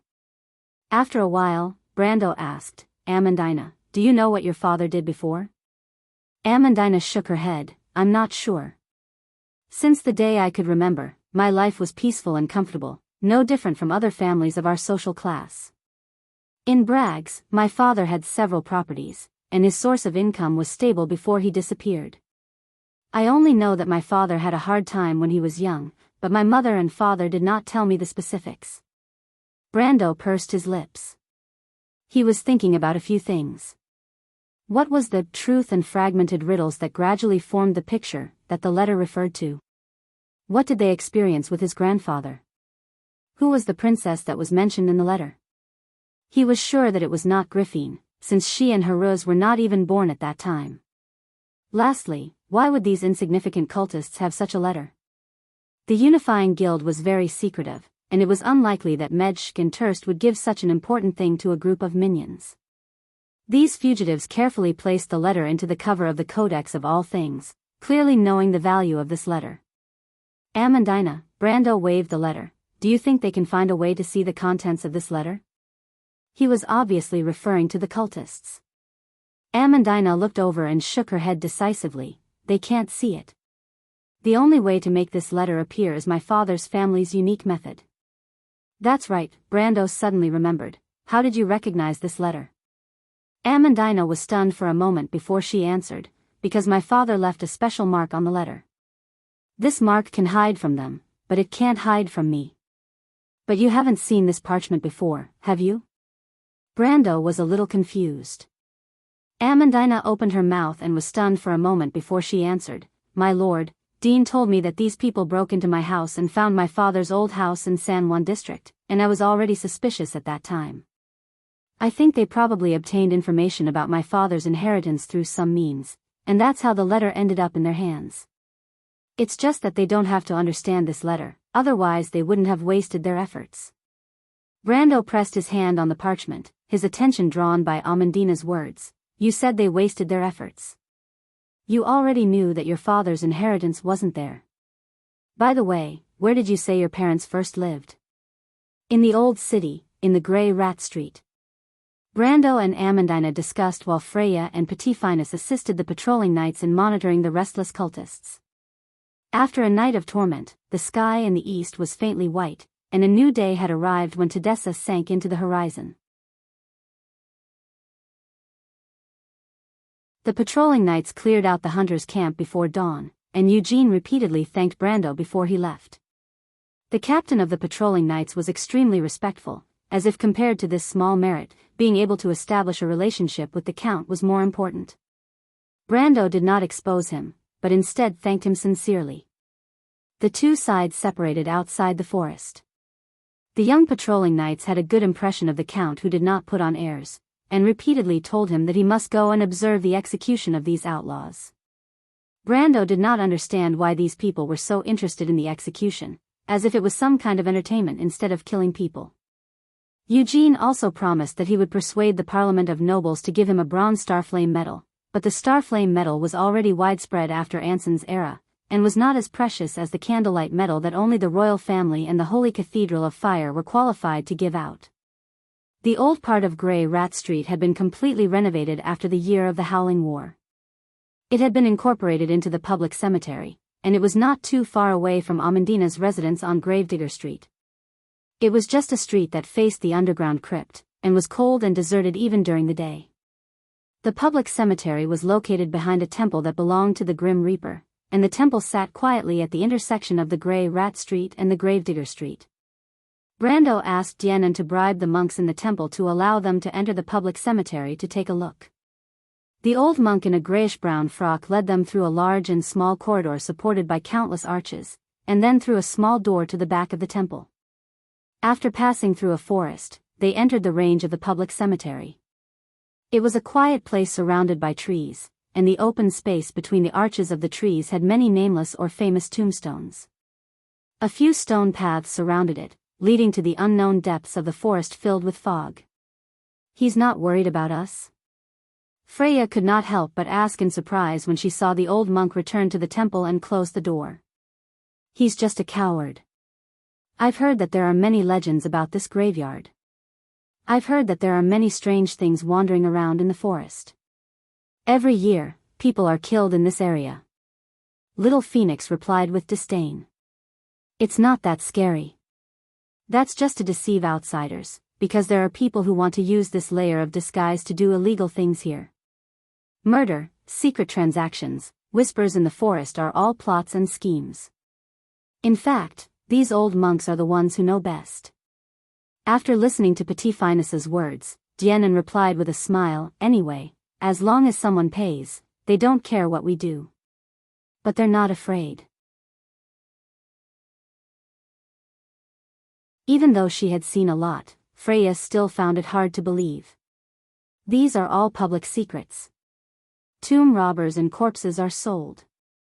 There are even necromancers who secretly buy corpses from the monks to use as research materials. There is a huge underground black market here. How could the monks not know? Freya sighed softly with some disgust. What a blasphemy. The necromancers also believe in Martha, don't they? Dienan replied indifferently. Freya frowned and glanced at him. The young man realized that he seemed to have said something wrong and quickly added, "Those monks are inextricably linked to the Holy Cathedral of Fire. Even the nobles don't want to provoke them. Besides, the nobles have their family tombs. If they don't want to interfere, what can we do? Those necromancers are mostly members of the Grey Domain. Ordinary people don't dare to offend them." Freya knew that he was telling the truth. Although she was unwilling to listen, she just frowned and did not speak. She clenched her teeth tightly. If the old monk appeared in front of her again, she would pull out her sword and stab him in the heart. Brando's face was expressionless. What Dienan said was common to him, but it was not entirely true that there was no danger in this cemetery. Normal places would not be as foggy and gloomy as this place in broad daylight. The visibility was not more than 10 meters. The surroundings were surrounded by trees, as if the sun could not penetrate it. It was just past noon, but the cemetery seemed to be in the evening. It was even cloudy. The supernatural mysteries came from the underground. There was an even bigger graveyard there, Brugla's underground public graveyard. Danger lurked in every corner, filled with zombies and moving skeletons. Ever since the year of Howling, not many people dared to go down there. But that was not their goal today. He asked Amandina, who was beside him, "Amandina, are you sure it's here?" The temperature in the cemetery was a few degrees lower than outside. Amandina's face was a little pale from the cold. She pressed on her shawl and whispered, "The nearby residential area was demolished 20 years ago and turned into a cemetery. But I heard that the house my parents originally rented was luckily preserved. There's a gravekeeper living there." "There's a gravekeeper here?" Freya was slightly surprised. She thought that this place was completely lawless. At least in name. Amandina was a local after all. She had more or less heard what Dian said, but she did not want to talk about it. She frowned and said, "I heard that he helped the gravediggers transport the corpses out. He runs this shady business." Business. Freya almost fainted from anger. Brendel heard her clenching her teeth so hard that they made a grinding sound. It did not take long for them to find the gravekeeper's house. Amandina still remembered the direction, and Dian could also find the place. They passed through the lush forest and many tombstones, and saw a 2-story wooden house in the fog. It stood alone in the depths of the forest. Dian had already contacted the gravekeeper. Naturally, the gravekeeper did not know Brando's identity, but when he heard that a noble had come, he thought that he had found a big deal and was waiting respectfully in front of the house. The gravekeeper was called Old Sly. His real name had long been forgotten, like a skeleton buried in the ground. He looked exactly like Brando's impression of this profession. It was as if he had met a living demon. He had a hunched back and a hunched body, similar to the strange Quasimodo in Notre Dame de Paris. The only difference was that the latter had a noble heart, while the former was full of evil tricks. It was hard to tell his age. His face was full of wrinkles, but his eyes were lively, as if they were constantly spinning with sinister thoughts. His head was bald, and only a few strands of hair were left standing lazily, as if they were a miniature copy of the forest in the fog. Freya looked at the man coldly, but Brando was too lazy to make things difficult for such a small person. In fact, these people might not be willing to do these shady businesses. He understood that in this era where everyone more or less lost something, the blame should not be placed on one person's head. Otherwise, it would be purely to vent one's anger. But this did not mean that he was willing to deal with this kind of person. He looked at the man and did not even bother to exchange greetings. He directly asked, "You already know what we want, right?" The gravekeeper hurriedly nodded and bowed, respectfully handing over a bunch of keys to Brando. This was what Dian had told him. Although he did not know what this young noble wanted to do with his house, he at least knew Dian. The young man had given him a large sum of money. Naturally, the money did not belong to Dian. He was very clear that he could not ask too much about anything in this place. Who knew what this noble wanted to do? The more he knew, the more dangerous it would be. Moreover, nobles had some strange fetishes. He secretly glanced at the 2 beautiful girls behind Brando, and some unspeakable thoughts appeared in his mind, but he did not show it on his face. To him, as long as he got the money, it was fine. Freya watched as the gravekeeper left and went into the fog. She did not know how to clench and unclench her fists several times. The guy looked at her with greedy and filthy eyes, thinking that she did not see it. She almost lost her temper several times, but after all, she was not the little girl who had just left Butchie and was not involved in worldly affairs. She endured it. Brando looked at her and Amandina apologetically, and the sullen feelings in the 2 ladies' hearts naturally disappeared. The 3 of them entered the house. Dian and Petitfinus consciously guarded outside. In fact, Brando did not need to avoid Petitfinus, but the latter understood that he needed to stay behind to look after the young man. This was also what Brando had told him in advance. Amandina first entered each house and looked around one by one, as if she wanted to find traces of her parents' lives in this old house. However, she was destined to be disappointed. The house was full of coffins, and it was filled with a nauseating smell. Amandina went downstairs, upstairs, and then back to the living room. Her face was very ugly, and she almost vomited. "Is it here?" Brando looked at her face and could not help but ask with concern. Amandina nodded silently. "Can you confirm where it is?" "At the back of the house, there is a black pine tree. If I remember correctly, it should be under the tree. There is a small pool there, so it shouldn't be a cemetery. I remember my father once told me about it." Amandina recalled and replied, "He and my mother met at a ball in Baden, and their first date was here."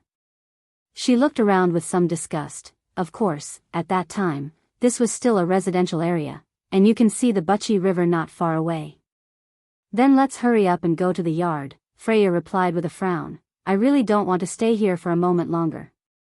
Damn it, this guy actually turned the place where Amandina's parents used to live into this, a foul atmosphere.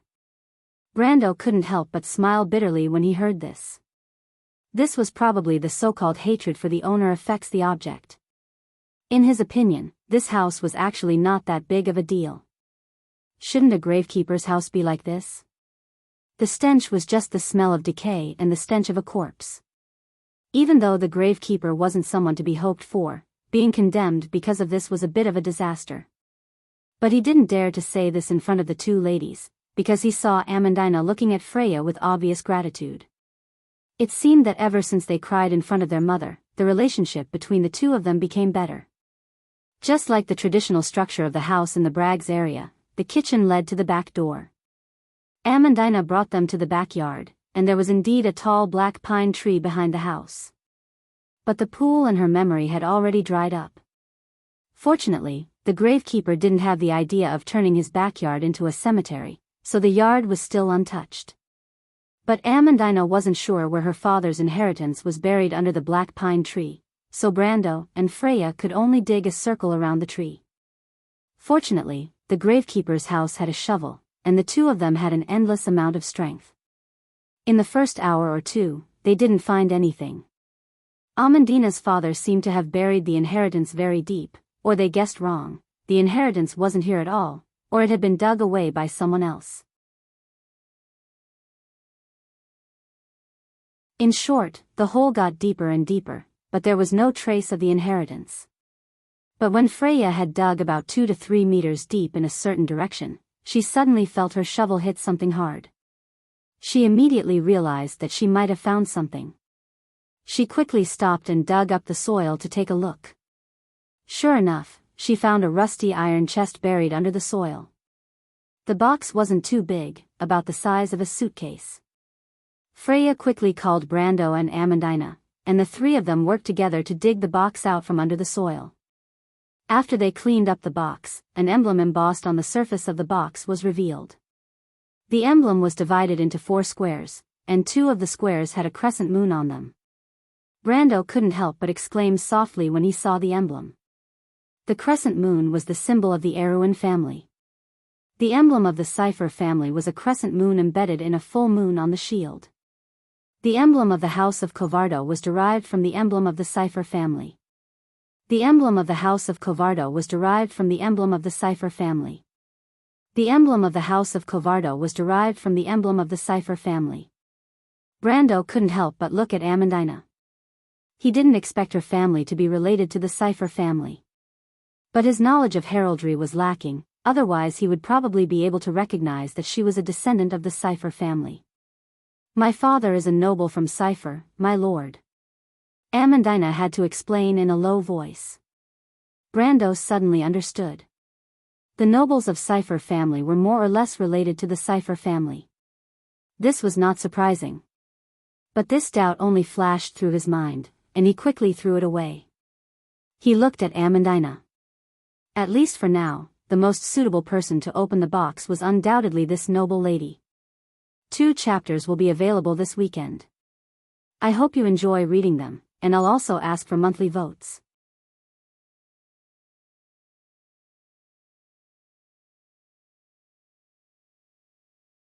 Chapter 892. Amandina, you open it. Brando looked at the box and said. Amandina was stunned for a moment before she reacted. She looked at her lord carefully, feeling a little touched, and then nodded gently. She placed her hand on the cold iron box and suppressed the excitement in her heart. She chanted the incantation in a low voice. Word by word came out from her soft lips, low and clear. The lock of the box seemed to be lifted by an invisible hand, and then quietly slid open. Finally, it fell to the ground with a bang. She took a deep breath and slowly opened the box. Below was a layer of waterproof tarpaulin, and under the tarpaulin were 3 tightly bundled packages. The wrappers were also made of the same tarpaulin material, and on top of the packages was a letter. The seal on the letter was also printed with the emblem they had seen before. Amandina opened the envelope and carefully read through the contents of the letter. The contents of the letter were similar to the will. If someone else found this inheritance, he hoped that the person who found it would split it into 3 parts. He would be able to inherit the richest part, while the other 2 parts and some miscellaneous items would be left to Amandina and Sadie. At least they would have something to rely on in life, and at the same time, it would also be a memento. There were also some words left for Amandina in the letter, probably hoping that she could be happy and forgive his irresponsible father. After reading the last sentence, Amandina held the letter with both hands for a long time without saying a word. She lowered her head, and her thick eyelashes trembled slightly like feathers. Brando and Freya looked at each other behind her. The future Valkyrie's eyes were full of sympathy, and she almost wanted to share the sorrow in Amandina's heart. She thought of her own background, and her heart also softened. After a while, Amandina put down the letter. She looked as if nothing had happened, but her face was frighteningly pale. "My lord, let's open these packages." Seeing her like this, Brando couldn't bear to say anything, so he just nodded. He suddenly wondered if he had really made the right decision to come here. He thought that Amandina had long forgotten the haze of the past, but he didn't expect that these sorrows were buried so deep in her heart. Amandina opened the largest package first, and the gold and silver rays immediately illuminated the 3 of their faces. There were gold bars and silver ingots neatly stacked together, along with some jewels and deeds to houses and lands. Amandina quickly estimated that there were at least 100,000 tours worth of wealth, which was a large sum of money for a small noble family. However, this money was prepared by her father for the person who discovered the inheritance. Amandina silently put it aside and opened the second package. The second parcel contained similar items, but the amount was only half of the first parcel. This parcel was for her mother.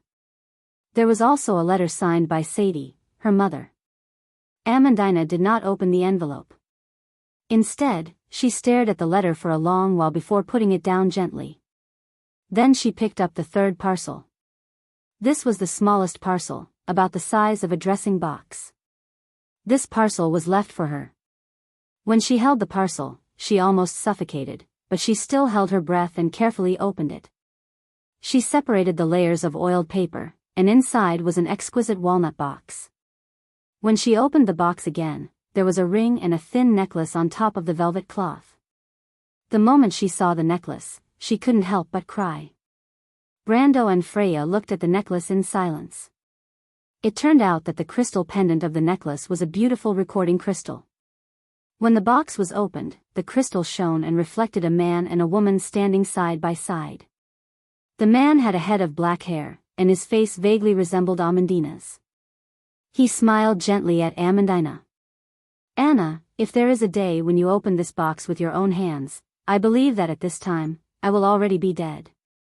My beloved daughter, I dare not ask for your forgiveness as an irresponsible father, but please believe that your father's life is to pursue the most righteous and just things in this world. Because I know that a person who takes responsibility for this world will never be a sinner.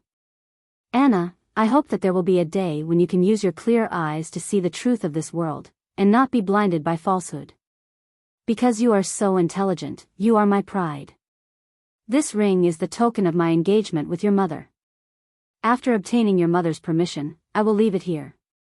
I hope that one day it can be a witness to your happiness, to your other half." Anna, the gentle woman who resembled Amandina, said with a smile, "I hope that one day, you'll be able to find your own happiness." "Liar." Amandina sobbed, as if the emotions that she had been suppressing were finally bursting out like a flood that had broken through a dam. Her beast-like whimpers finally turned into howls of pain. Brando had never seen his quiet and calm Amandina reveal such a side to him. She was as helpless as a child, her weak shoulders trembling, as if she could not make any other sound other than crying. Brando was also choked with sobs. In this world, there were some emotions that could always move people's hearts, and hit the softest part of people's hearts. Family was undoubtedly the kind of emotion that could never be cut off. No matter how strong and indifferent she appeared in his eyes, as if she had already forgotten everything in the past, in front of her parents, she was still crying like a child. She was not biting her lips and tears were welling up in her eyes, but she had completely lost her voice and cried out like a wild beast. Freya also turned her head and wiped the corners of her eyes with her hand. She did not know how much time had passed. Amandina finally sorted out her feelings. She blushed and tried not to look at Freya and Brando, as if she was afraid of being seen by them as a joke. "My lord, I have checked carefully. It seems that there are no relics of Lord Darius here." As soon as she opened her mouth, her face could not help but turn even redder. Because her voice was so hoarse, it was almost like a different person was speaking. Brando looked at her with some concern and asked, "Are you okay, Amandina?" Amandina shook her head and sighed softly. Her heart was in a mess, and for a moment, she could not tell if she was really okay or not. But in any case, after getting the things that her father left for her, the hatred in her heart for her father who left without saying goodbye seemed to be less intense. She silently thought that perhaps when her mother was holding her hand on the sickbed, she already knew where her father had gone.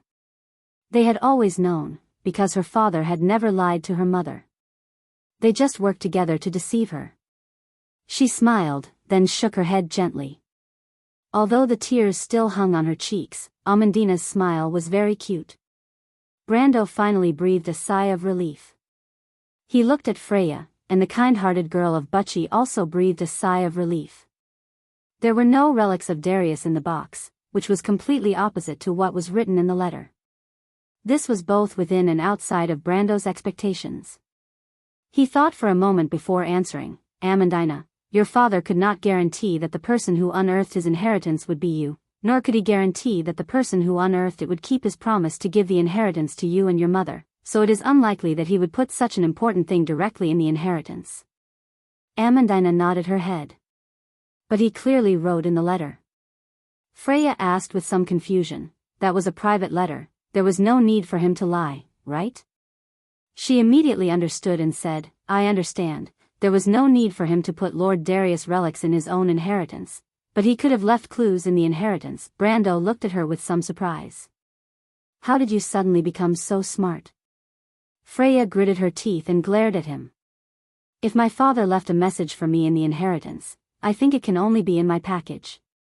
Amandina thought for a moment and replied, "But isn't it possible that it was in your mother's package?" Freya turned back and asked again. Amandina shook her head. "My mother's package was basically filled with valuables.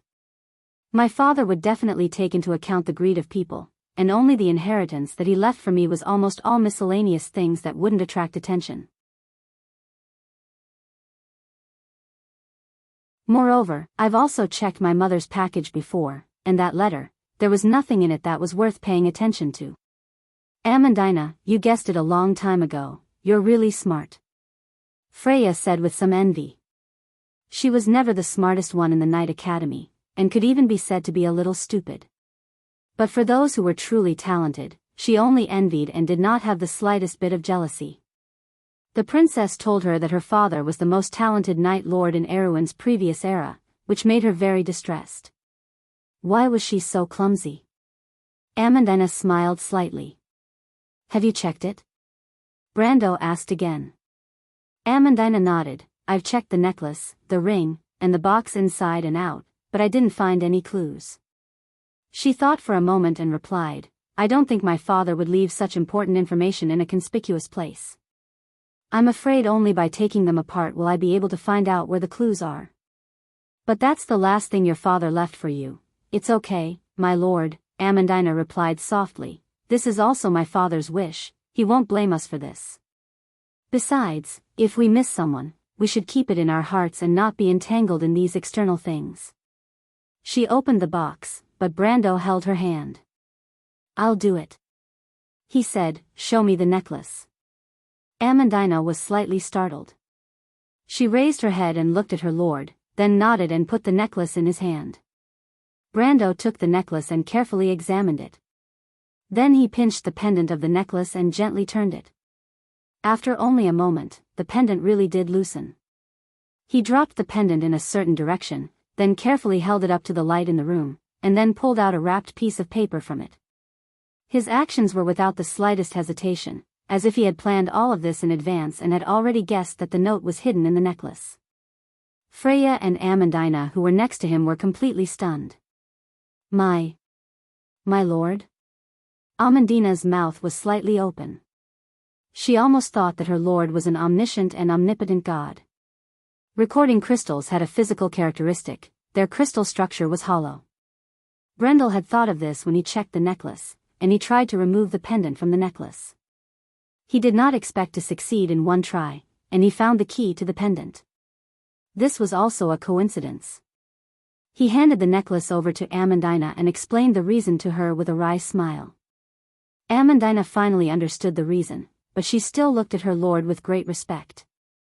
Amandina was a researcher of magicite runes, so she was most familiar with all kinds of crystals. However, the recording crystal was a rare item because it was a man-made magic crystal.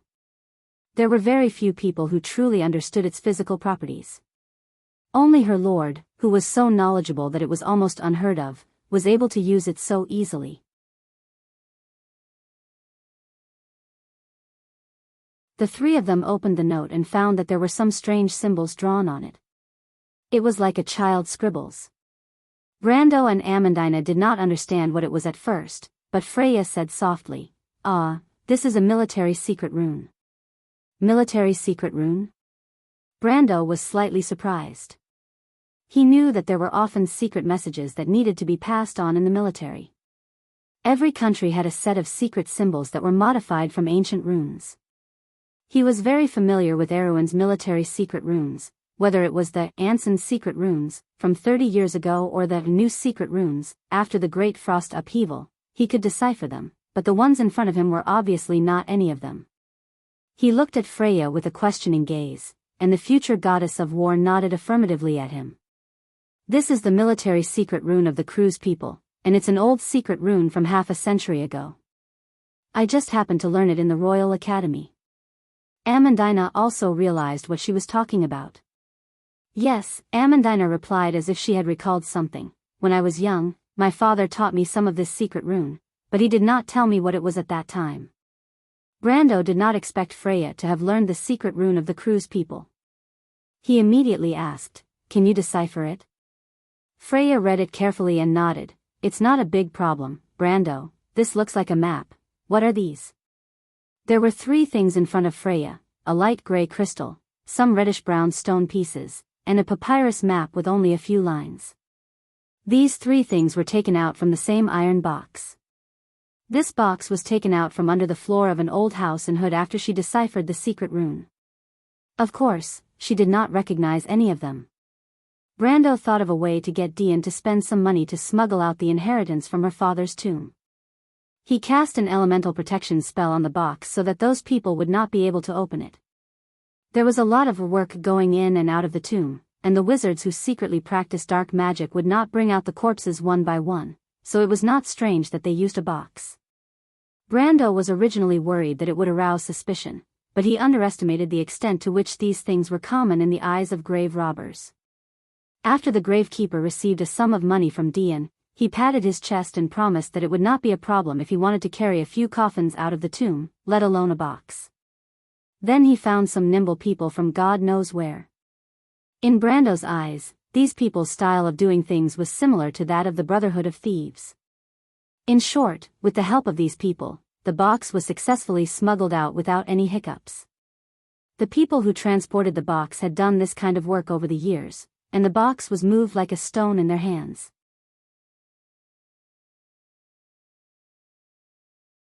They did not even look at it from beginning to end. Brando could not help but feel lucky that he was quick-witted enough to cast a windwing spell on the box. Otherwise, with the experience of these people, he was afraid that they would find out that there was a problem with the weight. By the time they transported everything back to the manor and went to Hood to retrieve the last relic of Amandina's father, or rather, the relic of Sword Saint Darius, it was almost evening. Brando opened the box in his study and took out the things in the box one by one, and then the scene appeared. But compared to Freya's confusion, Brando and Amandina's expressions were a little different. "My lord, these stone pieces." Amandina remembered sharply, "I seem to have seen them when I was young." When my father first bought them from a merchant, it was as if he had obtained a treasure. After that, he has been buying these stone pieces everywhere. I remember that for quite a long time, he has been playing with these stone pieces. Did he tell you anything? Brando stared at the gray crystal and asked without turning his head. Amandina recalled for a moment, but shook her head. I was too young at that time. I vaguely remember my father saying a few times that these stone pieces seemed to be the key to something. But later these stone pieces gradually disappeared from my sight. I thought my father had lost interest in them, but I didn't expect him to keep them. Amandina, have you ever thought that these things are actually related to my grandfather? Brando replied. I'm afraid so. According to the letter, this box contains the relics of Lord Darius, as well as the fragments of the picture that father spoke of. Are you referring to these pieces of stone? Amandina asked with a hint of doubt. But Brando did not answer. He stared fixedly at the gray gemstone.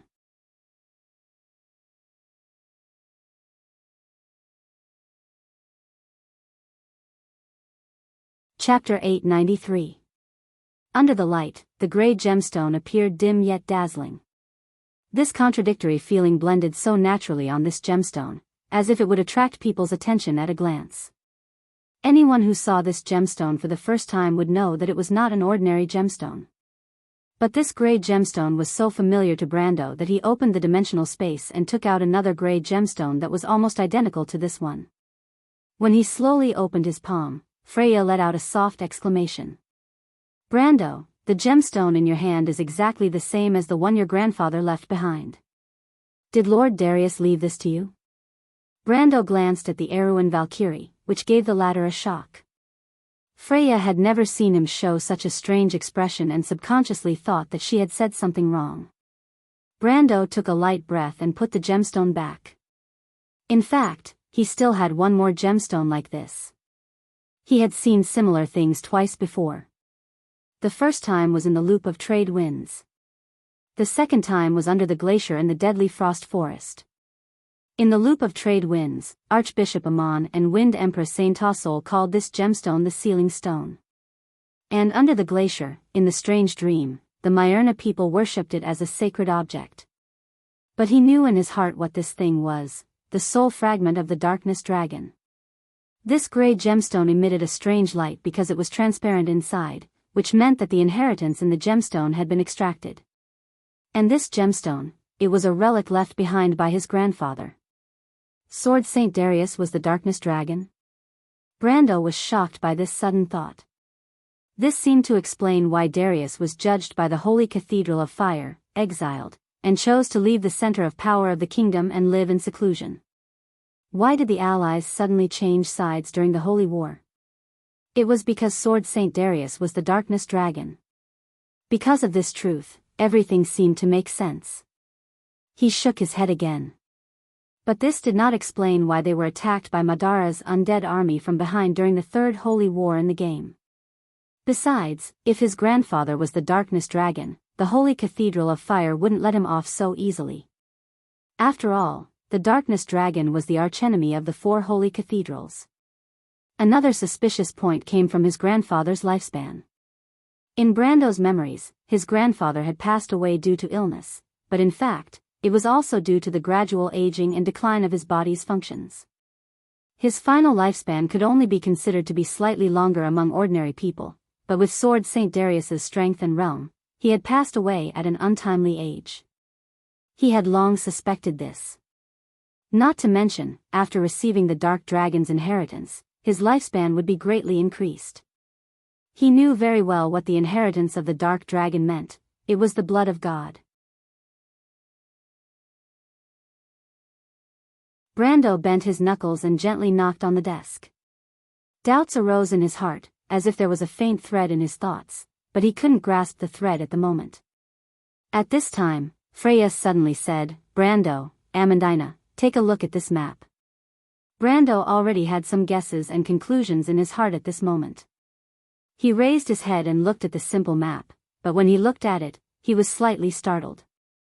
Because on the papyrus map, there were only a few simple lines outlined with a pen that was difficult to fade, and then some crooked annotations were written. The whole map was almost impossible to understand, but he suddenly felt as if he had seen this map somewhere before. Was it in the game? He immediately shook his head. There were very few secret maps in the game. Sophie had come across a few, but most of them were clearer than this one. And in this life, he had come across even fewer secret maps. About this map, although he had an impression in his mind, he couldn't remember where he had seen it. Freya looked at him and Amandina, then said, "These annotations are also secret text, and it seems to say a place called Osopal." Osopal? Amandina was stunned. Erewhon doesn't have such a place. Cruz doesn't have it either. Brando replied. He took a deep breath. This is the name of the Myrna people. The Myrna people once had a great battle with the Cruz people and the Wind Elves there. All of a sudden, he remembered. That feeling was as if another image subconsciously appeared in his mind, and this image naturally overlapped with this simple map, making him suddenly tremble. He suddenly remembered that he had seen this map here before. The Myrna people, Tumen. Tumen had once hidden a map in his mind when he officially embarked on the path of a planeswalker. That map would occasionally appear in his mind, but when he actively tried to recall it, he couldn't remember a single thing. It was because of this that he had a feeling of familiarity and strangeness. At this moment, he completely understood. The map that Tumen gave him only had lines of undulating mountains and rivers, but Amandina's father had marked on it. The place that Freya pointed to was the Osopal Plains, which was today's four-leaf clover field. However, there were also some places that Brando thought should be the names of the Myrna people that corresponded to today's names. But the map left behind by Amandina's father was still blank. Although Brando didn't know why Borg Nessun would draw such a map, he faintly guessed that the latter was looking for something, and this thing was not only related to the war between the Myrna people and the Black Dwarves 1,000 years ago. It was also related to his grandfather. Grandfather, who in the world are you? Brando couldn't help but groan in his heart. He looked at the 3 items on the table, and the doubts in his heart suddenly became more profound than when he didn't find any clues.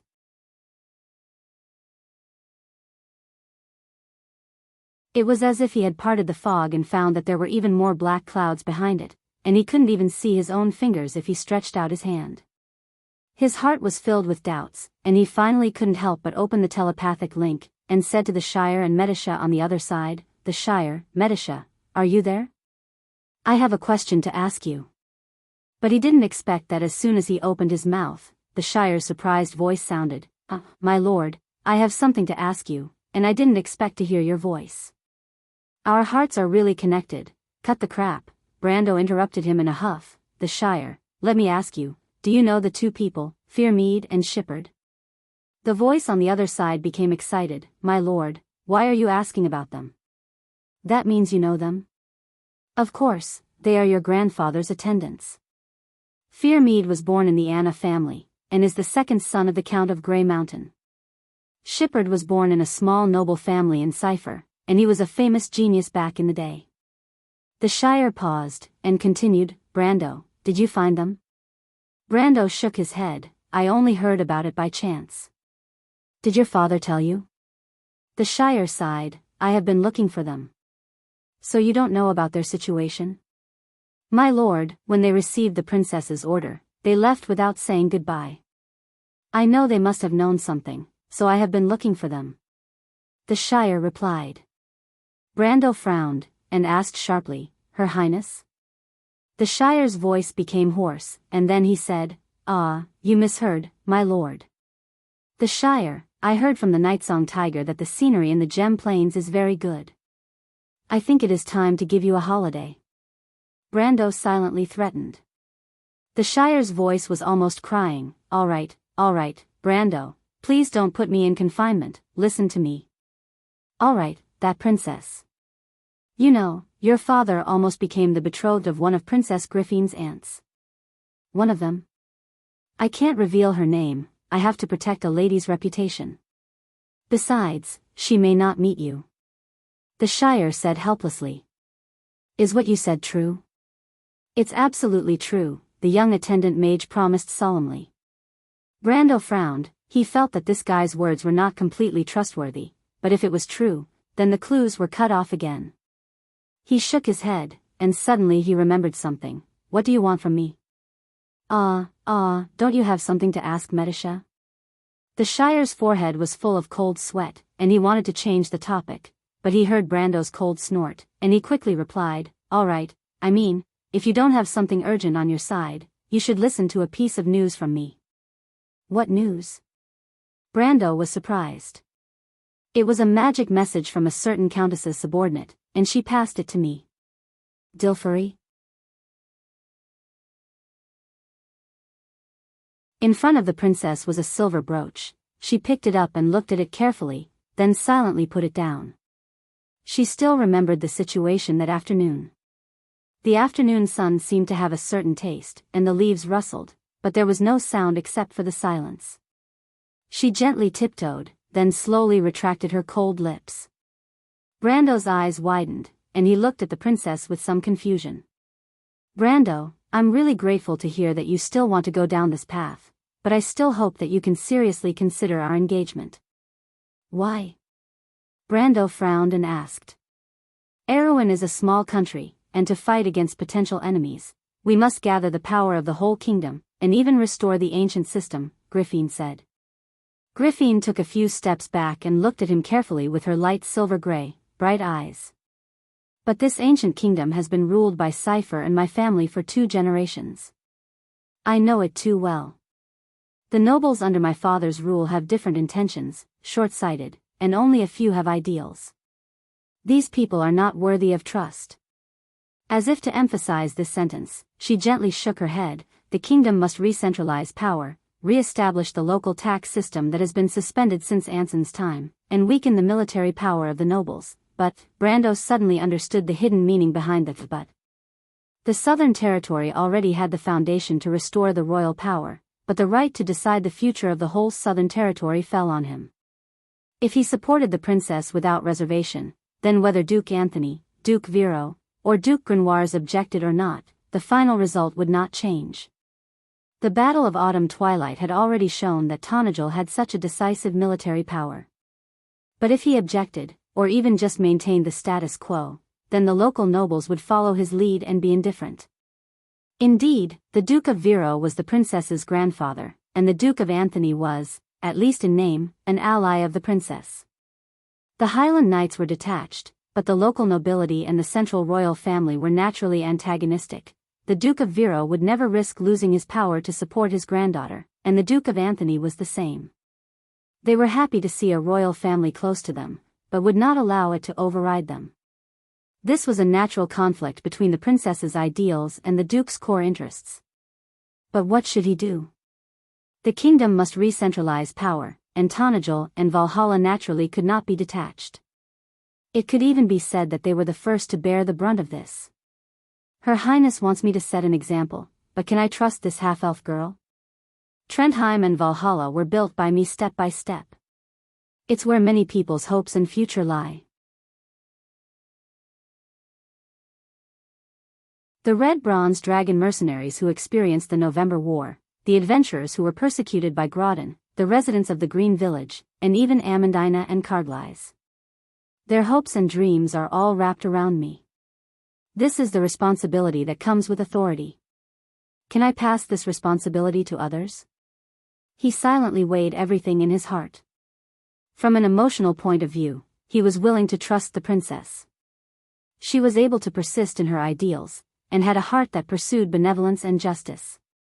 She was the eldest princess of Erewhon, and the holy princess who had won the hearts of countless players in history. But no one was perfect.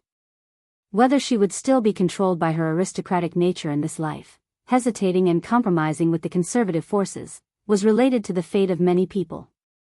Reason told Brando that the princess had a weak side in her nature, and she was not a true reformer. And all of this depended on the gentleness in her nature. History had already judged everything, and today's outcome depended on his choice. Brando was very clear that he was different from the princess. He had no foundation in this world, and the only thing he cared about was his parents. But Princess Griffin had an unbreakable connection with the old nobles, and she was not the ruthless Silver Queen. Brando looked at the princess in front of him. She was half a head shorter than him, and she raised her head slightly. Her pale silver-gray eyes did not avoid his gaze. She pursed her lips, and her silver curly hair fell down, shining beautifully under the sunlight. Her pointy ears peeked out from under her long hair, showing that she was an elf. No one would doubt the beauty of this princess. She had the nobility of a royal family mixed with the natural intimacy of a forest breeze. Of course, Brando would not forget that his lips still had the fragrance of a young girl. "I know what you are thinking, Brando." Princess Griffin saw that he understood and said, "But if the person who can decide the future of a kingdom is too naive, it may not be a good sign for you and for me." Brando heard the hidden meaning in her words, so he asked, "Then what do you think I should do, Your Highness?" Princess Griffin looked at Brando. He could actually take the same path as Enrich, dethroning her and Heruz, and establish himself as king. His strength was actually better, and he had more ability and time to do so. However, if he did so, he would lose the reputation that accompanied him and his rightful position. If all he needed was a throne and supreme power, he could have chosen this path. But if he chose the latter path, he would lose far more than he would gain. Princess Griffin's eyes lit up slightly. She looked at the different noble, the count, and quietly replied, "Marry me. I am Heruz's sister." In fact, it's not that I don't have the right to inherit the throne, and you, as my husband, can legitimately manage and rule this country according to the traditions of the kingdom. At that time, Tonajal and Valhalla will be the territory of the royal family.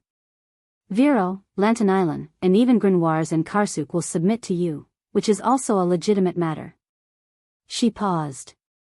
However, if one day you no longer have any interest in the throne, only Heruz or his descendants can inherit this position. Wasn't this Enrich, but the conditions were much harsher. Brando listened to Princess Griffin's words and couldn't help but smile bitterly. "Your Highness, but it doesn't sound like I'm marrying you."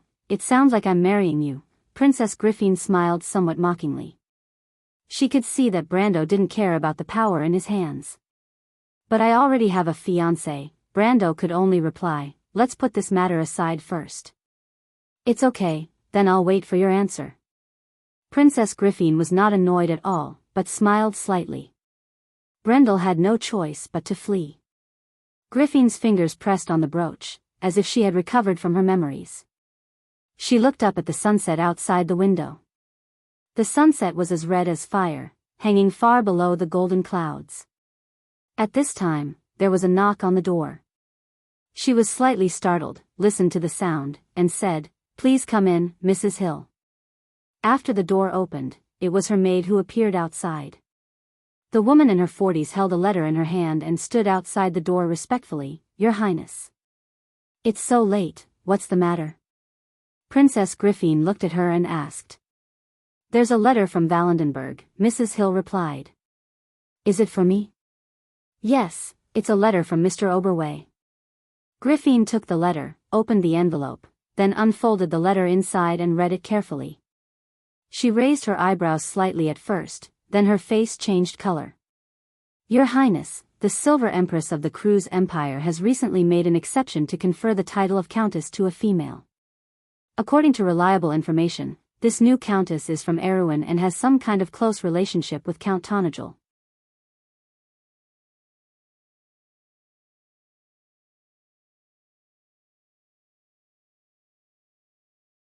Chapter 894. Cruz's Envoy. A man named Donis Burney, a viscount. "Wait, I know this man," Brando interrupted the Shire, remembering that Veronica had once told him this name. This man was a secret envoy of the Silver Queen. After the explosion in the deadly Frost Forest, the Empire sent an envoy to investigate the whereabouts of the eldest prince. This man was the main person in charge of the envoy. Veronica also told him that this man's real purpose was probably to confirm the death of the eldest prince. "I also know about this envoy," he finally remembered this matter. Recently, there had been a succession of affairs, mainly the Autumn Twilight War and the sudden letter from Her Royal Highness, which made him almost forget about this matter. Are these Cruz people ready to return to the Empire? Why did Dilferi suddenly tell us this? No, my lord, in fact, the crew's envoy is still in Lantanailan. Now they are in charge of someone else. According to our understanding, this Mr. Donis Burney has not appeared from beginning to end, the Shire replied. What the hell is going on? Brando frowned. It is said that because the Viscount suddenly felt unwell, he returned with the fleet in Durtle. He did not go ashore in a wreck at all. Brando thought that this was obviously an excuse. Since this man was the Queen's secret envoy, how could he return empty-handed because he was unwell? He first thought that maybe the crew's people noticed something, but then he suddenly realized how Dilfery knew about this. In the territory, there were only a few people around him who knew about the existence of the Broken Sword Knight Order and Prince Leneret. He suppressed the doubts in his heart and asked, "This is just an internal matter of the crew's people. Why did Miss Dilfery tell us this?" The Shire naturally understood Brando's subtext. He replied, "My lord, this is actually the case. It is said that the crew's people's returning fleet hunted a rare beast on the shining sea and wanted to present it to Her Majesty the Queen. In order to guard against the attack of the Temple of the Earth, they chose a more reliable land route. Count Yenbao's situation is unknown. Some people say that he is seriously ill, some say that he is dead. In short, he has not appeared in public since 4 or 5 months. As for Miss Dilfery, well, Miss Dilfery is now Tonajal, guest."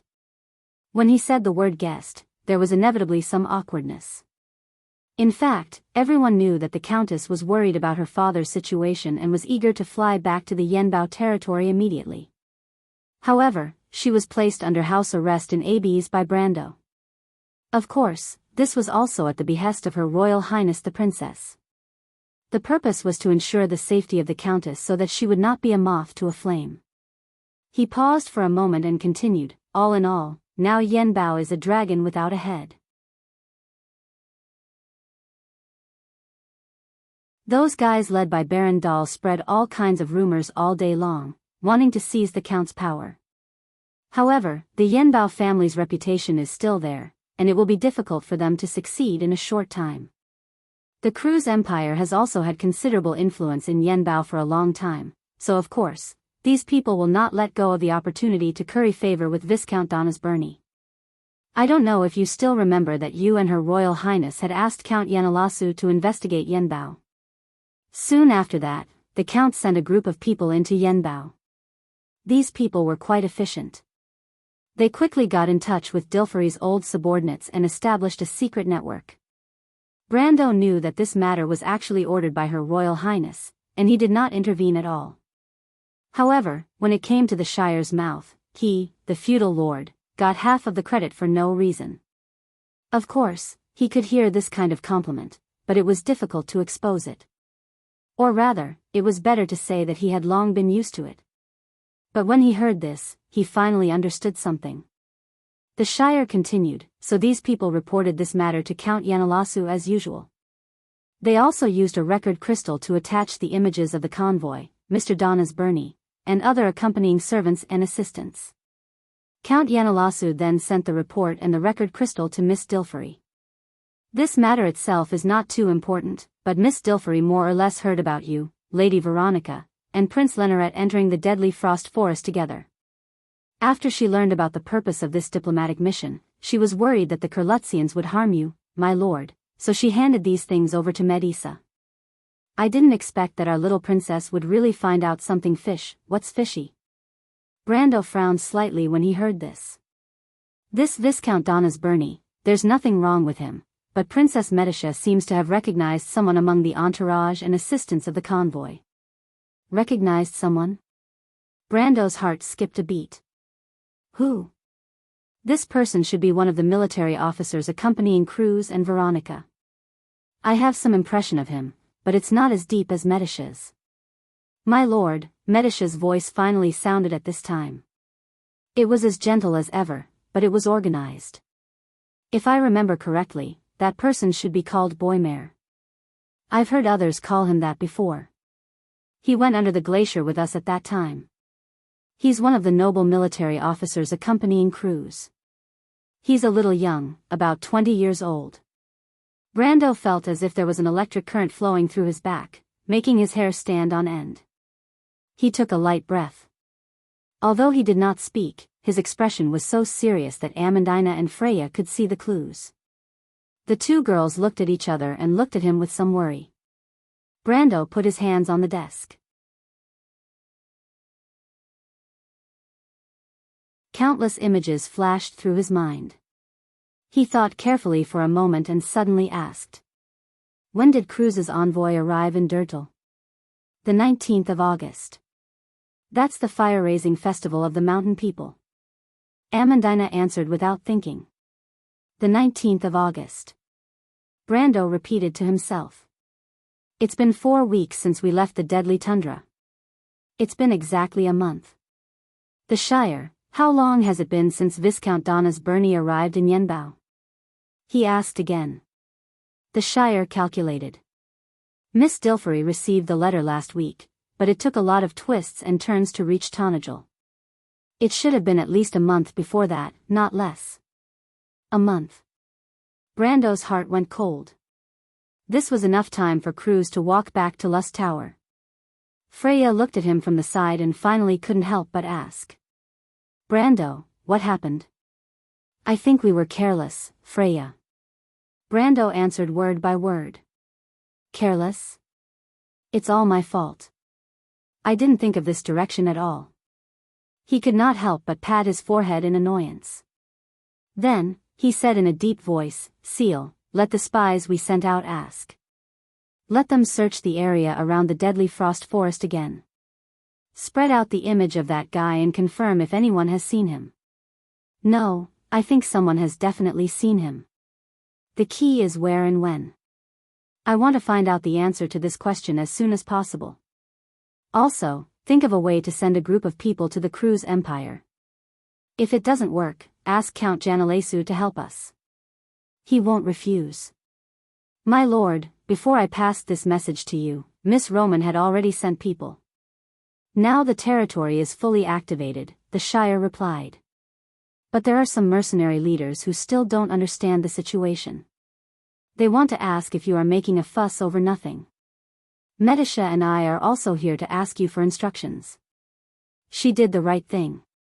Brando heard the news and let out a long sigh. Wait for the news. I hope Cruz won't regret it. Brando felt someone pressing down on his arm. He turned around and saw Amandina looking at him with some worry.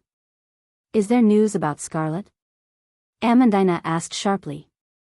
He nodded slowly. The victory of the Battle of Autumn Dusk had not yet spread throughout the south, but all kinds of rumors had already spread widely in the areas affected by the war. The Ranner people were uneasy for the first 2 weeks, but they were also looking forward to it. They were uneasy because they were afraid of being punished, but they were also looking forward to it because the young and promising Count was likely to become their new ruler in the future. But compared to the other parts of the south where all kinds of rumors were flying, Viro and Tonagel were uncharacteristically quiet. In Viro, Fort Valentine was sending out a large number of messengers day after day. They carried the secret letter back and forth between the north and south, day after day. In Tonagel, only a few people with sharp senses could sense that a storm was brewing under the calm surface. The merchants in Port Gris gradually began to feel that the patrols of the cavalry were becoming more frequent, and the inspections were becoming stricter day after day. The goods exported from the territory were also quietly changing. The magic crystals in the Black Forest had been decreasing for several months, and it seemed that they had finally run out. Furs, leather, and metal ores were replaced by other goods, and the number of ships transporting goods into the territory had suddenly increased. Some people were secretly speculating that the people of Tonagel were preparing for a new war. The weather was getting colder by the day, but the black pines in the forest seemed to be growing taller in the cold weather. Or perhaps it was the withered leaves that set off these evergreen Eruin symbols. Even though the rivers had not started to freeze, most of them were already covered in white frost. At the beginning of November, it was said that people in Menta saw knights descending from the sky and walking out of the flames. These knights were like gods descending from the heavens, patrolling the skies for a while before disappearing. Those who witnessed this scene with their own eyes swore that they were the maids of war. It was said that when they appeared, it often meant the arrival of an era of war. While these illusory legends were spreading, a message tied to the leg of a carrier pigeon fell into the hands of the Shire. "There's news, my lord." When the Shire spoke through the telepathic link, Brando was still telling his mother the stories that had happened in the past few days.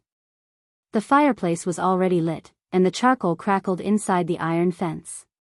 He had already repeated his experiences more than 10 times, but Lady Windsor did not get tired of it at all, especially when she knew that her son had a kind-hearted and good housekeeper in Tonnagel. This was how Brando described it.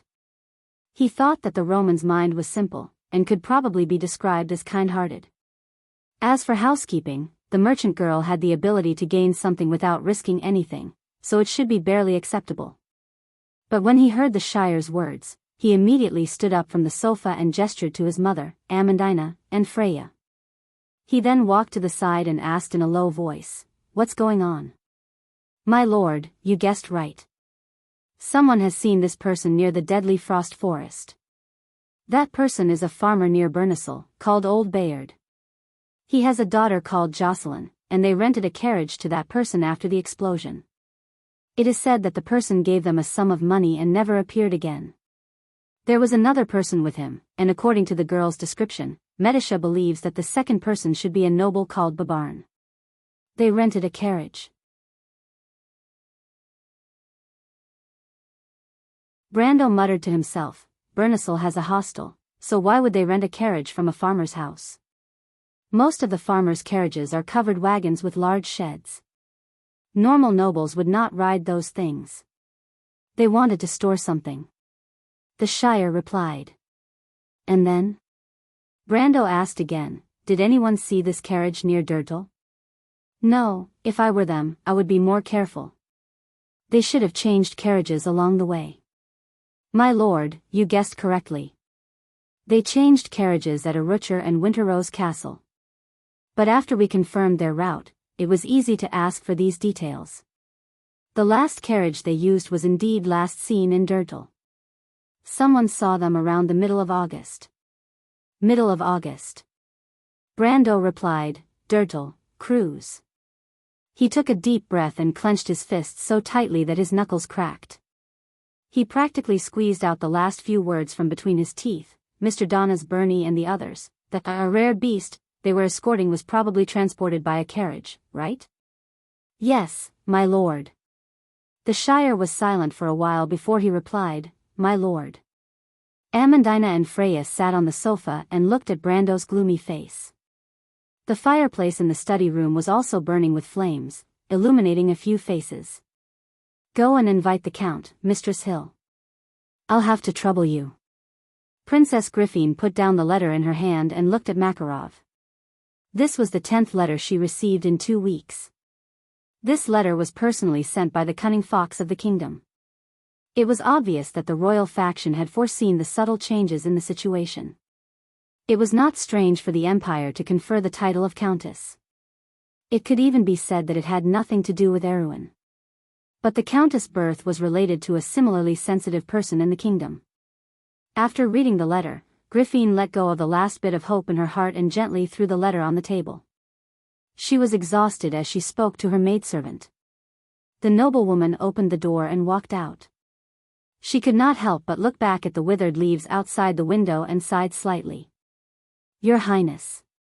Makarov reminded her softly. "You don't have to say anything, Lord Makarov. I understand." Griffin looked at him and replied. In just a moment, Brando came into her study room. His expression was still a little stiff as if he had not recovered from the news he received earlier. He bowed to Princess Griffin and raised his head. Naturally, he saw Princess Griffin sitting behind the desk and Makarov standing beside her. Brando looked at the cunning fox of the kingdom and then turned his gaze to Griffin. Neither of them spoke, but they seemed to understand each other's thoughts. The princess lowered her head and looked at the letter on the table. She said softly, "Mr. Brando, I have to tell you about this. It's about the Azure Lance, isn't it?" Brando opened his mouth. Griffin looked up at him.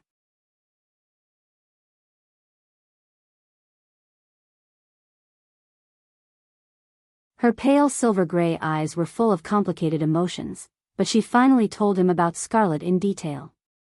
The Silver Queen had already made her a Countess of the Empire. In the past 2 weeks, all the news from various sources had been confirmed, including the origin of this mountain girl and her relationship with the Count of Tanagal. After she finished, she asked softly, "Brando, what do you plan to do?" "Your Highness, guess what I would do if this question was asked by someone from Cruz?" Brando was silent for a moment. Then he replied with a somewhat cold tone. Griffin's hand that was flat on her skirt tightened. Of course, she could hear the hidden anger in Brando's calm voice. But she looked straight into his eyes, her eyes flashing with the light of thinking, but she did not answer. Instead, it was Makarov who spoke. "My lord, they are from Cruz." "I know. My lord, Her Highness is telling you this out of respect. But I have to ask you a question. Have you thought about the relationship between Tanagal and the kingdom, and between Tanagal and the empire, so?" Brando asked. "Don't put the kingdom in danger because of a moment of anger. The Azure Lance is important to the kingdom, but it's not important enough to let innocent people bleed and die for it." Makarov sighed and advised patiently. Brando looked at this person, an important member of the royal faction. He shook his head as if he heard a joke and replied, "Mr. Makarov, you are mistaken about one thing. I don't care about the Azure Lance at all. The only mistake the Empire made today was to not go against the will of a person and take her away from this land. Of course, you may not care who this person is, but I have to tell you one thing." His voice wasn't loud, but it seemed to be filled with an invisible magic that silenced the room. Griffin and Lady Hill beside her had never seen a noble who could speak so boldly to his peers. Griffin's eyes flashed slightly, while the lady was almost stunned. Makarov's expression was very ugly. He suddenly realized that this wasn't the first time Brando reprimanded him like this. Brando didn't care about his thoughts and replied softly, "If the Empire thinks that by forcing a war, the nobles of the Erewhon Kingdom will consider the bigger picture and retreat, then I have only one thing to say to them. Brando, Lord of Abes, Count of the Tanagal Kingdom, have not developed the habit of condoning such logic." He said to Makarov, "I promise that the people of the Erewhon Kingdom will not shed blood for meaningless reasons, but the kingdom protects its people. This is the most glorious thing in the world. If the people of the Erewhon Kingdom can shed blood for another person of the Erewhon Kingdom today, then more people will shed blood for them tomorrow. Mr. Makarov, this is the pride and backbone of a people. If anyone thinks that they are weak and can be bullied, then they are gravely mistaken."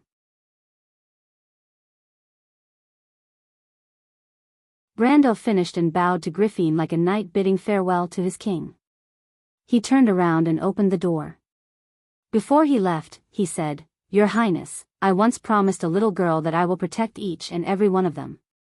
I will keep my promise, whether the enemy is Cruz or Madara, or even the whole world. I will not go back on my words. Your Highness, if this is what the people of the Cruz Kingdom want, then I will answer them with these 2 words, war." ****. The door closed in front of the 3 people in the room. Makarov's expression changed. He wanted to say something, but he didn't know what to say. In the end, he could only sigh helplessly and bid farewell to the princess. The 2 of them left the study one after the other. After a long while, Mrs. Hill seemed to have recovered from the previous shock. She couldn't help but pat her chest and said with some trepidation, "This is outrageous. This count is really bold. He really dares to go to war with the Kurlutz people." Griffin turned around and looked at her maid in a daze. "Did you know, Lady Hill?" She said in a daze, "My father's nobles also faced the same question. Do you know what they said to me?" She took a deep breath, and her eyes seemed to have returned to that stormy night in Ampere Seal. P.S. It took a bit of time to think about the new plot, so it was a bit late. To make it up to everyone, I added 6,000 words. You're tuning into the Dreamy Love Stories YouTube channel. Don't forget to subscribe and join us on this journey to catch the most captivating stories.